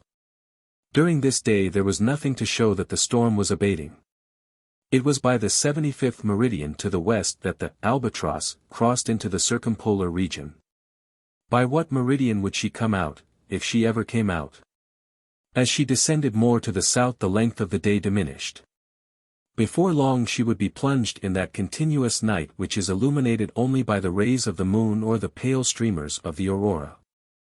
But the moon was then new, and the companions of Robur might see nothing of the regions whose secret has hitherto defied human curiosity. There was not much inconvenience on board from the cold. For the temperature was not nearly so low as was expected. It seemed as though the hurricane was a sort of Gulf Stream, carrying a certain amount of heat along with it. Great was the regret that the whole region was in such profound obscurity. Even if the moon had been in full glory but few observations could have been made. At this season of the year an immense curtain of snow, an icy carapace, covers up the polar surface. There was none of that ice, blink, to be seen, that whitish tint of which the reflection is absent from dark horizons. Under such circumstances, how could they distinguish the shape of the ground, the extent of the seas, the position of the islands? How could they recognize the hydrographic network of the country or the orographic configuration, and distinguish the hills and mountains from the icebergs and floes? A little after midnight an aurora illuminated the darkness. With its silver fringes and spangles radiating over space, it seemed like a huge fan open over half the sky. Its farthest electric effluences were lost in the Southern Cross, whose 4 bright stars were gleaming overhead. The phenomenon was one of incomparable magnificence, and the light showed the face of the country as a confused mass of white. It need not be said that they had approached so near to the pole that the compass was constantly affected, and gave no precise indication of the course pursued. Its inclination was such that at one time Robur felt certain they were passing over the magnetic pole discovered by Sir James Ross. And an hour later, in calculating the angle the needle made with the vertical, he exclaimed, "The South Pole is beneath us." A white cap appeared, but nothing could be seen of what it bid under its ice. A few minutes afterwards the aurora died away, and the point where all the world's meridians cross is still to be discovered. If Uncle Prudent and Phil Evans wished to bury in the most mysterious solitudes the Aeronef and all she bore, the moment was propitious. If they did not do so it was doubtless because the explosive they required was still denied to them. The hurricane still raged and swept along with such rapidity that had a mountain been met with the Aeronef would have been dashed to pieces like a ship on a lee shore. Not only had the power gone to steer her horizontally, but the control of her elevation had also vanished. And it was not unlikely that mountains did exist in these Antarctic lands. Any instant a shock might happen which would destroy the Albatross. Such a catastrophe became more probable as the wind shifted more to the east after they passed the prime meridian. Two luminous points then showed themselves ahead of the Albatross. There were the two volcanoes of the Ross Mountains, Erebus and Terror. Was the Albatross to be shriveled up in their flames like a gigantic butterfly? An hour of intense excitement followed. One of the volcanoes, Erebus, seemed to be rushing at the Aeronef, which could not move from the bed of the hurricane. The cloud of flame grew as they neared it. A network of fire barred their road. A brilliant light shone round over all. The figures on board stood out in the bright light as if come from another world. Motionless, without a sound or a gesture, they waited for the terrible moment when the furnace would wrap them in its fires. But the storm that bore the Albatross saved them from such a fearful fate. The flames of Erebus were blown down by the hurricane as it passed, and the Albatross flew over unhurt. She swept through a hail of ejected material, which was fortunately kept at bay by the centrifugal action of the suspensory screws. And she harmlessly passed over the crater while it was in full eruption. An hour afterwards the horizon hid from their view the two colossal torches which light the confines of the world during the long polar night. At 2 o'clock in the morning Balleny Island was sighted on the coast of Discovery Land, though it could not be recognized owing to its being bound to the mainland by a cement of ice. And the Albatross emerged from the polar circle on the 175th meridian. The hurricane had carried her over the icebergs and ice floes, against which she was in danger of being dashed 100 times or more. She was not in the hands of the helmsman, but in the hand of God, and God is a good pilot. The Aeronef sped along to the north, and at the 60th parallel the storm showed signs of dying away. Its violence sensibly diminished. The Albatross began to come under control again. And, what was a great comfort, had again entered the lighted regions of the globe, and the day reappeared about 8 o'clock in the morning.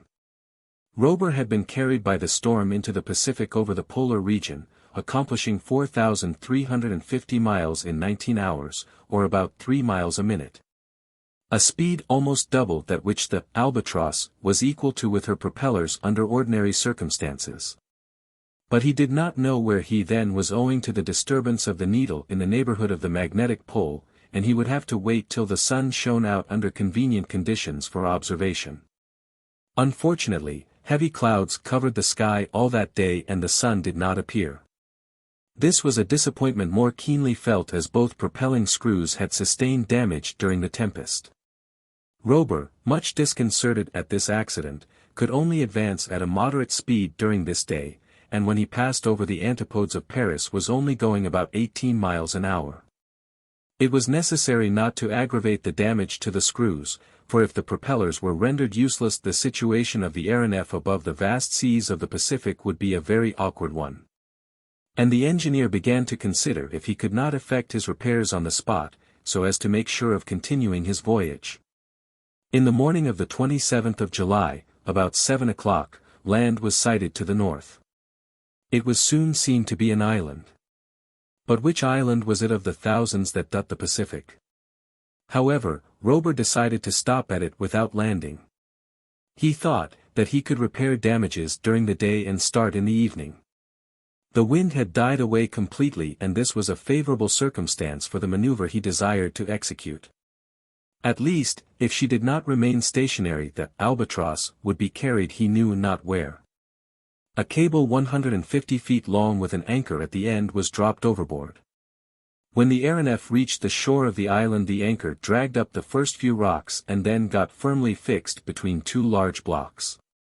The cable then stretched to full length under the influence of the suspensory screws, and the Albatross remained motionless, riding like a ship in a roadstead.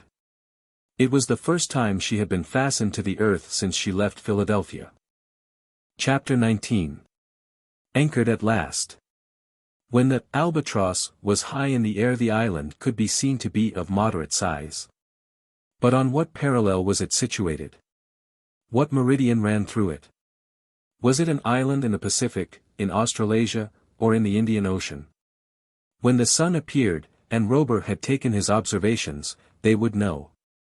But although they could not trust to the indications of the compass, there was reason to think they were in the Pacific. At this height, 150 feet, the island, which measured about 15 miles round, was like a three-pointed star in the sea. Off the southwest point was an islet and a range of rocks. On the shore there were no tide marks, and this tended to confirm Robur in his opinion as to his position, for the ebb and flow are almost imperceptible in the Pacific. At the northwest point there was a conical mountain about 200 feet high. No natives were to be seen, but they might be on the opposite coast. In any case, if they had perceived the Aeronef, terror had made them either hide themselves or run away. The Albatross had anchored on the southwest point of the island. Not far off, down a little creek, a small river flowed in among the rocks. Beyond were several winding valleys, trees of different kinds, and birds, partridges and bustards, in great numbers. If the island was not inhabited, it was habitable. Robur might surely have landed on it. If he had not done so, it was probably because the ground was uneven and did not offer a convenient spot to beach the Aeronef. While he was waiting for the sun, the engineer began the repairs he reckoned on completing before the day was over. The suspensory screws were undamaged and had worked admirably amid all the violence of the storm, which, as we have said, had considerably lightened their work. At this moment half of them were in action, enough to keep the Albatross fixed to the shore by the taut cable. But the two propellers had suffered, and more than Robur had thought. Their blades would have to be adjusted and the gearing seen to by which they received their rotatory movement. It was the screw at the bow which was first attacked under Robur's superintendence. It was the best to commence with, in case the Albatross had to leave before the work was finished. With only this propeller he could easily keep a proper course. Meanwhile Uncle Prudent and his colleague, after walking about the deck, had sat down aft. Frycollin was strangely reassured. What a difference! To be suspended only 150 feet from the ground. The work was only interrupted for a moment while the elevation of the sun above the horizon allowed Robur to take an horary angle, so that at the time of its culmination he could calculate his position. The result of the observation, taken with the greatest exactitude, was as follows. Longitude, 176 degrees 10 minutes west. Latitude, 44 degrees 25 minutes south. This point on the map answered to the position of the Chatham Islands, and particularly of Pitt Island, one of the group. "That is nearer than I supposed," said Robur to Tom Turner. "How far off are we?" 46 degrees south of X Island, or 2,800 miles. "All the more reason to get our propellers into order," said the mate. "We may have the wind against us this passage, and with the little stores we have left we ought to get to X as soon as possible." "Yes, Tom, and I hope to get under way tonight, even if I go with one screw, and put the other to rights on the voyage."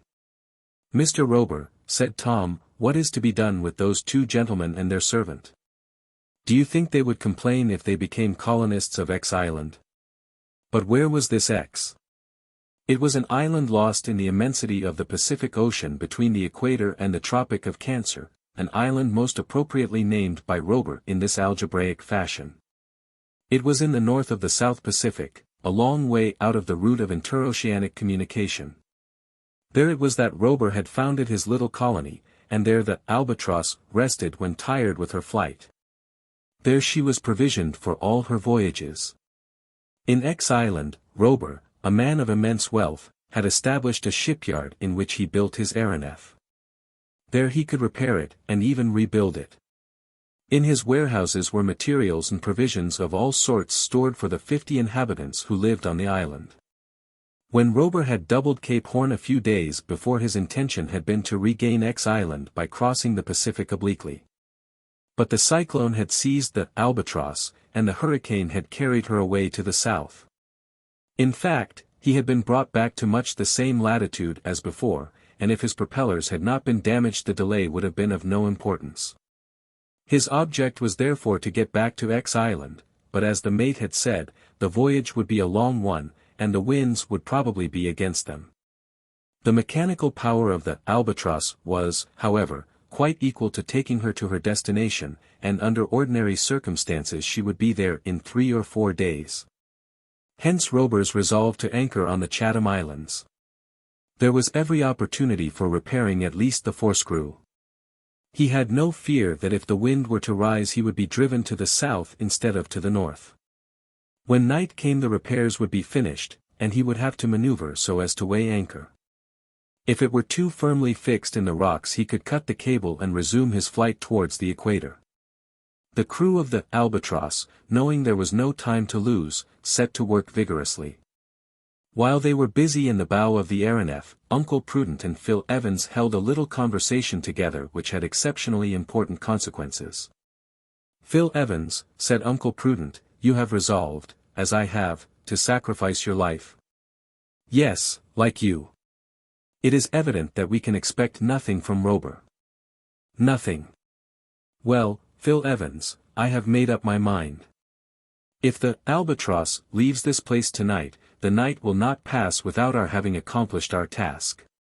We will smash the wings of this bird of Robur's. This night I will blow it into the air." "The sooner the better," said Phil Evans. It will be seen that the two colleagues were agreed on all points, even in accepting with indifference the frightful death in store for them. "Have you all you want?" asked Evans. "Yes. Last night, while Robur and his people had enough to do to look after the safety of the ship, I slipped into the magazine and got hold of a dynamite cartridge." "Let us set to work, Uncle Prudent." "No. Wait till tonight. When the night comes we will go into our cabin, and you shall see something that will surprise you." At 6 o'clock the colleagues dined together as usual. 2 hours afterwards they retired to their cabin like men who wished to make up for a sleepless night. Neither Robur nor any of his companions had a suspicion of the catastrophe that threatened the Albatross. This was Uncle Prudent's plan. As he had said, he had stolen into the magazine, and there had possessed himself of some powder and cartridge like those used by Robur in Dahomey. Returning to his cabin, he had carefully concealed the cartridge with which he had resolved to blow up the Albatross in mid-air. Phil Evans, screened by his companion, was now examining the infernal machine, which was a metallic canister containing about 2 pounds of dynamite, enough to shatter the Aeronef to atoms.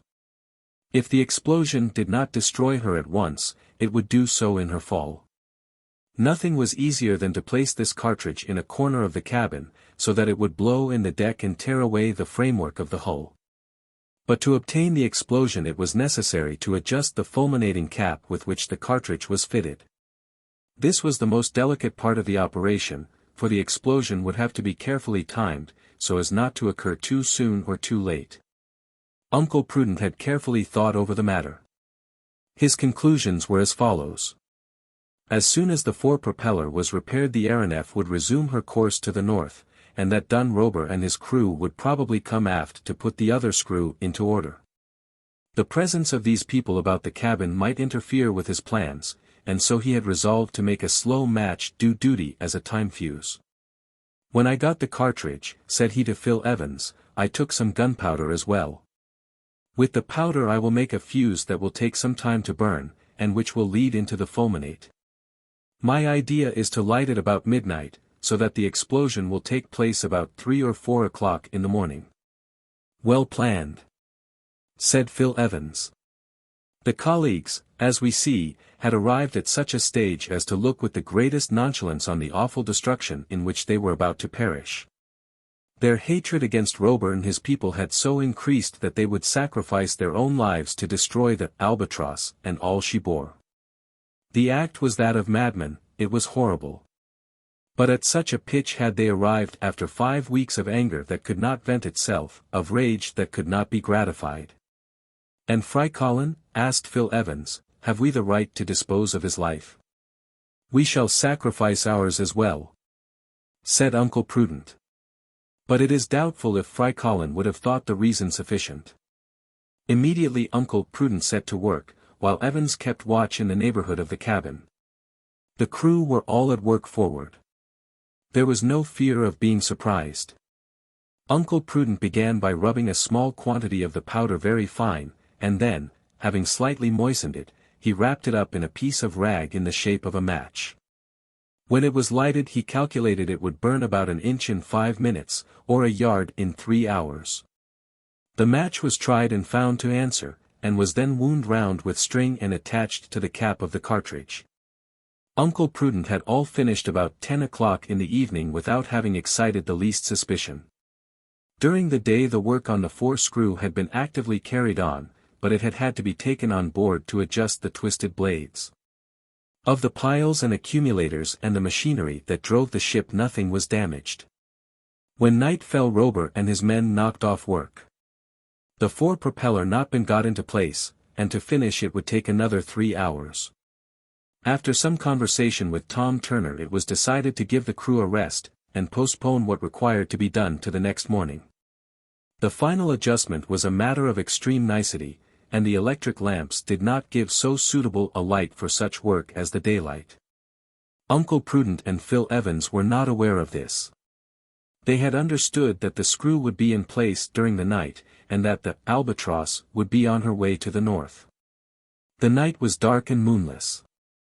Heavy clouds made the darkness deeper. A light breeze began to rise. A few puffs came from the southwest, but they had no effect on the Albatross. She remained motionless at her anchor, and the cable stretched vertically downward to the ground. Uncle Prudent and his colleague, imagining they were under way again, sat shut up in their cabin, exchanging but a few words, and listening to the frrr of the suspensory screws, which drowned every other sound on board. They were waiting till the time of action arrived. A little before midnight Uncle Prudent said, "It is time."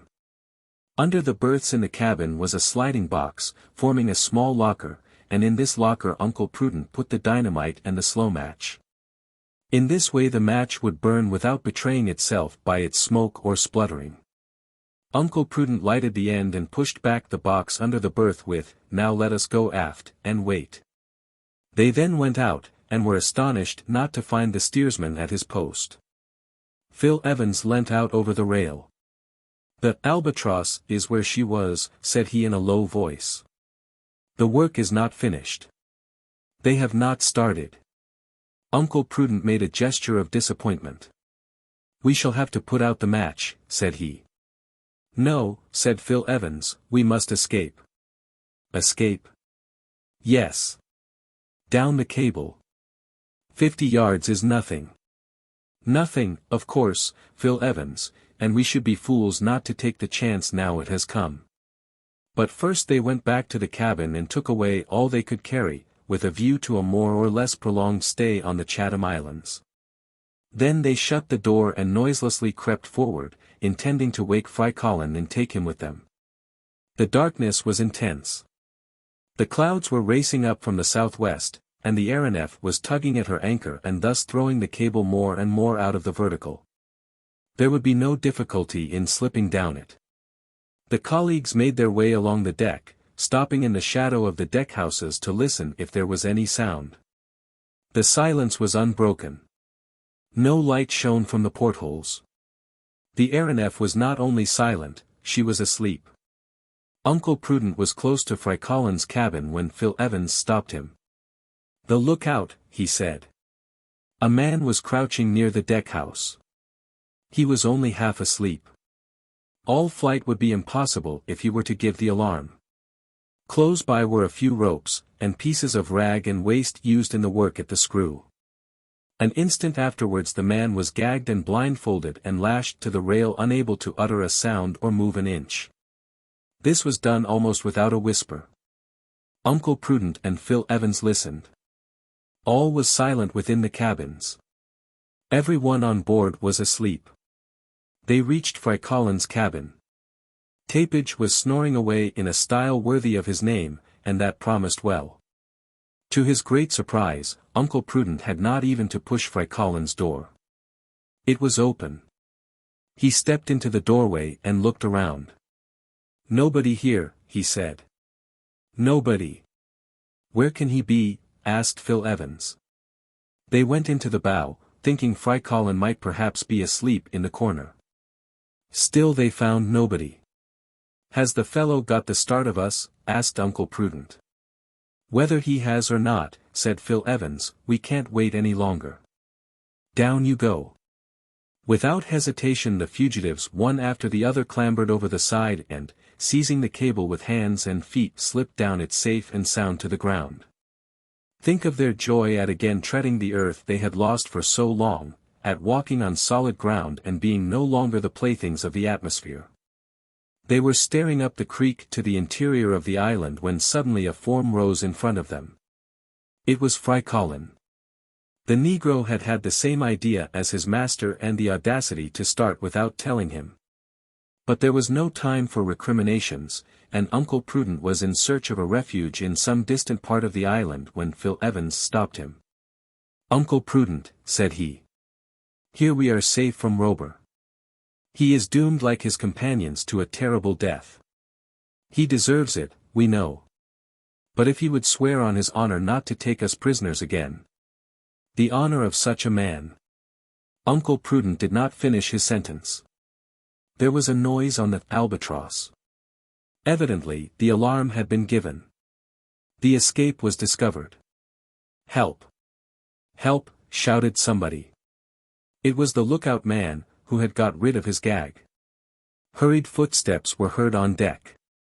Almost immediately the electric lamps shot beams over a large circle. "There they are! There they are!" shouted Tom Turner. The fugitives were seen.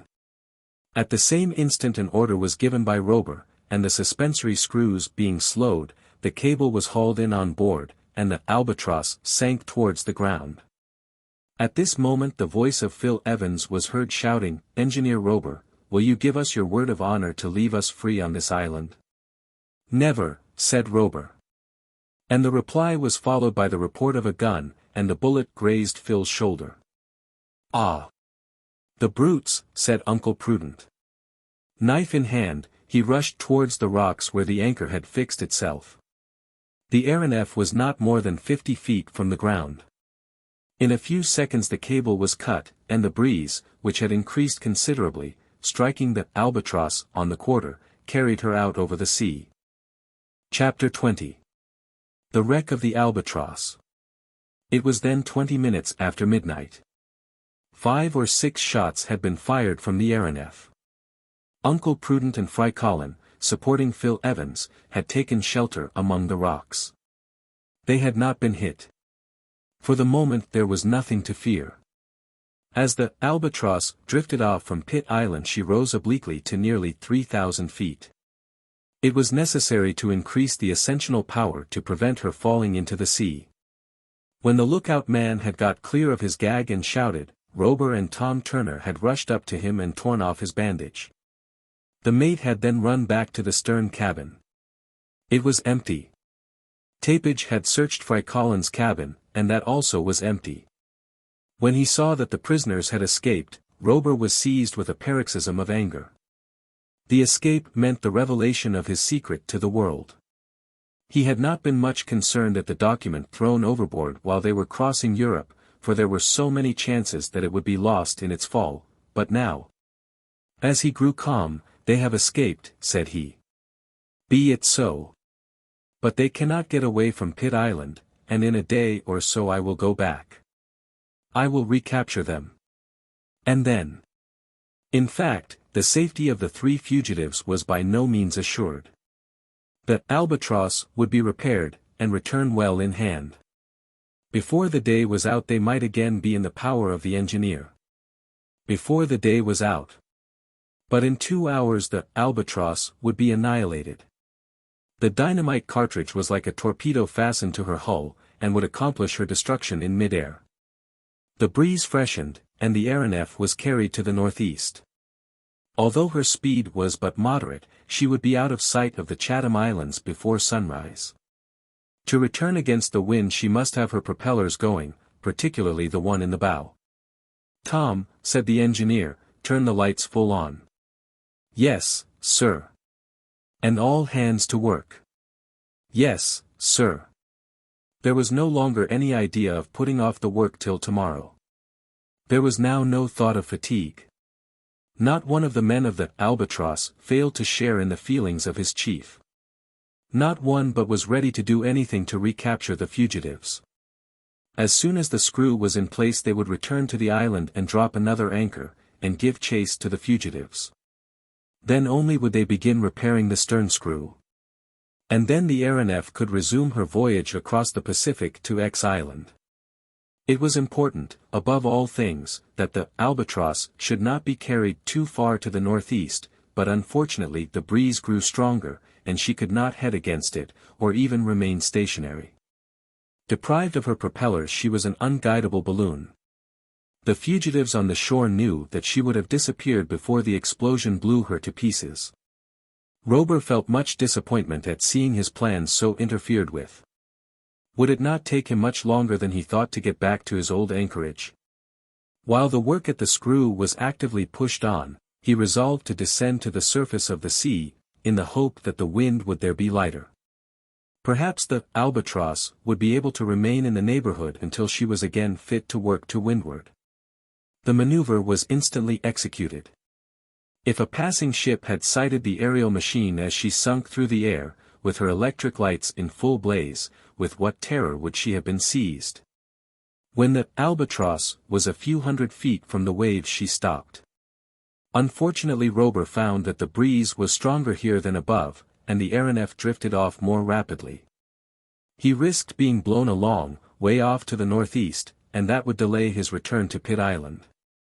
In short, after several experiments, he found it better to keep his ship well up in the air, and the Albatross went aloft to about 10,000 feet. There, if she did not remain stationary, the drifting was very slight. The engineer could thus hope that by sunrise at such an altitude he would still be in sight of the island. Robur did not trouble himself about the reception the fugitives might have received from the natives, if there were any natives. That they might help them mattered little to him. With the powers of offense possessed by the Albatross, they would be promptly terrified and dispersed. The capture of the prisoners was certain, and once he had them again, they will not escape from X Island. About 1 o'clock in the morning the fore-screw was finished, and all that had to be done was to get it back to its place. This would take about an hour. That done, the Albatross would be headed southwest and the stern screw could be taken in hand. And how about the match that was burning in the deserted cabin? The match of which more than a third was now consumed. And the spark that was creeping along to the dynamite? Assuredly if the men of the Aeronef had not been so busy one of them would have heard the feeble sputtering that was going on in the deck-house. Perhaps he would have smelt the burning powder. He would doubtless have become uneasy. And told Tom Turner. And then they would have looked about, and found the box and the infernal machine, and then there would have been time to save this wonderful Albatross and all she bore. But the men were at work in the bow, 20 yards away from the cabin. Nothing brought them to that part of the deck, nothing called off their attention from their work. Robur was there working with his hands, excellent mechanic as he was. He hurried on the work, but nothing was neglected, everything was carefully done. Was it not necessary that he should again become absolute master of his invention? If he did not recapture the fugitives they would get away home. They would begin inquiring into matters. They might even discover X Island, and there would be an end to this life, which the men of the Albatross had created for themselves, a life that seemed superhuman and sublime. Tom Turner came up to the engineer. It was 1:15. "It seems to me, sir, that the breeze is falling, and going round to the west."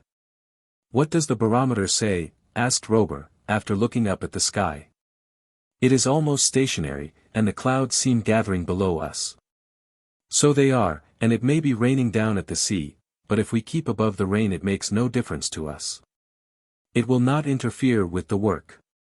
"If it is raining it is not a heavy rain," said Tom. "The clouds do not look like it, and probably the wind has dropped altogether." "Perhaps so, but I think we had better not go down yet." Let us get into going order as soon as we can, and then we can do as we like. At a few minutes after 2 the first part of the work was finished. The forescrew was in its place, and the power was turned on. The speed was gradually increased, and the Albatross, heading to the southwest, returned at moderate speed towards the Chatham Islands. "Tom," said Robur, "it is about 2 hours and a half since we got adrift. The wind has not changed all the time. I think we ought to be over the island in an hour." "Yes, sir. We are going about 40 feet a second. We ought to be there about 3:30. All the better. It would suit us best to get back while it is dark, and even beach the Albatross, if we can. Those fellows will fancy we are a long way off to the northward, and never think of keeping a lookout. If we have to stop a day or 2 on the island, we'll stop, and if we have to fight an army of natives, we'll fight," said Robur. "We'll fight then for our Albatross." The engineer went forward to the men, who were waiting for orders. "My lads," he said to them, "we cannot knock off yet. We must work till day comes." They were all ready to do so. The stern screw had now to be treated as the other had been. The damage was the same, a twisting from the violence of the hurricane during the passage across the southern pole. But to get the screw on board it seemed best to stop the progress of the Aeronef for a few minutes, and even to drive her backwards. The engines were reversed. The Aeronef began to fall astern, when Tom Turner was surprised by a peculiar odor. This was from the gas given off by the match, which had accumulated in the box, and was now escaping from the cabin. "Hullo!" said the mate, with a sniff. "What is the matter?" asked Robur. "Don't you smell something? Isn't it burning powder?" "So it is, Tom. And it comes from that cabin." "Yes, the very cabin. Have those scoundrels set it on fire?" "Suppose it is something else," exclaimed Robur. "Force the door, Tom, drive in the door." But the mate had not made one step towards it when a fearful explosion shook the Albatross. The cabins flew into splinters. The lamps went out. The electric current suddenly failed. The darkness was complete. Most of the suspensory screws were twisted or broken, but a few in the bow still revolved. At the same instant the hull of the Aeronef opened just behind the first deckhouse, where the engines for the forescrew were placed, and the afterpart of the deck collapsed in space. Immediately the last suspensory screw stopped spinning, and the Albatross dropped into the abyss. It was a fall of 10,000 feet for the 8 men who were clinging to the wreck. And the fall was even faster than it might have been, for the fore-propeller was vertical in the air and still working. It was then that Robur, with extraordinary coolness, climbed up to the broken deckhouse, and seizing the lever reversed the rotation, so that the propeller became a suspender. The fall continued, but it was checked, and the wreck did not fall with the accelerating swiftness of bodies influenced solely by gravitation. And if it was death to the survivors of the Albatross from their being hurled into the sea, it was not death by asphyxia amid air which the rapidity of descent rendered unbreathable. 80 seconds after the explosion, all that remained of the Albatross plunged into the waves. Chapter 21. The Institute again. Some weeks before, on the 13th of June, on the morning after the sitting during which the Weldon Institute had been given over to such stormy discussions, the excitement of all classes of the Philadelphia population, black or white, had been much easier to imagine than to describe. From a very early hour conversation was entirely occupied with the unexpected and scandalous incident of the night before. A stranger calling himself an engineer, and answering to the name of Robur, a person of unknown origin, of anonymous nationality, had unexpectedly presented himself in the clubroom, insulted the balloonists, made fun of the aeronauts, boasted of the marvels of machines heavier than air, and raised a frightful tumult by the remarks with which he greeted the menaces of his adversaries. After leaving the desk, amid a volley of revolver shots, he had disappeared, and in spite of every endeavor, no trace could be found of him. Assuredly here was enough to exercise every tongue and excite every imagination.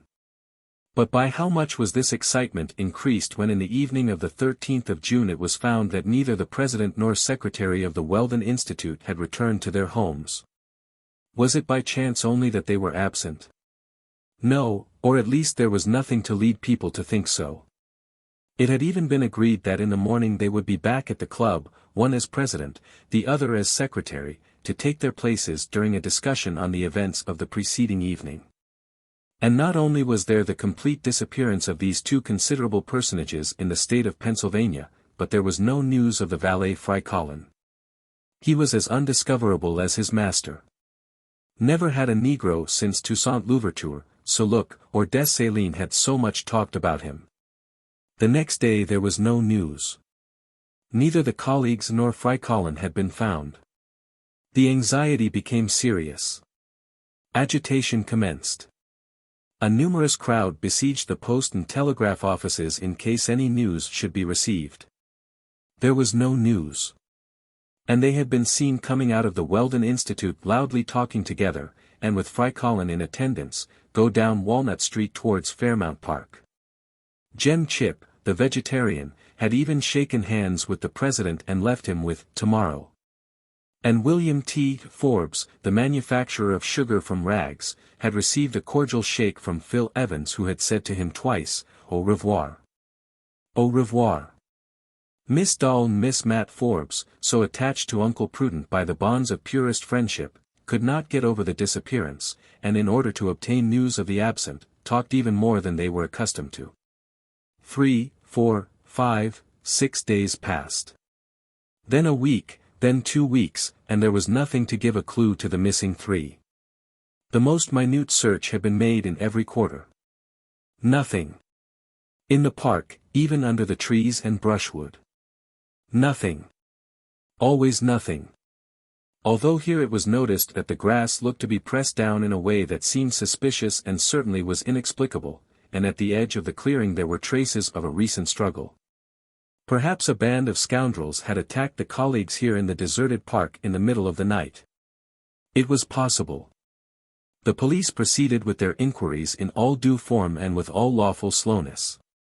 They dragged the Schuylkill River, and cut into the thick bushes that fringe its banks, and if this was useless it was not quite a waste, for the Schuylkill is in great want of a good weeding, and it got it on this occasion.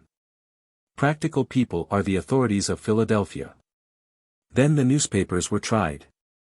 Advertisements and notices and articles were sent to all the journals in the Union without distinction of color. The Daily Negro, the special organ of the black race, published a portrait of Frycollin after his latest photograph. Rewards were offered to whoever would give news of the three absentees, and even to those who would find some clue to put the police on the track. $5,000. $5,000 to any citizen who would. Nothing was done. The $5,000 remained with the treasurer of the Weldon Institute. Undiscoverable. Undiscoverable. Undiscoverable. Uncle Prudent and Phil Evans, of Philadelphia. It need hardly be said that the club was put to serious inconvenience by this disappearance of its president and secretary. And at first the assembly voted urgency to a measure which suspended the work on the go-ahead. How, in the absence of the principal promoters of the affair, of those who had devoted to the enterprise a certain part of their fortune in time and money, how could they finish the work when these were not present? It were better, then, to wait.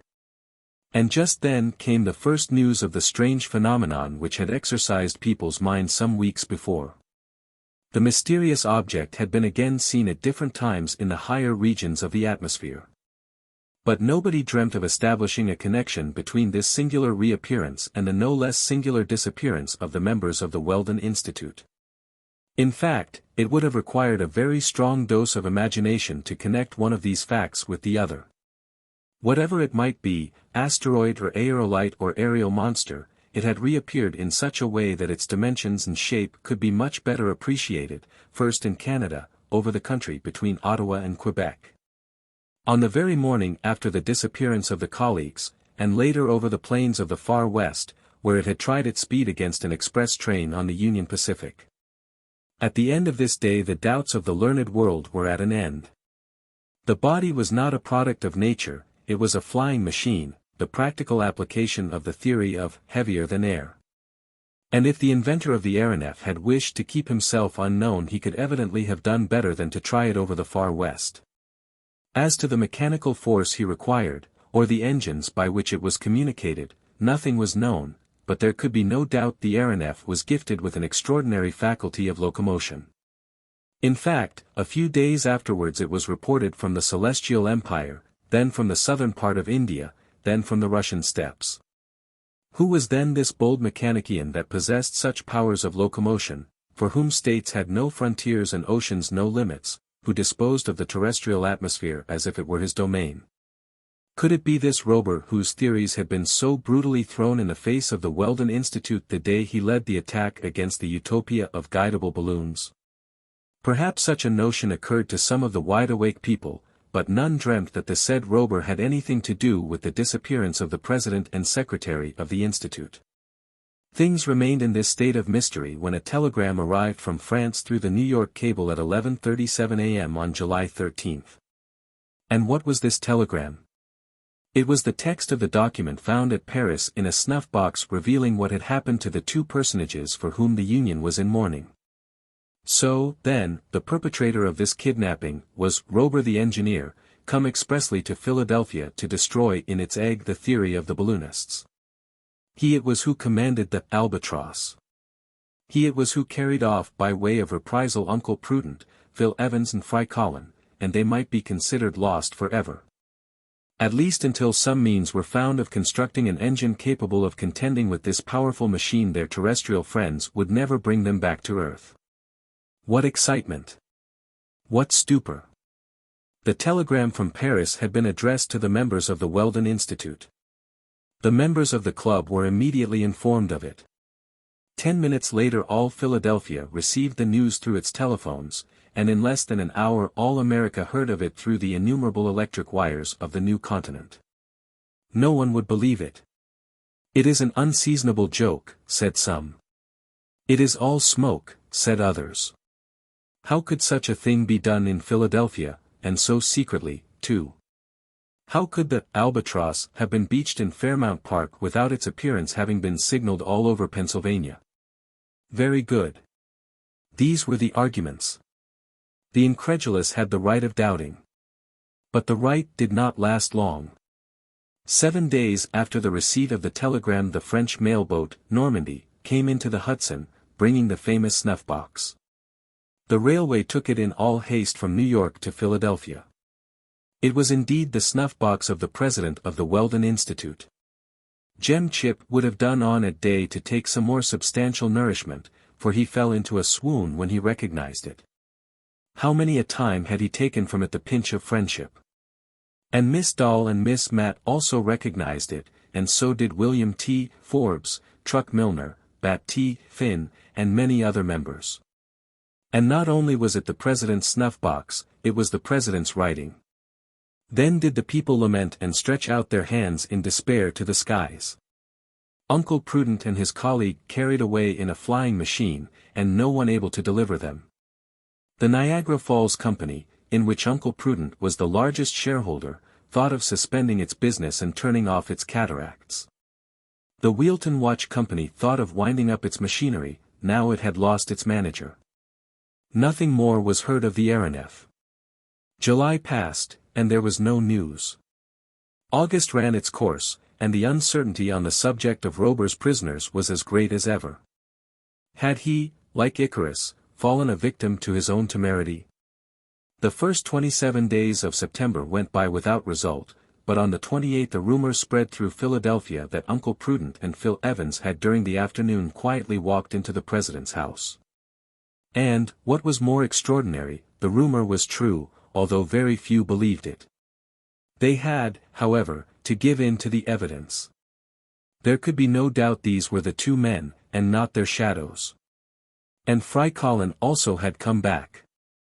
The members of the club, then their friends, then the crowd, swarmed into the president's house, and shook hands with the president and secretary, and cheered them again and again. Jem Chip was there, having left his luncheon's joint of boiled lettuces, and William T. Forbes and his daughters, and all the members of the club. It is a mystery how Uncle Prudent and Phil Evans emerged alive from the thousands who welcomed them. On that evening was the weekly meeting of the Institute. It was expected that the colleagues would take their places at the desk. As they had said nothing of their adventures, it was thought they would then speak, and relate the impressions of their voyage. But for some reason or other both were silent. And so also was Frycollin, whom his congeners in their delirium had failed to dismember. But though the colleagues did not tell what had happened to them, that is no reason why we should not. We know what occurred on the night of the 27th and 28th of July. The daring escape to the earth, the scramble among the rocks, the bullet fired at Phil Evans, the cut cable, and the Albatross, deprived of her propellers, drifting off to the northeast at a great altitude. Her electric lamps rendered her visible for some time. And then she disappeared. The fugitives had little to fear. Now could Robur get back to the island for 3 or 4 hours if his screws were out of gear? By that time the Albatross would have been destroyed by the explosion, and be no more than a wreck floating on the sea. Those whom she bore would be mangled corpses, which the ocean would not even give up again. The act of vengeance would be accomplished. Uncle Prudent and Phil Evans looked upon it as an act of legitimate self-defense, and felt no remorse whatever.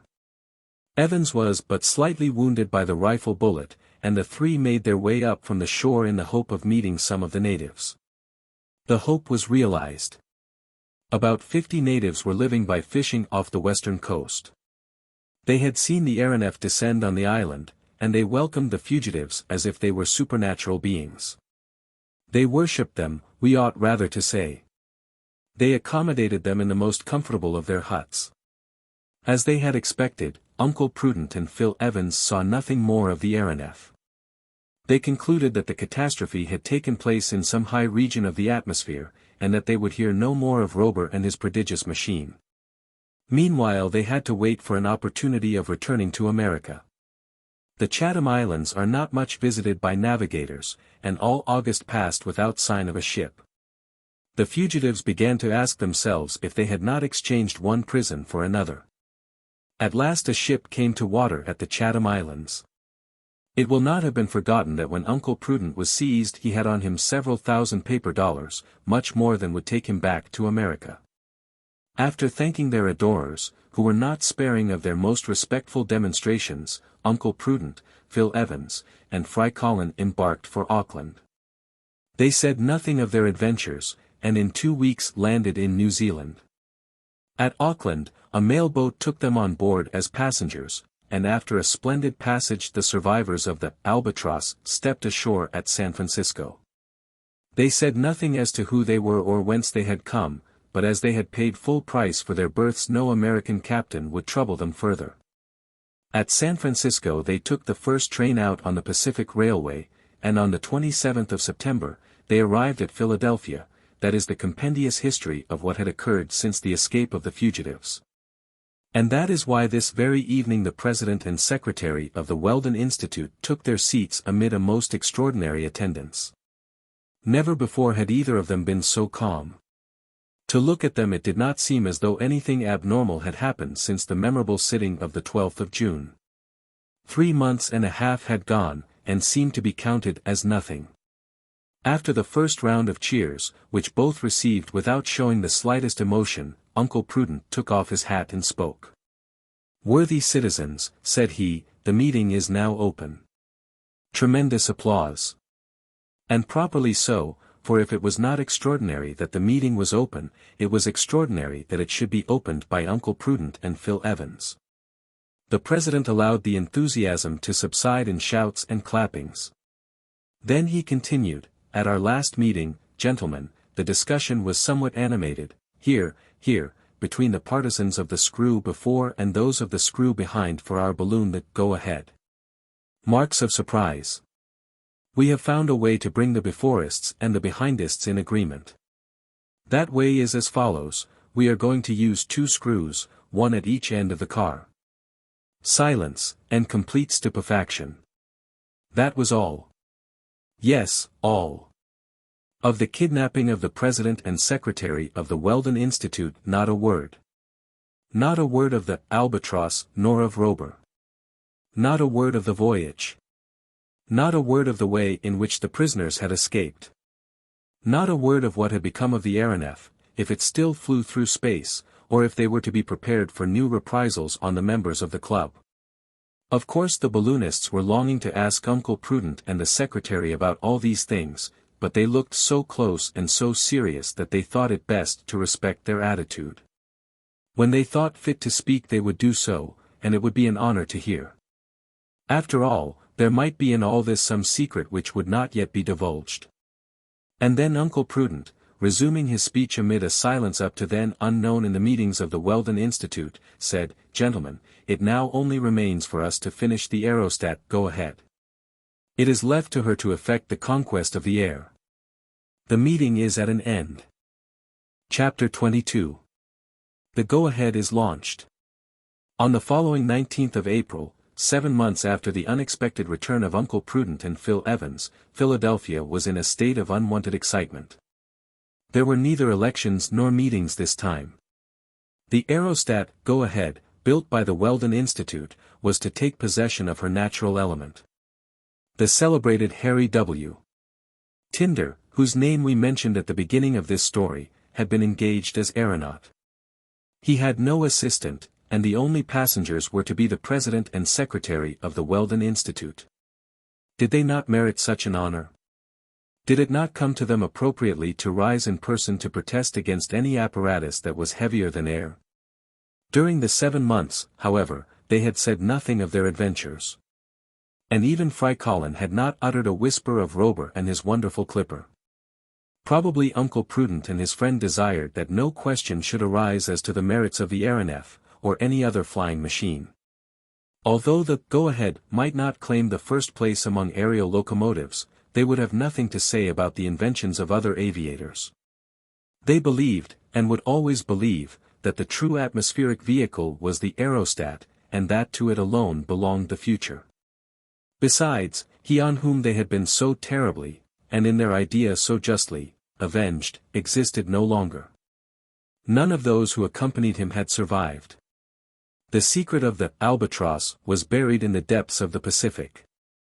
That Robur had a retreat, an island in the middle of that vast ocean, where he could put into port, was only a hypothesis. And the colleagues reserved to themselves the right of making inquiries on the subject later on. The grand experiment which the Weldon Institute had been preparing for so long was at last to take place.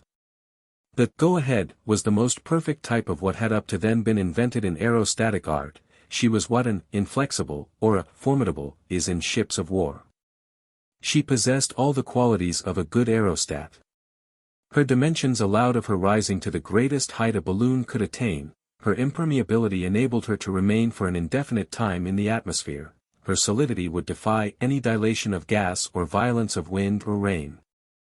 Her capacity gave her sufficient ascensional force to lift with all their accessories an electric engine that would communicate to her propellers a power superior to anything yet obtained. The go-ahead was of elongated form, so as to facilitate her horizontal displacement. Her car was a platform somewhat like that of the balloon used by Krebs and Renard. And it carried all the necessary outfit, instruments, cables, grapnels, guide ropes, etc., and the piles and accumulators for the mechanical power. The car had a screw in front, and a screw and rudder behind. But probably the work done by the machines would be very much less than that done by the machines of the Albatross. The go-ahead had been taken to the clearing in Fairmount Park, to the very spot where the Aeronef had landed for a few hours. Her ascensional power was due to the very lightest of gaseous bodies. Ordinary lighting gas possesses an elevating force of about 700 grams for every cubic meter.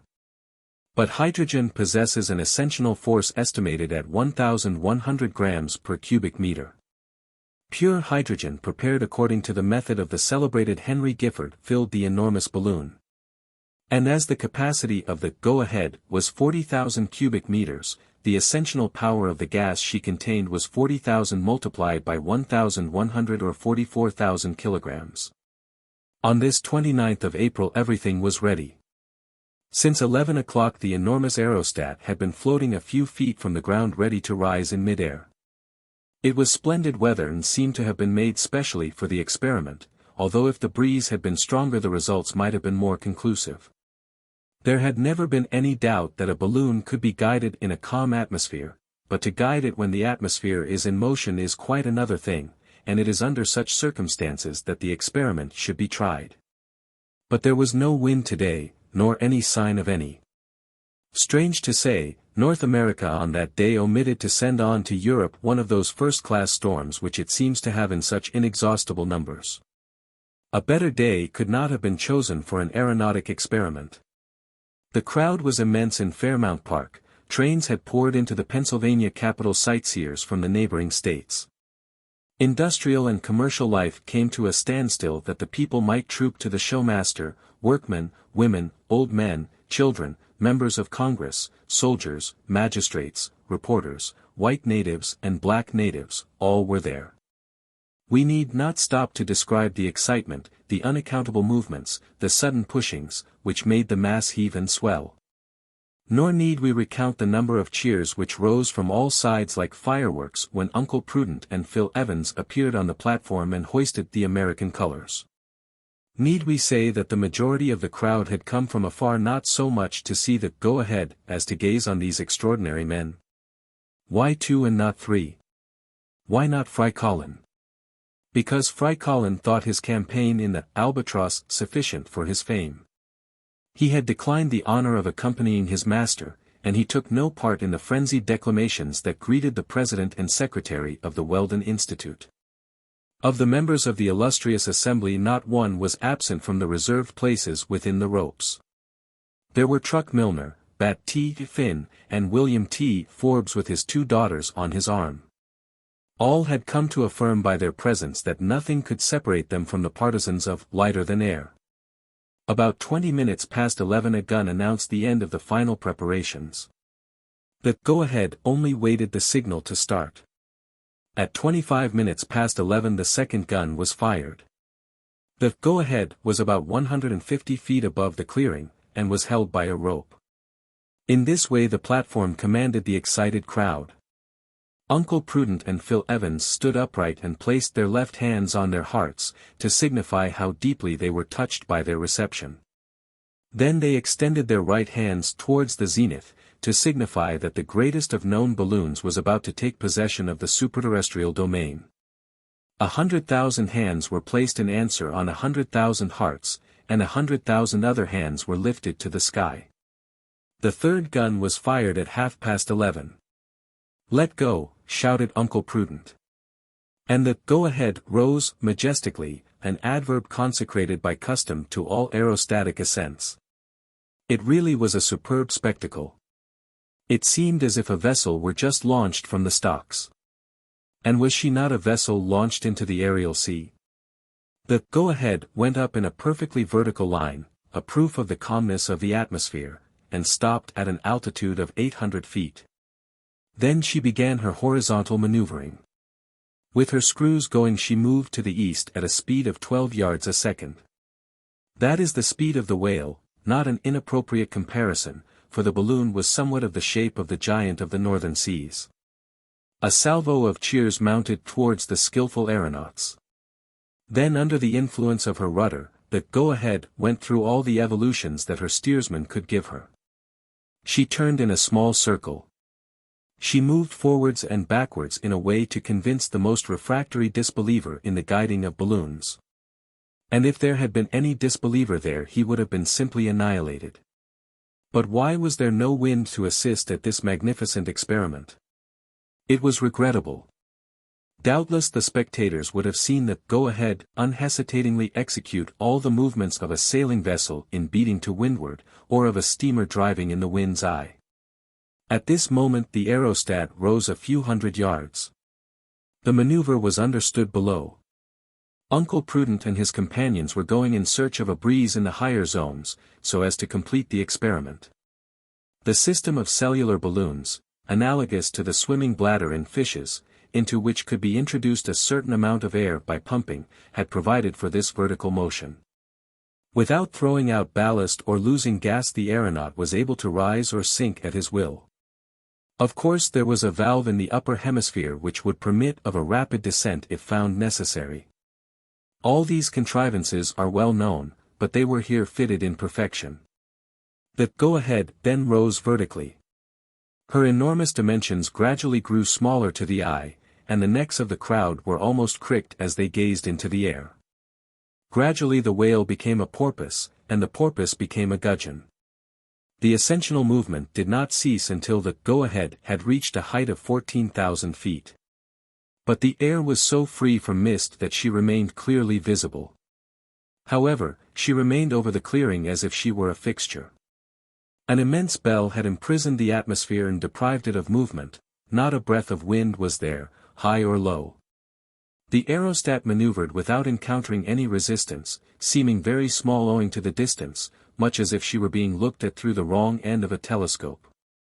Suddenly there was a shout among the crowd, a shout followed by 100,000 more. All hands were stretched towards a point on the horizon. That point was the northwest. There in the deep azure appeared a moving body, which was approaching and growing larger. Was it a bird beating with its wings the higher zones of space? Was it an aerolite shooting obliquely through the atmosphere? In any case, its speed was terrific, and it would soon be above the crowd. A suspicion communicated itself electrically to the brains of all on the clearing. But it seemed as though the go-ahead had sighted this strange object. Assuredly it seemed as though she feared some danger, for her speed was increased, and she was going east as fast as she could. Yes, the crowd saw what it meant. A name uttered by one of the members of the Weldon Institute was repeated by 100,000 mouths. The Albatross. The Albatross. Chapter 23. The Grand Collapse. It was indeed the Albatross. It was indeed Robur who had reappeared in the heights of the sky. It was he who like a huge bird of prey was going to strike the go-ahead. And yet, 9 months before, the Aeronef, shattered by the explosion, her screws broken, her deck smashed in two, had been apparently annihilated.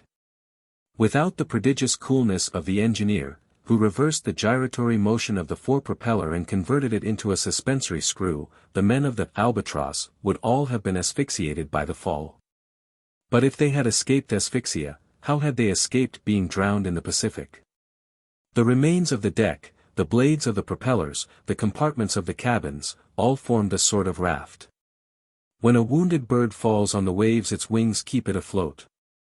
For several hours Robur and his men remained unhelped, at first on the wreck, and afterwards in the India rubber boat that had fallen uninjured. A few hours after sunrise they were sighted by a passing ship, and a boat was lowered to their rescue.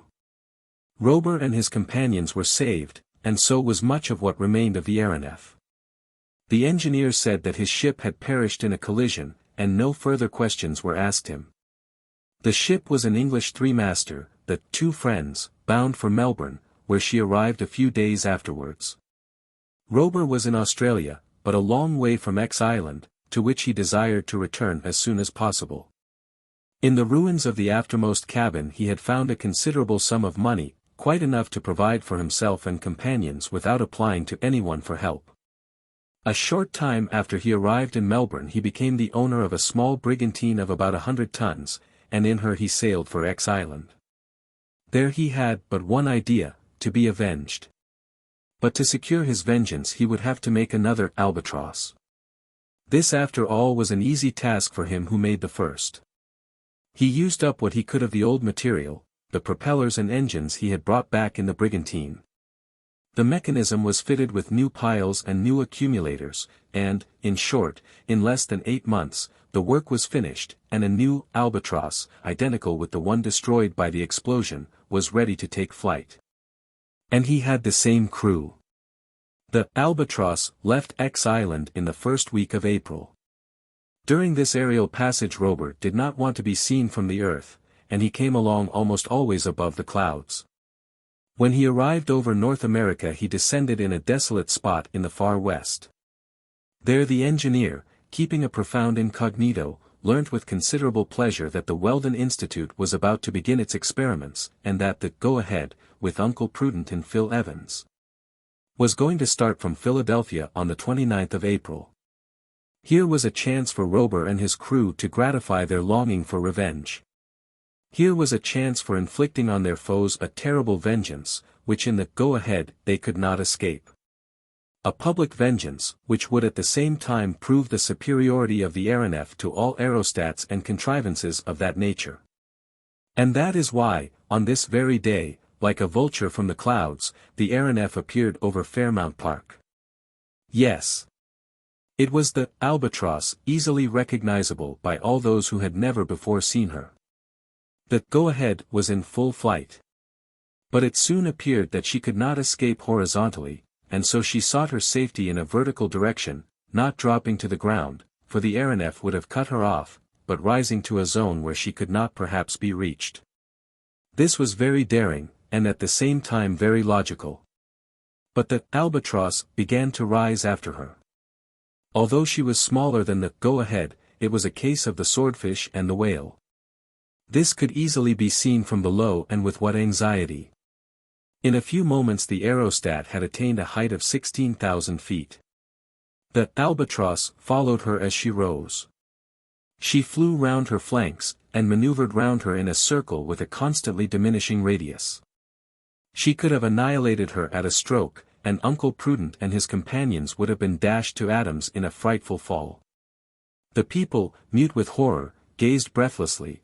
They were seized with that sort of fear which presses on the chest and grips the legs when we see anyone fall from a height. An aerial combat was beginning in which there were none of the chances of safety as in a sea fight. It was the first of its kind, but it would not be the last, for progress is one of the laws of this world. And if the go-ahead was flying the American colors, did not the Albatross display the stars and golden sun of Robur the Conqueror?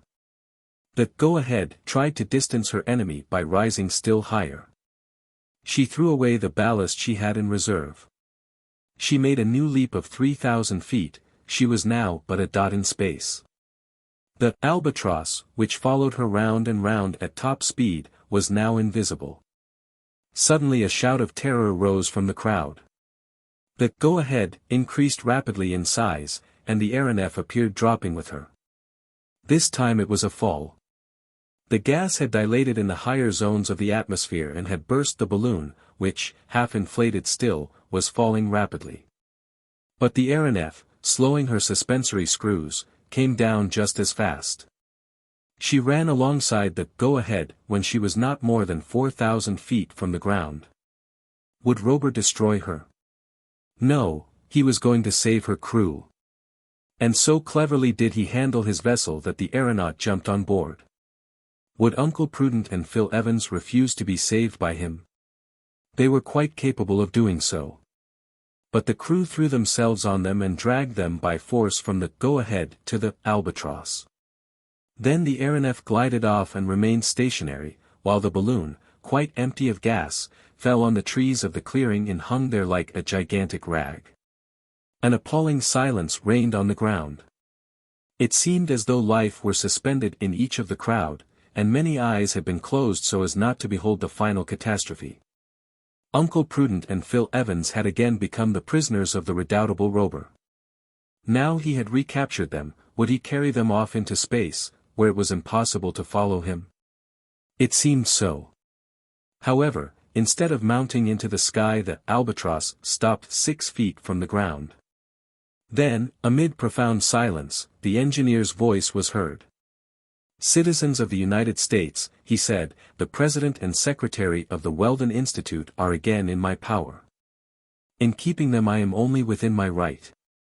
But from the passion kindled in them by the success of the Albatross, I see that their minds are not prepared for that important revolution which the conquest of the air will one day bring. Uncle Prudent and Phil Evans, you are free."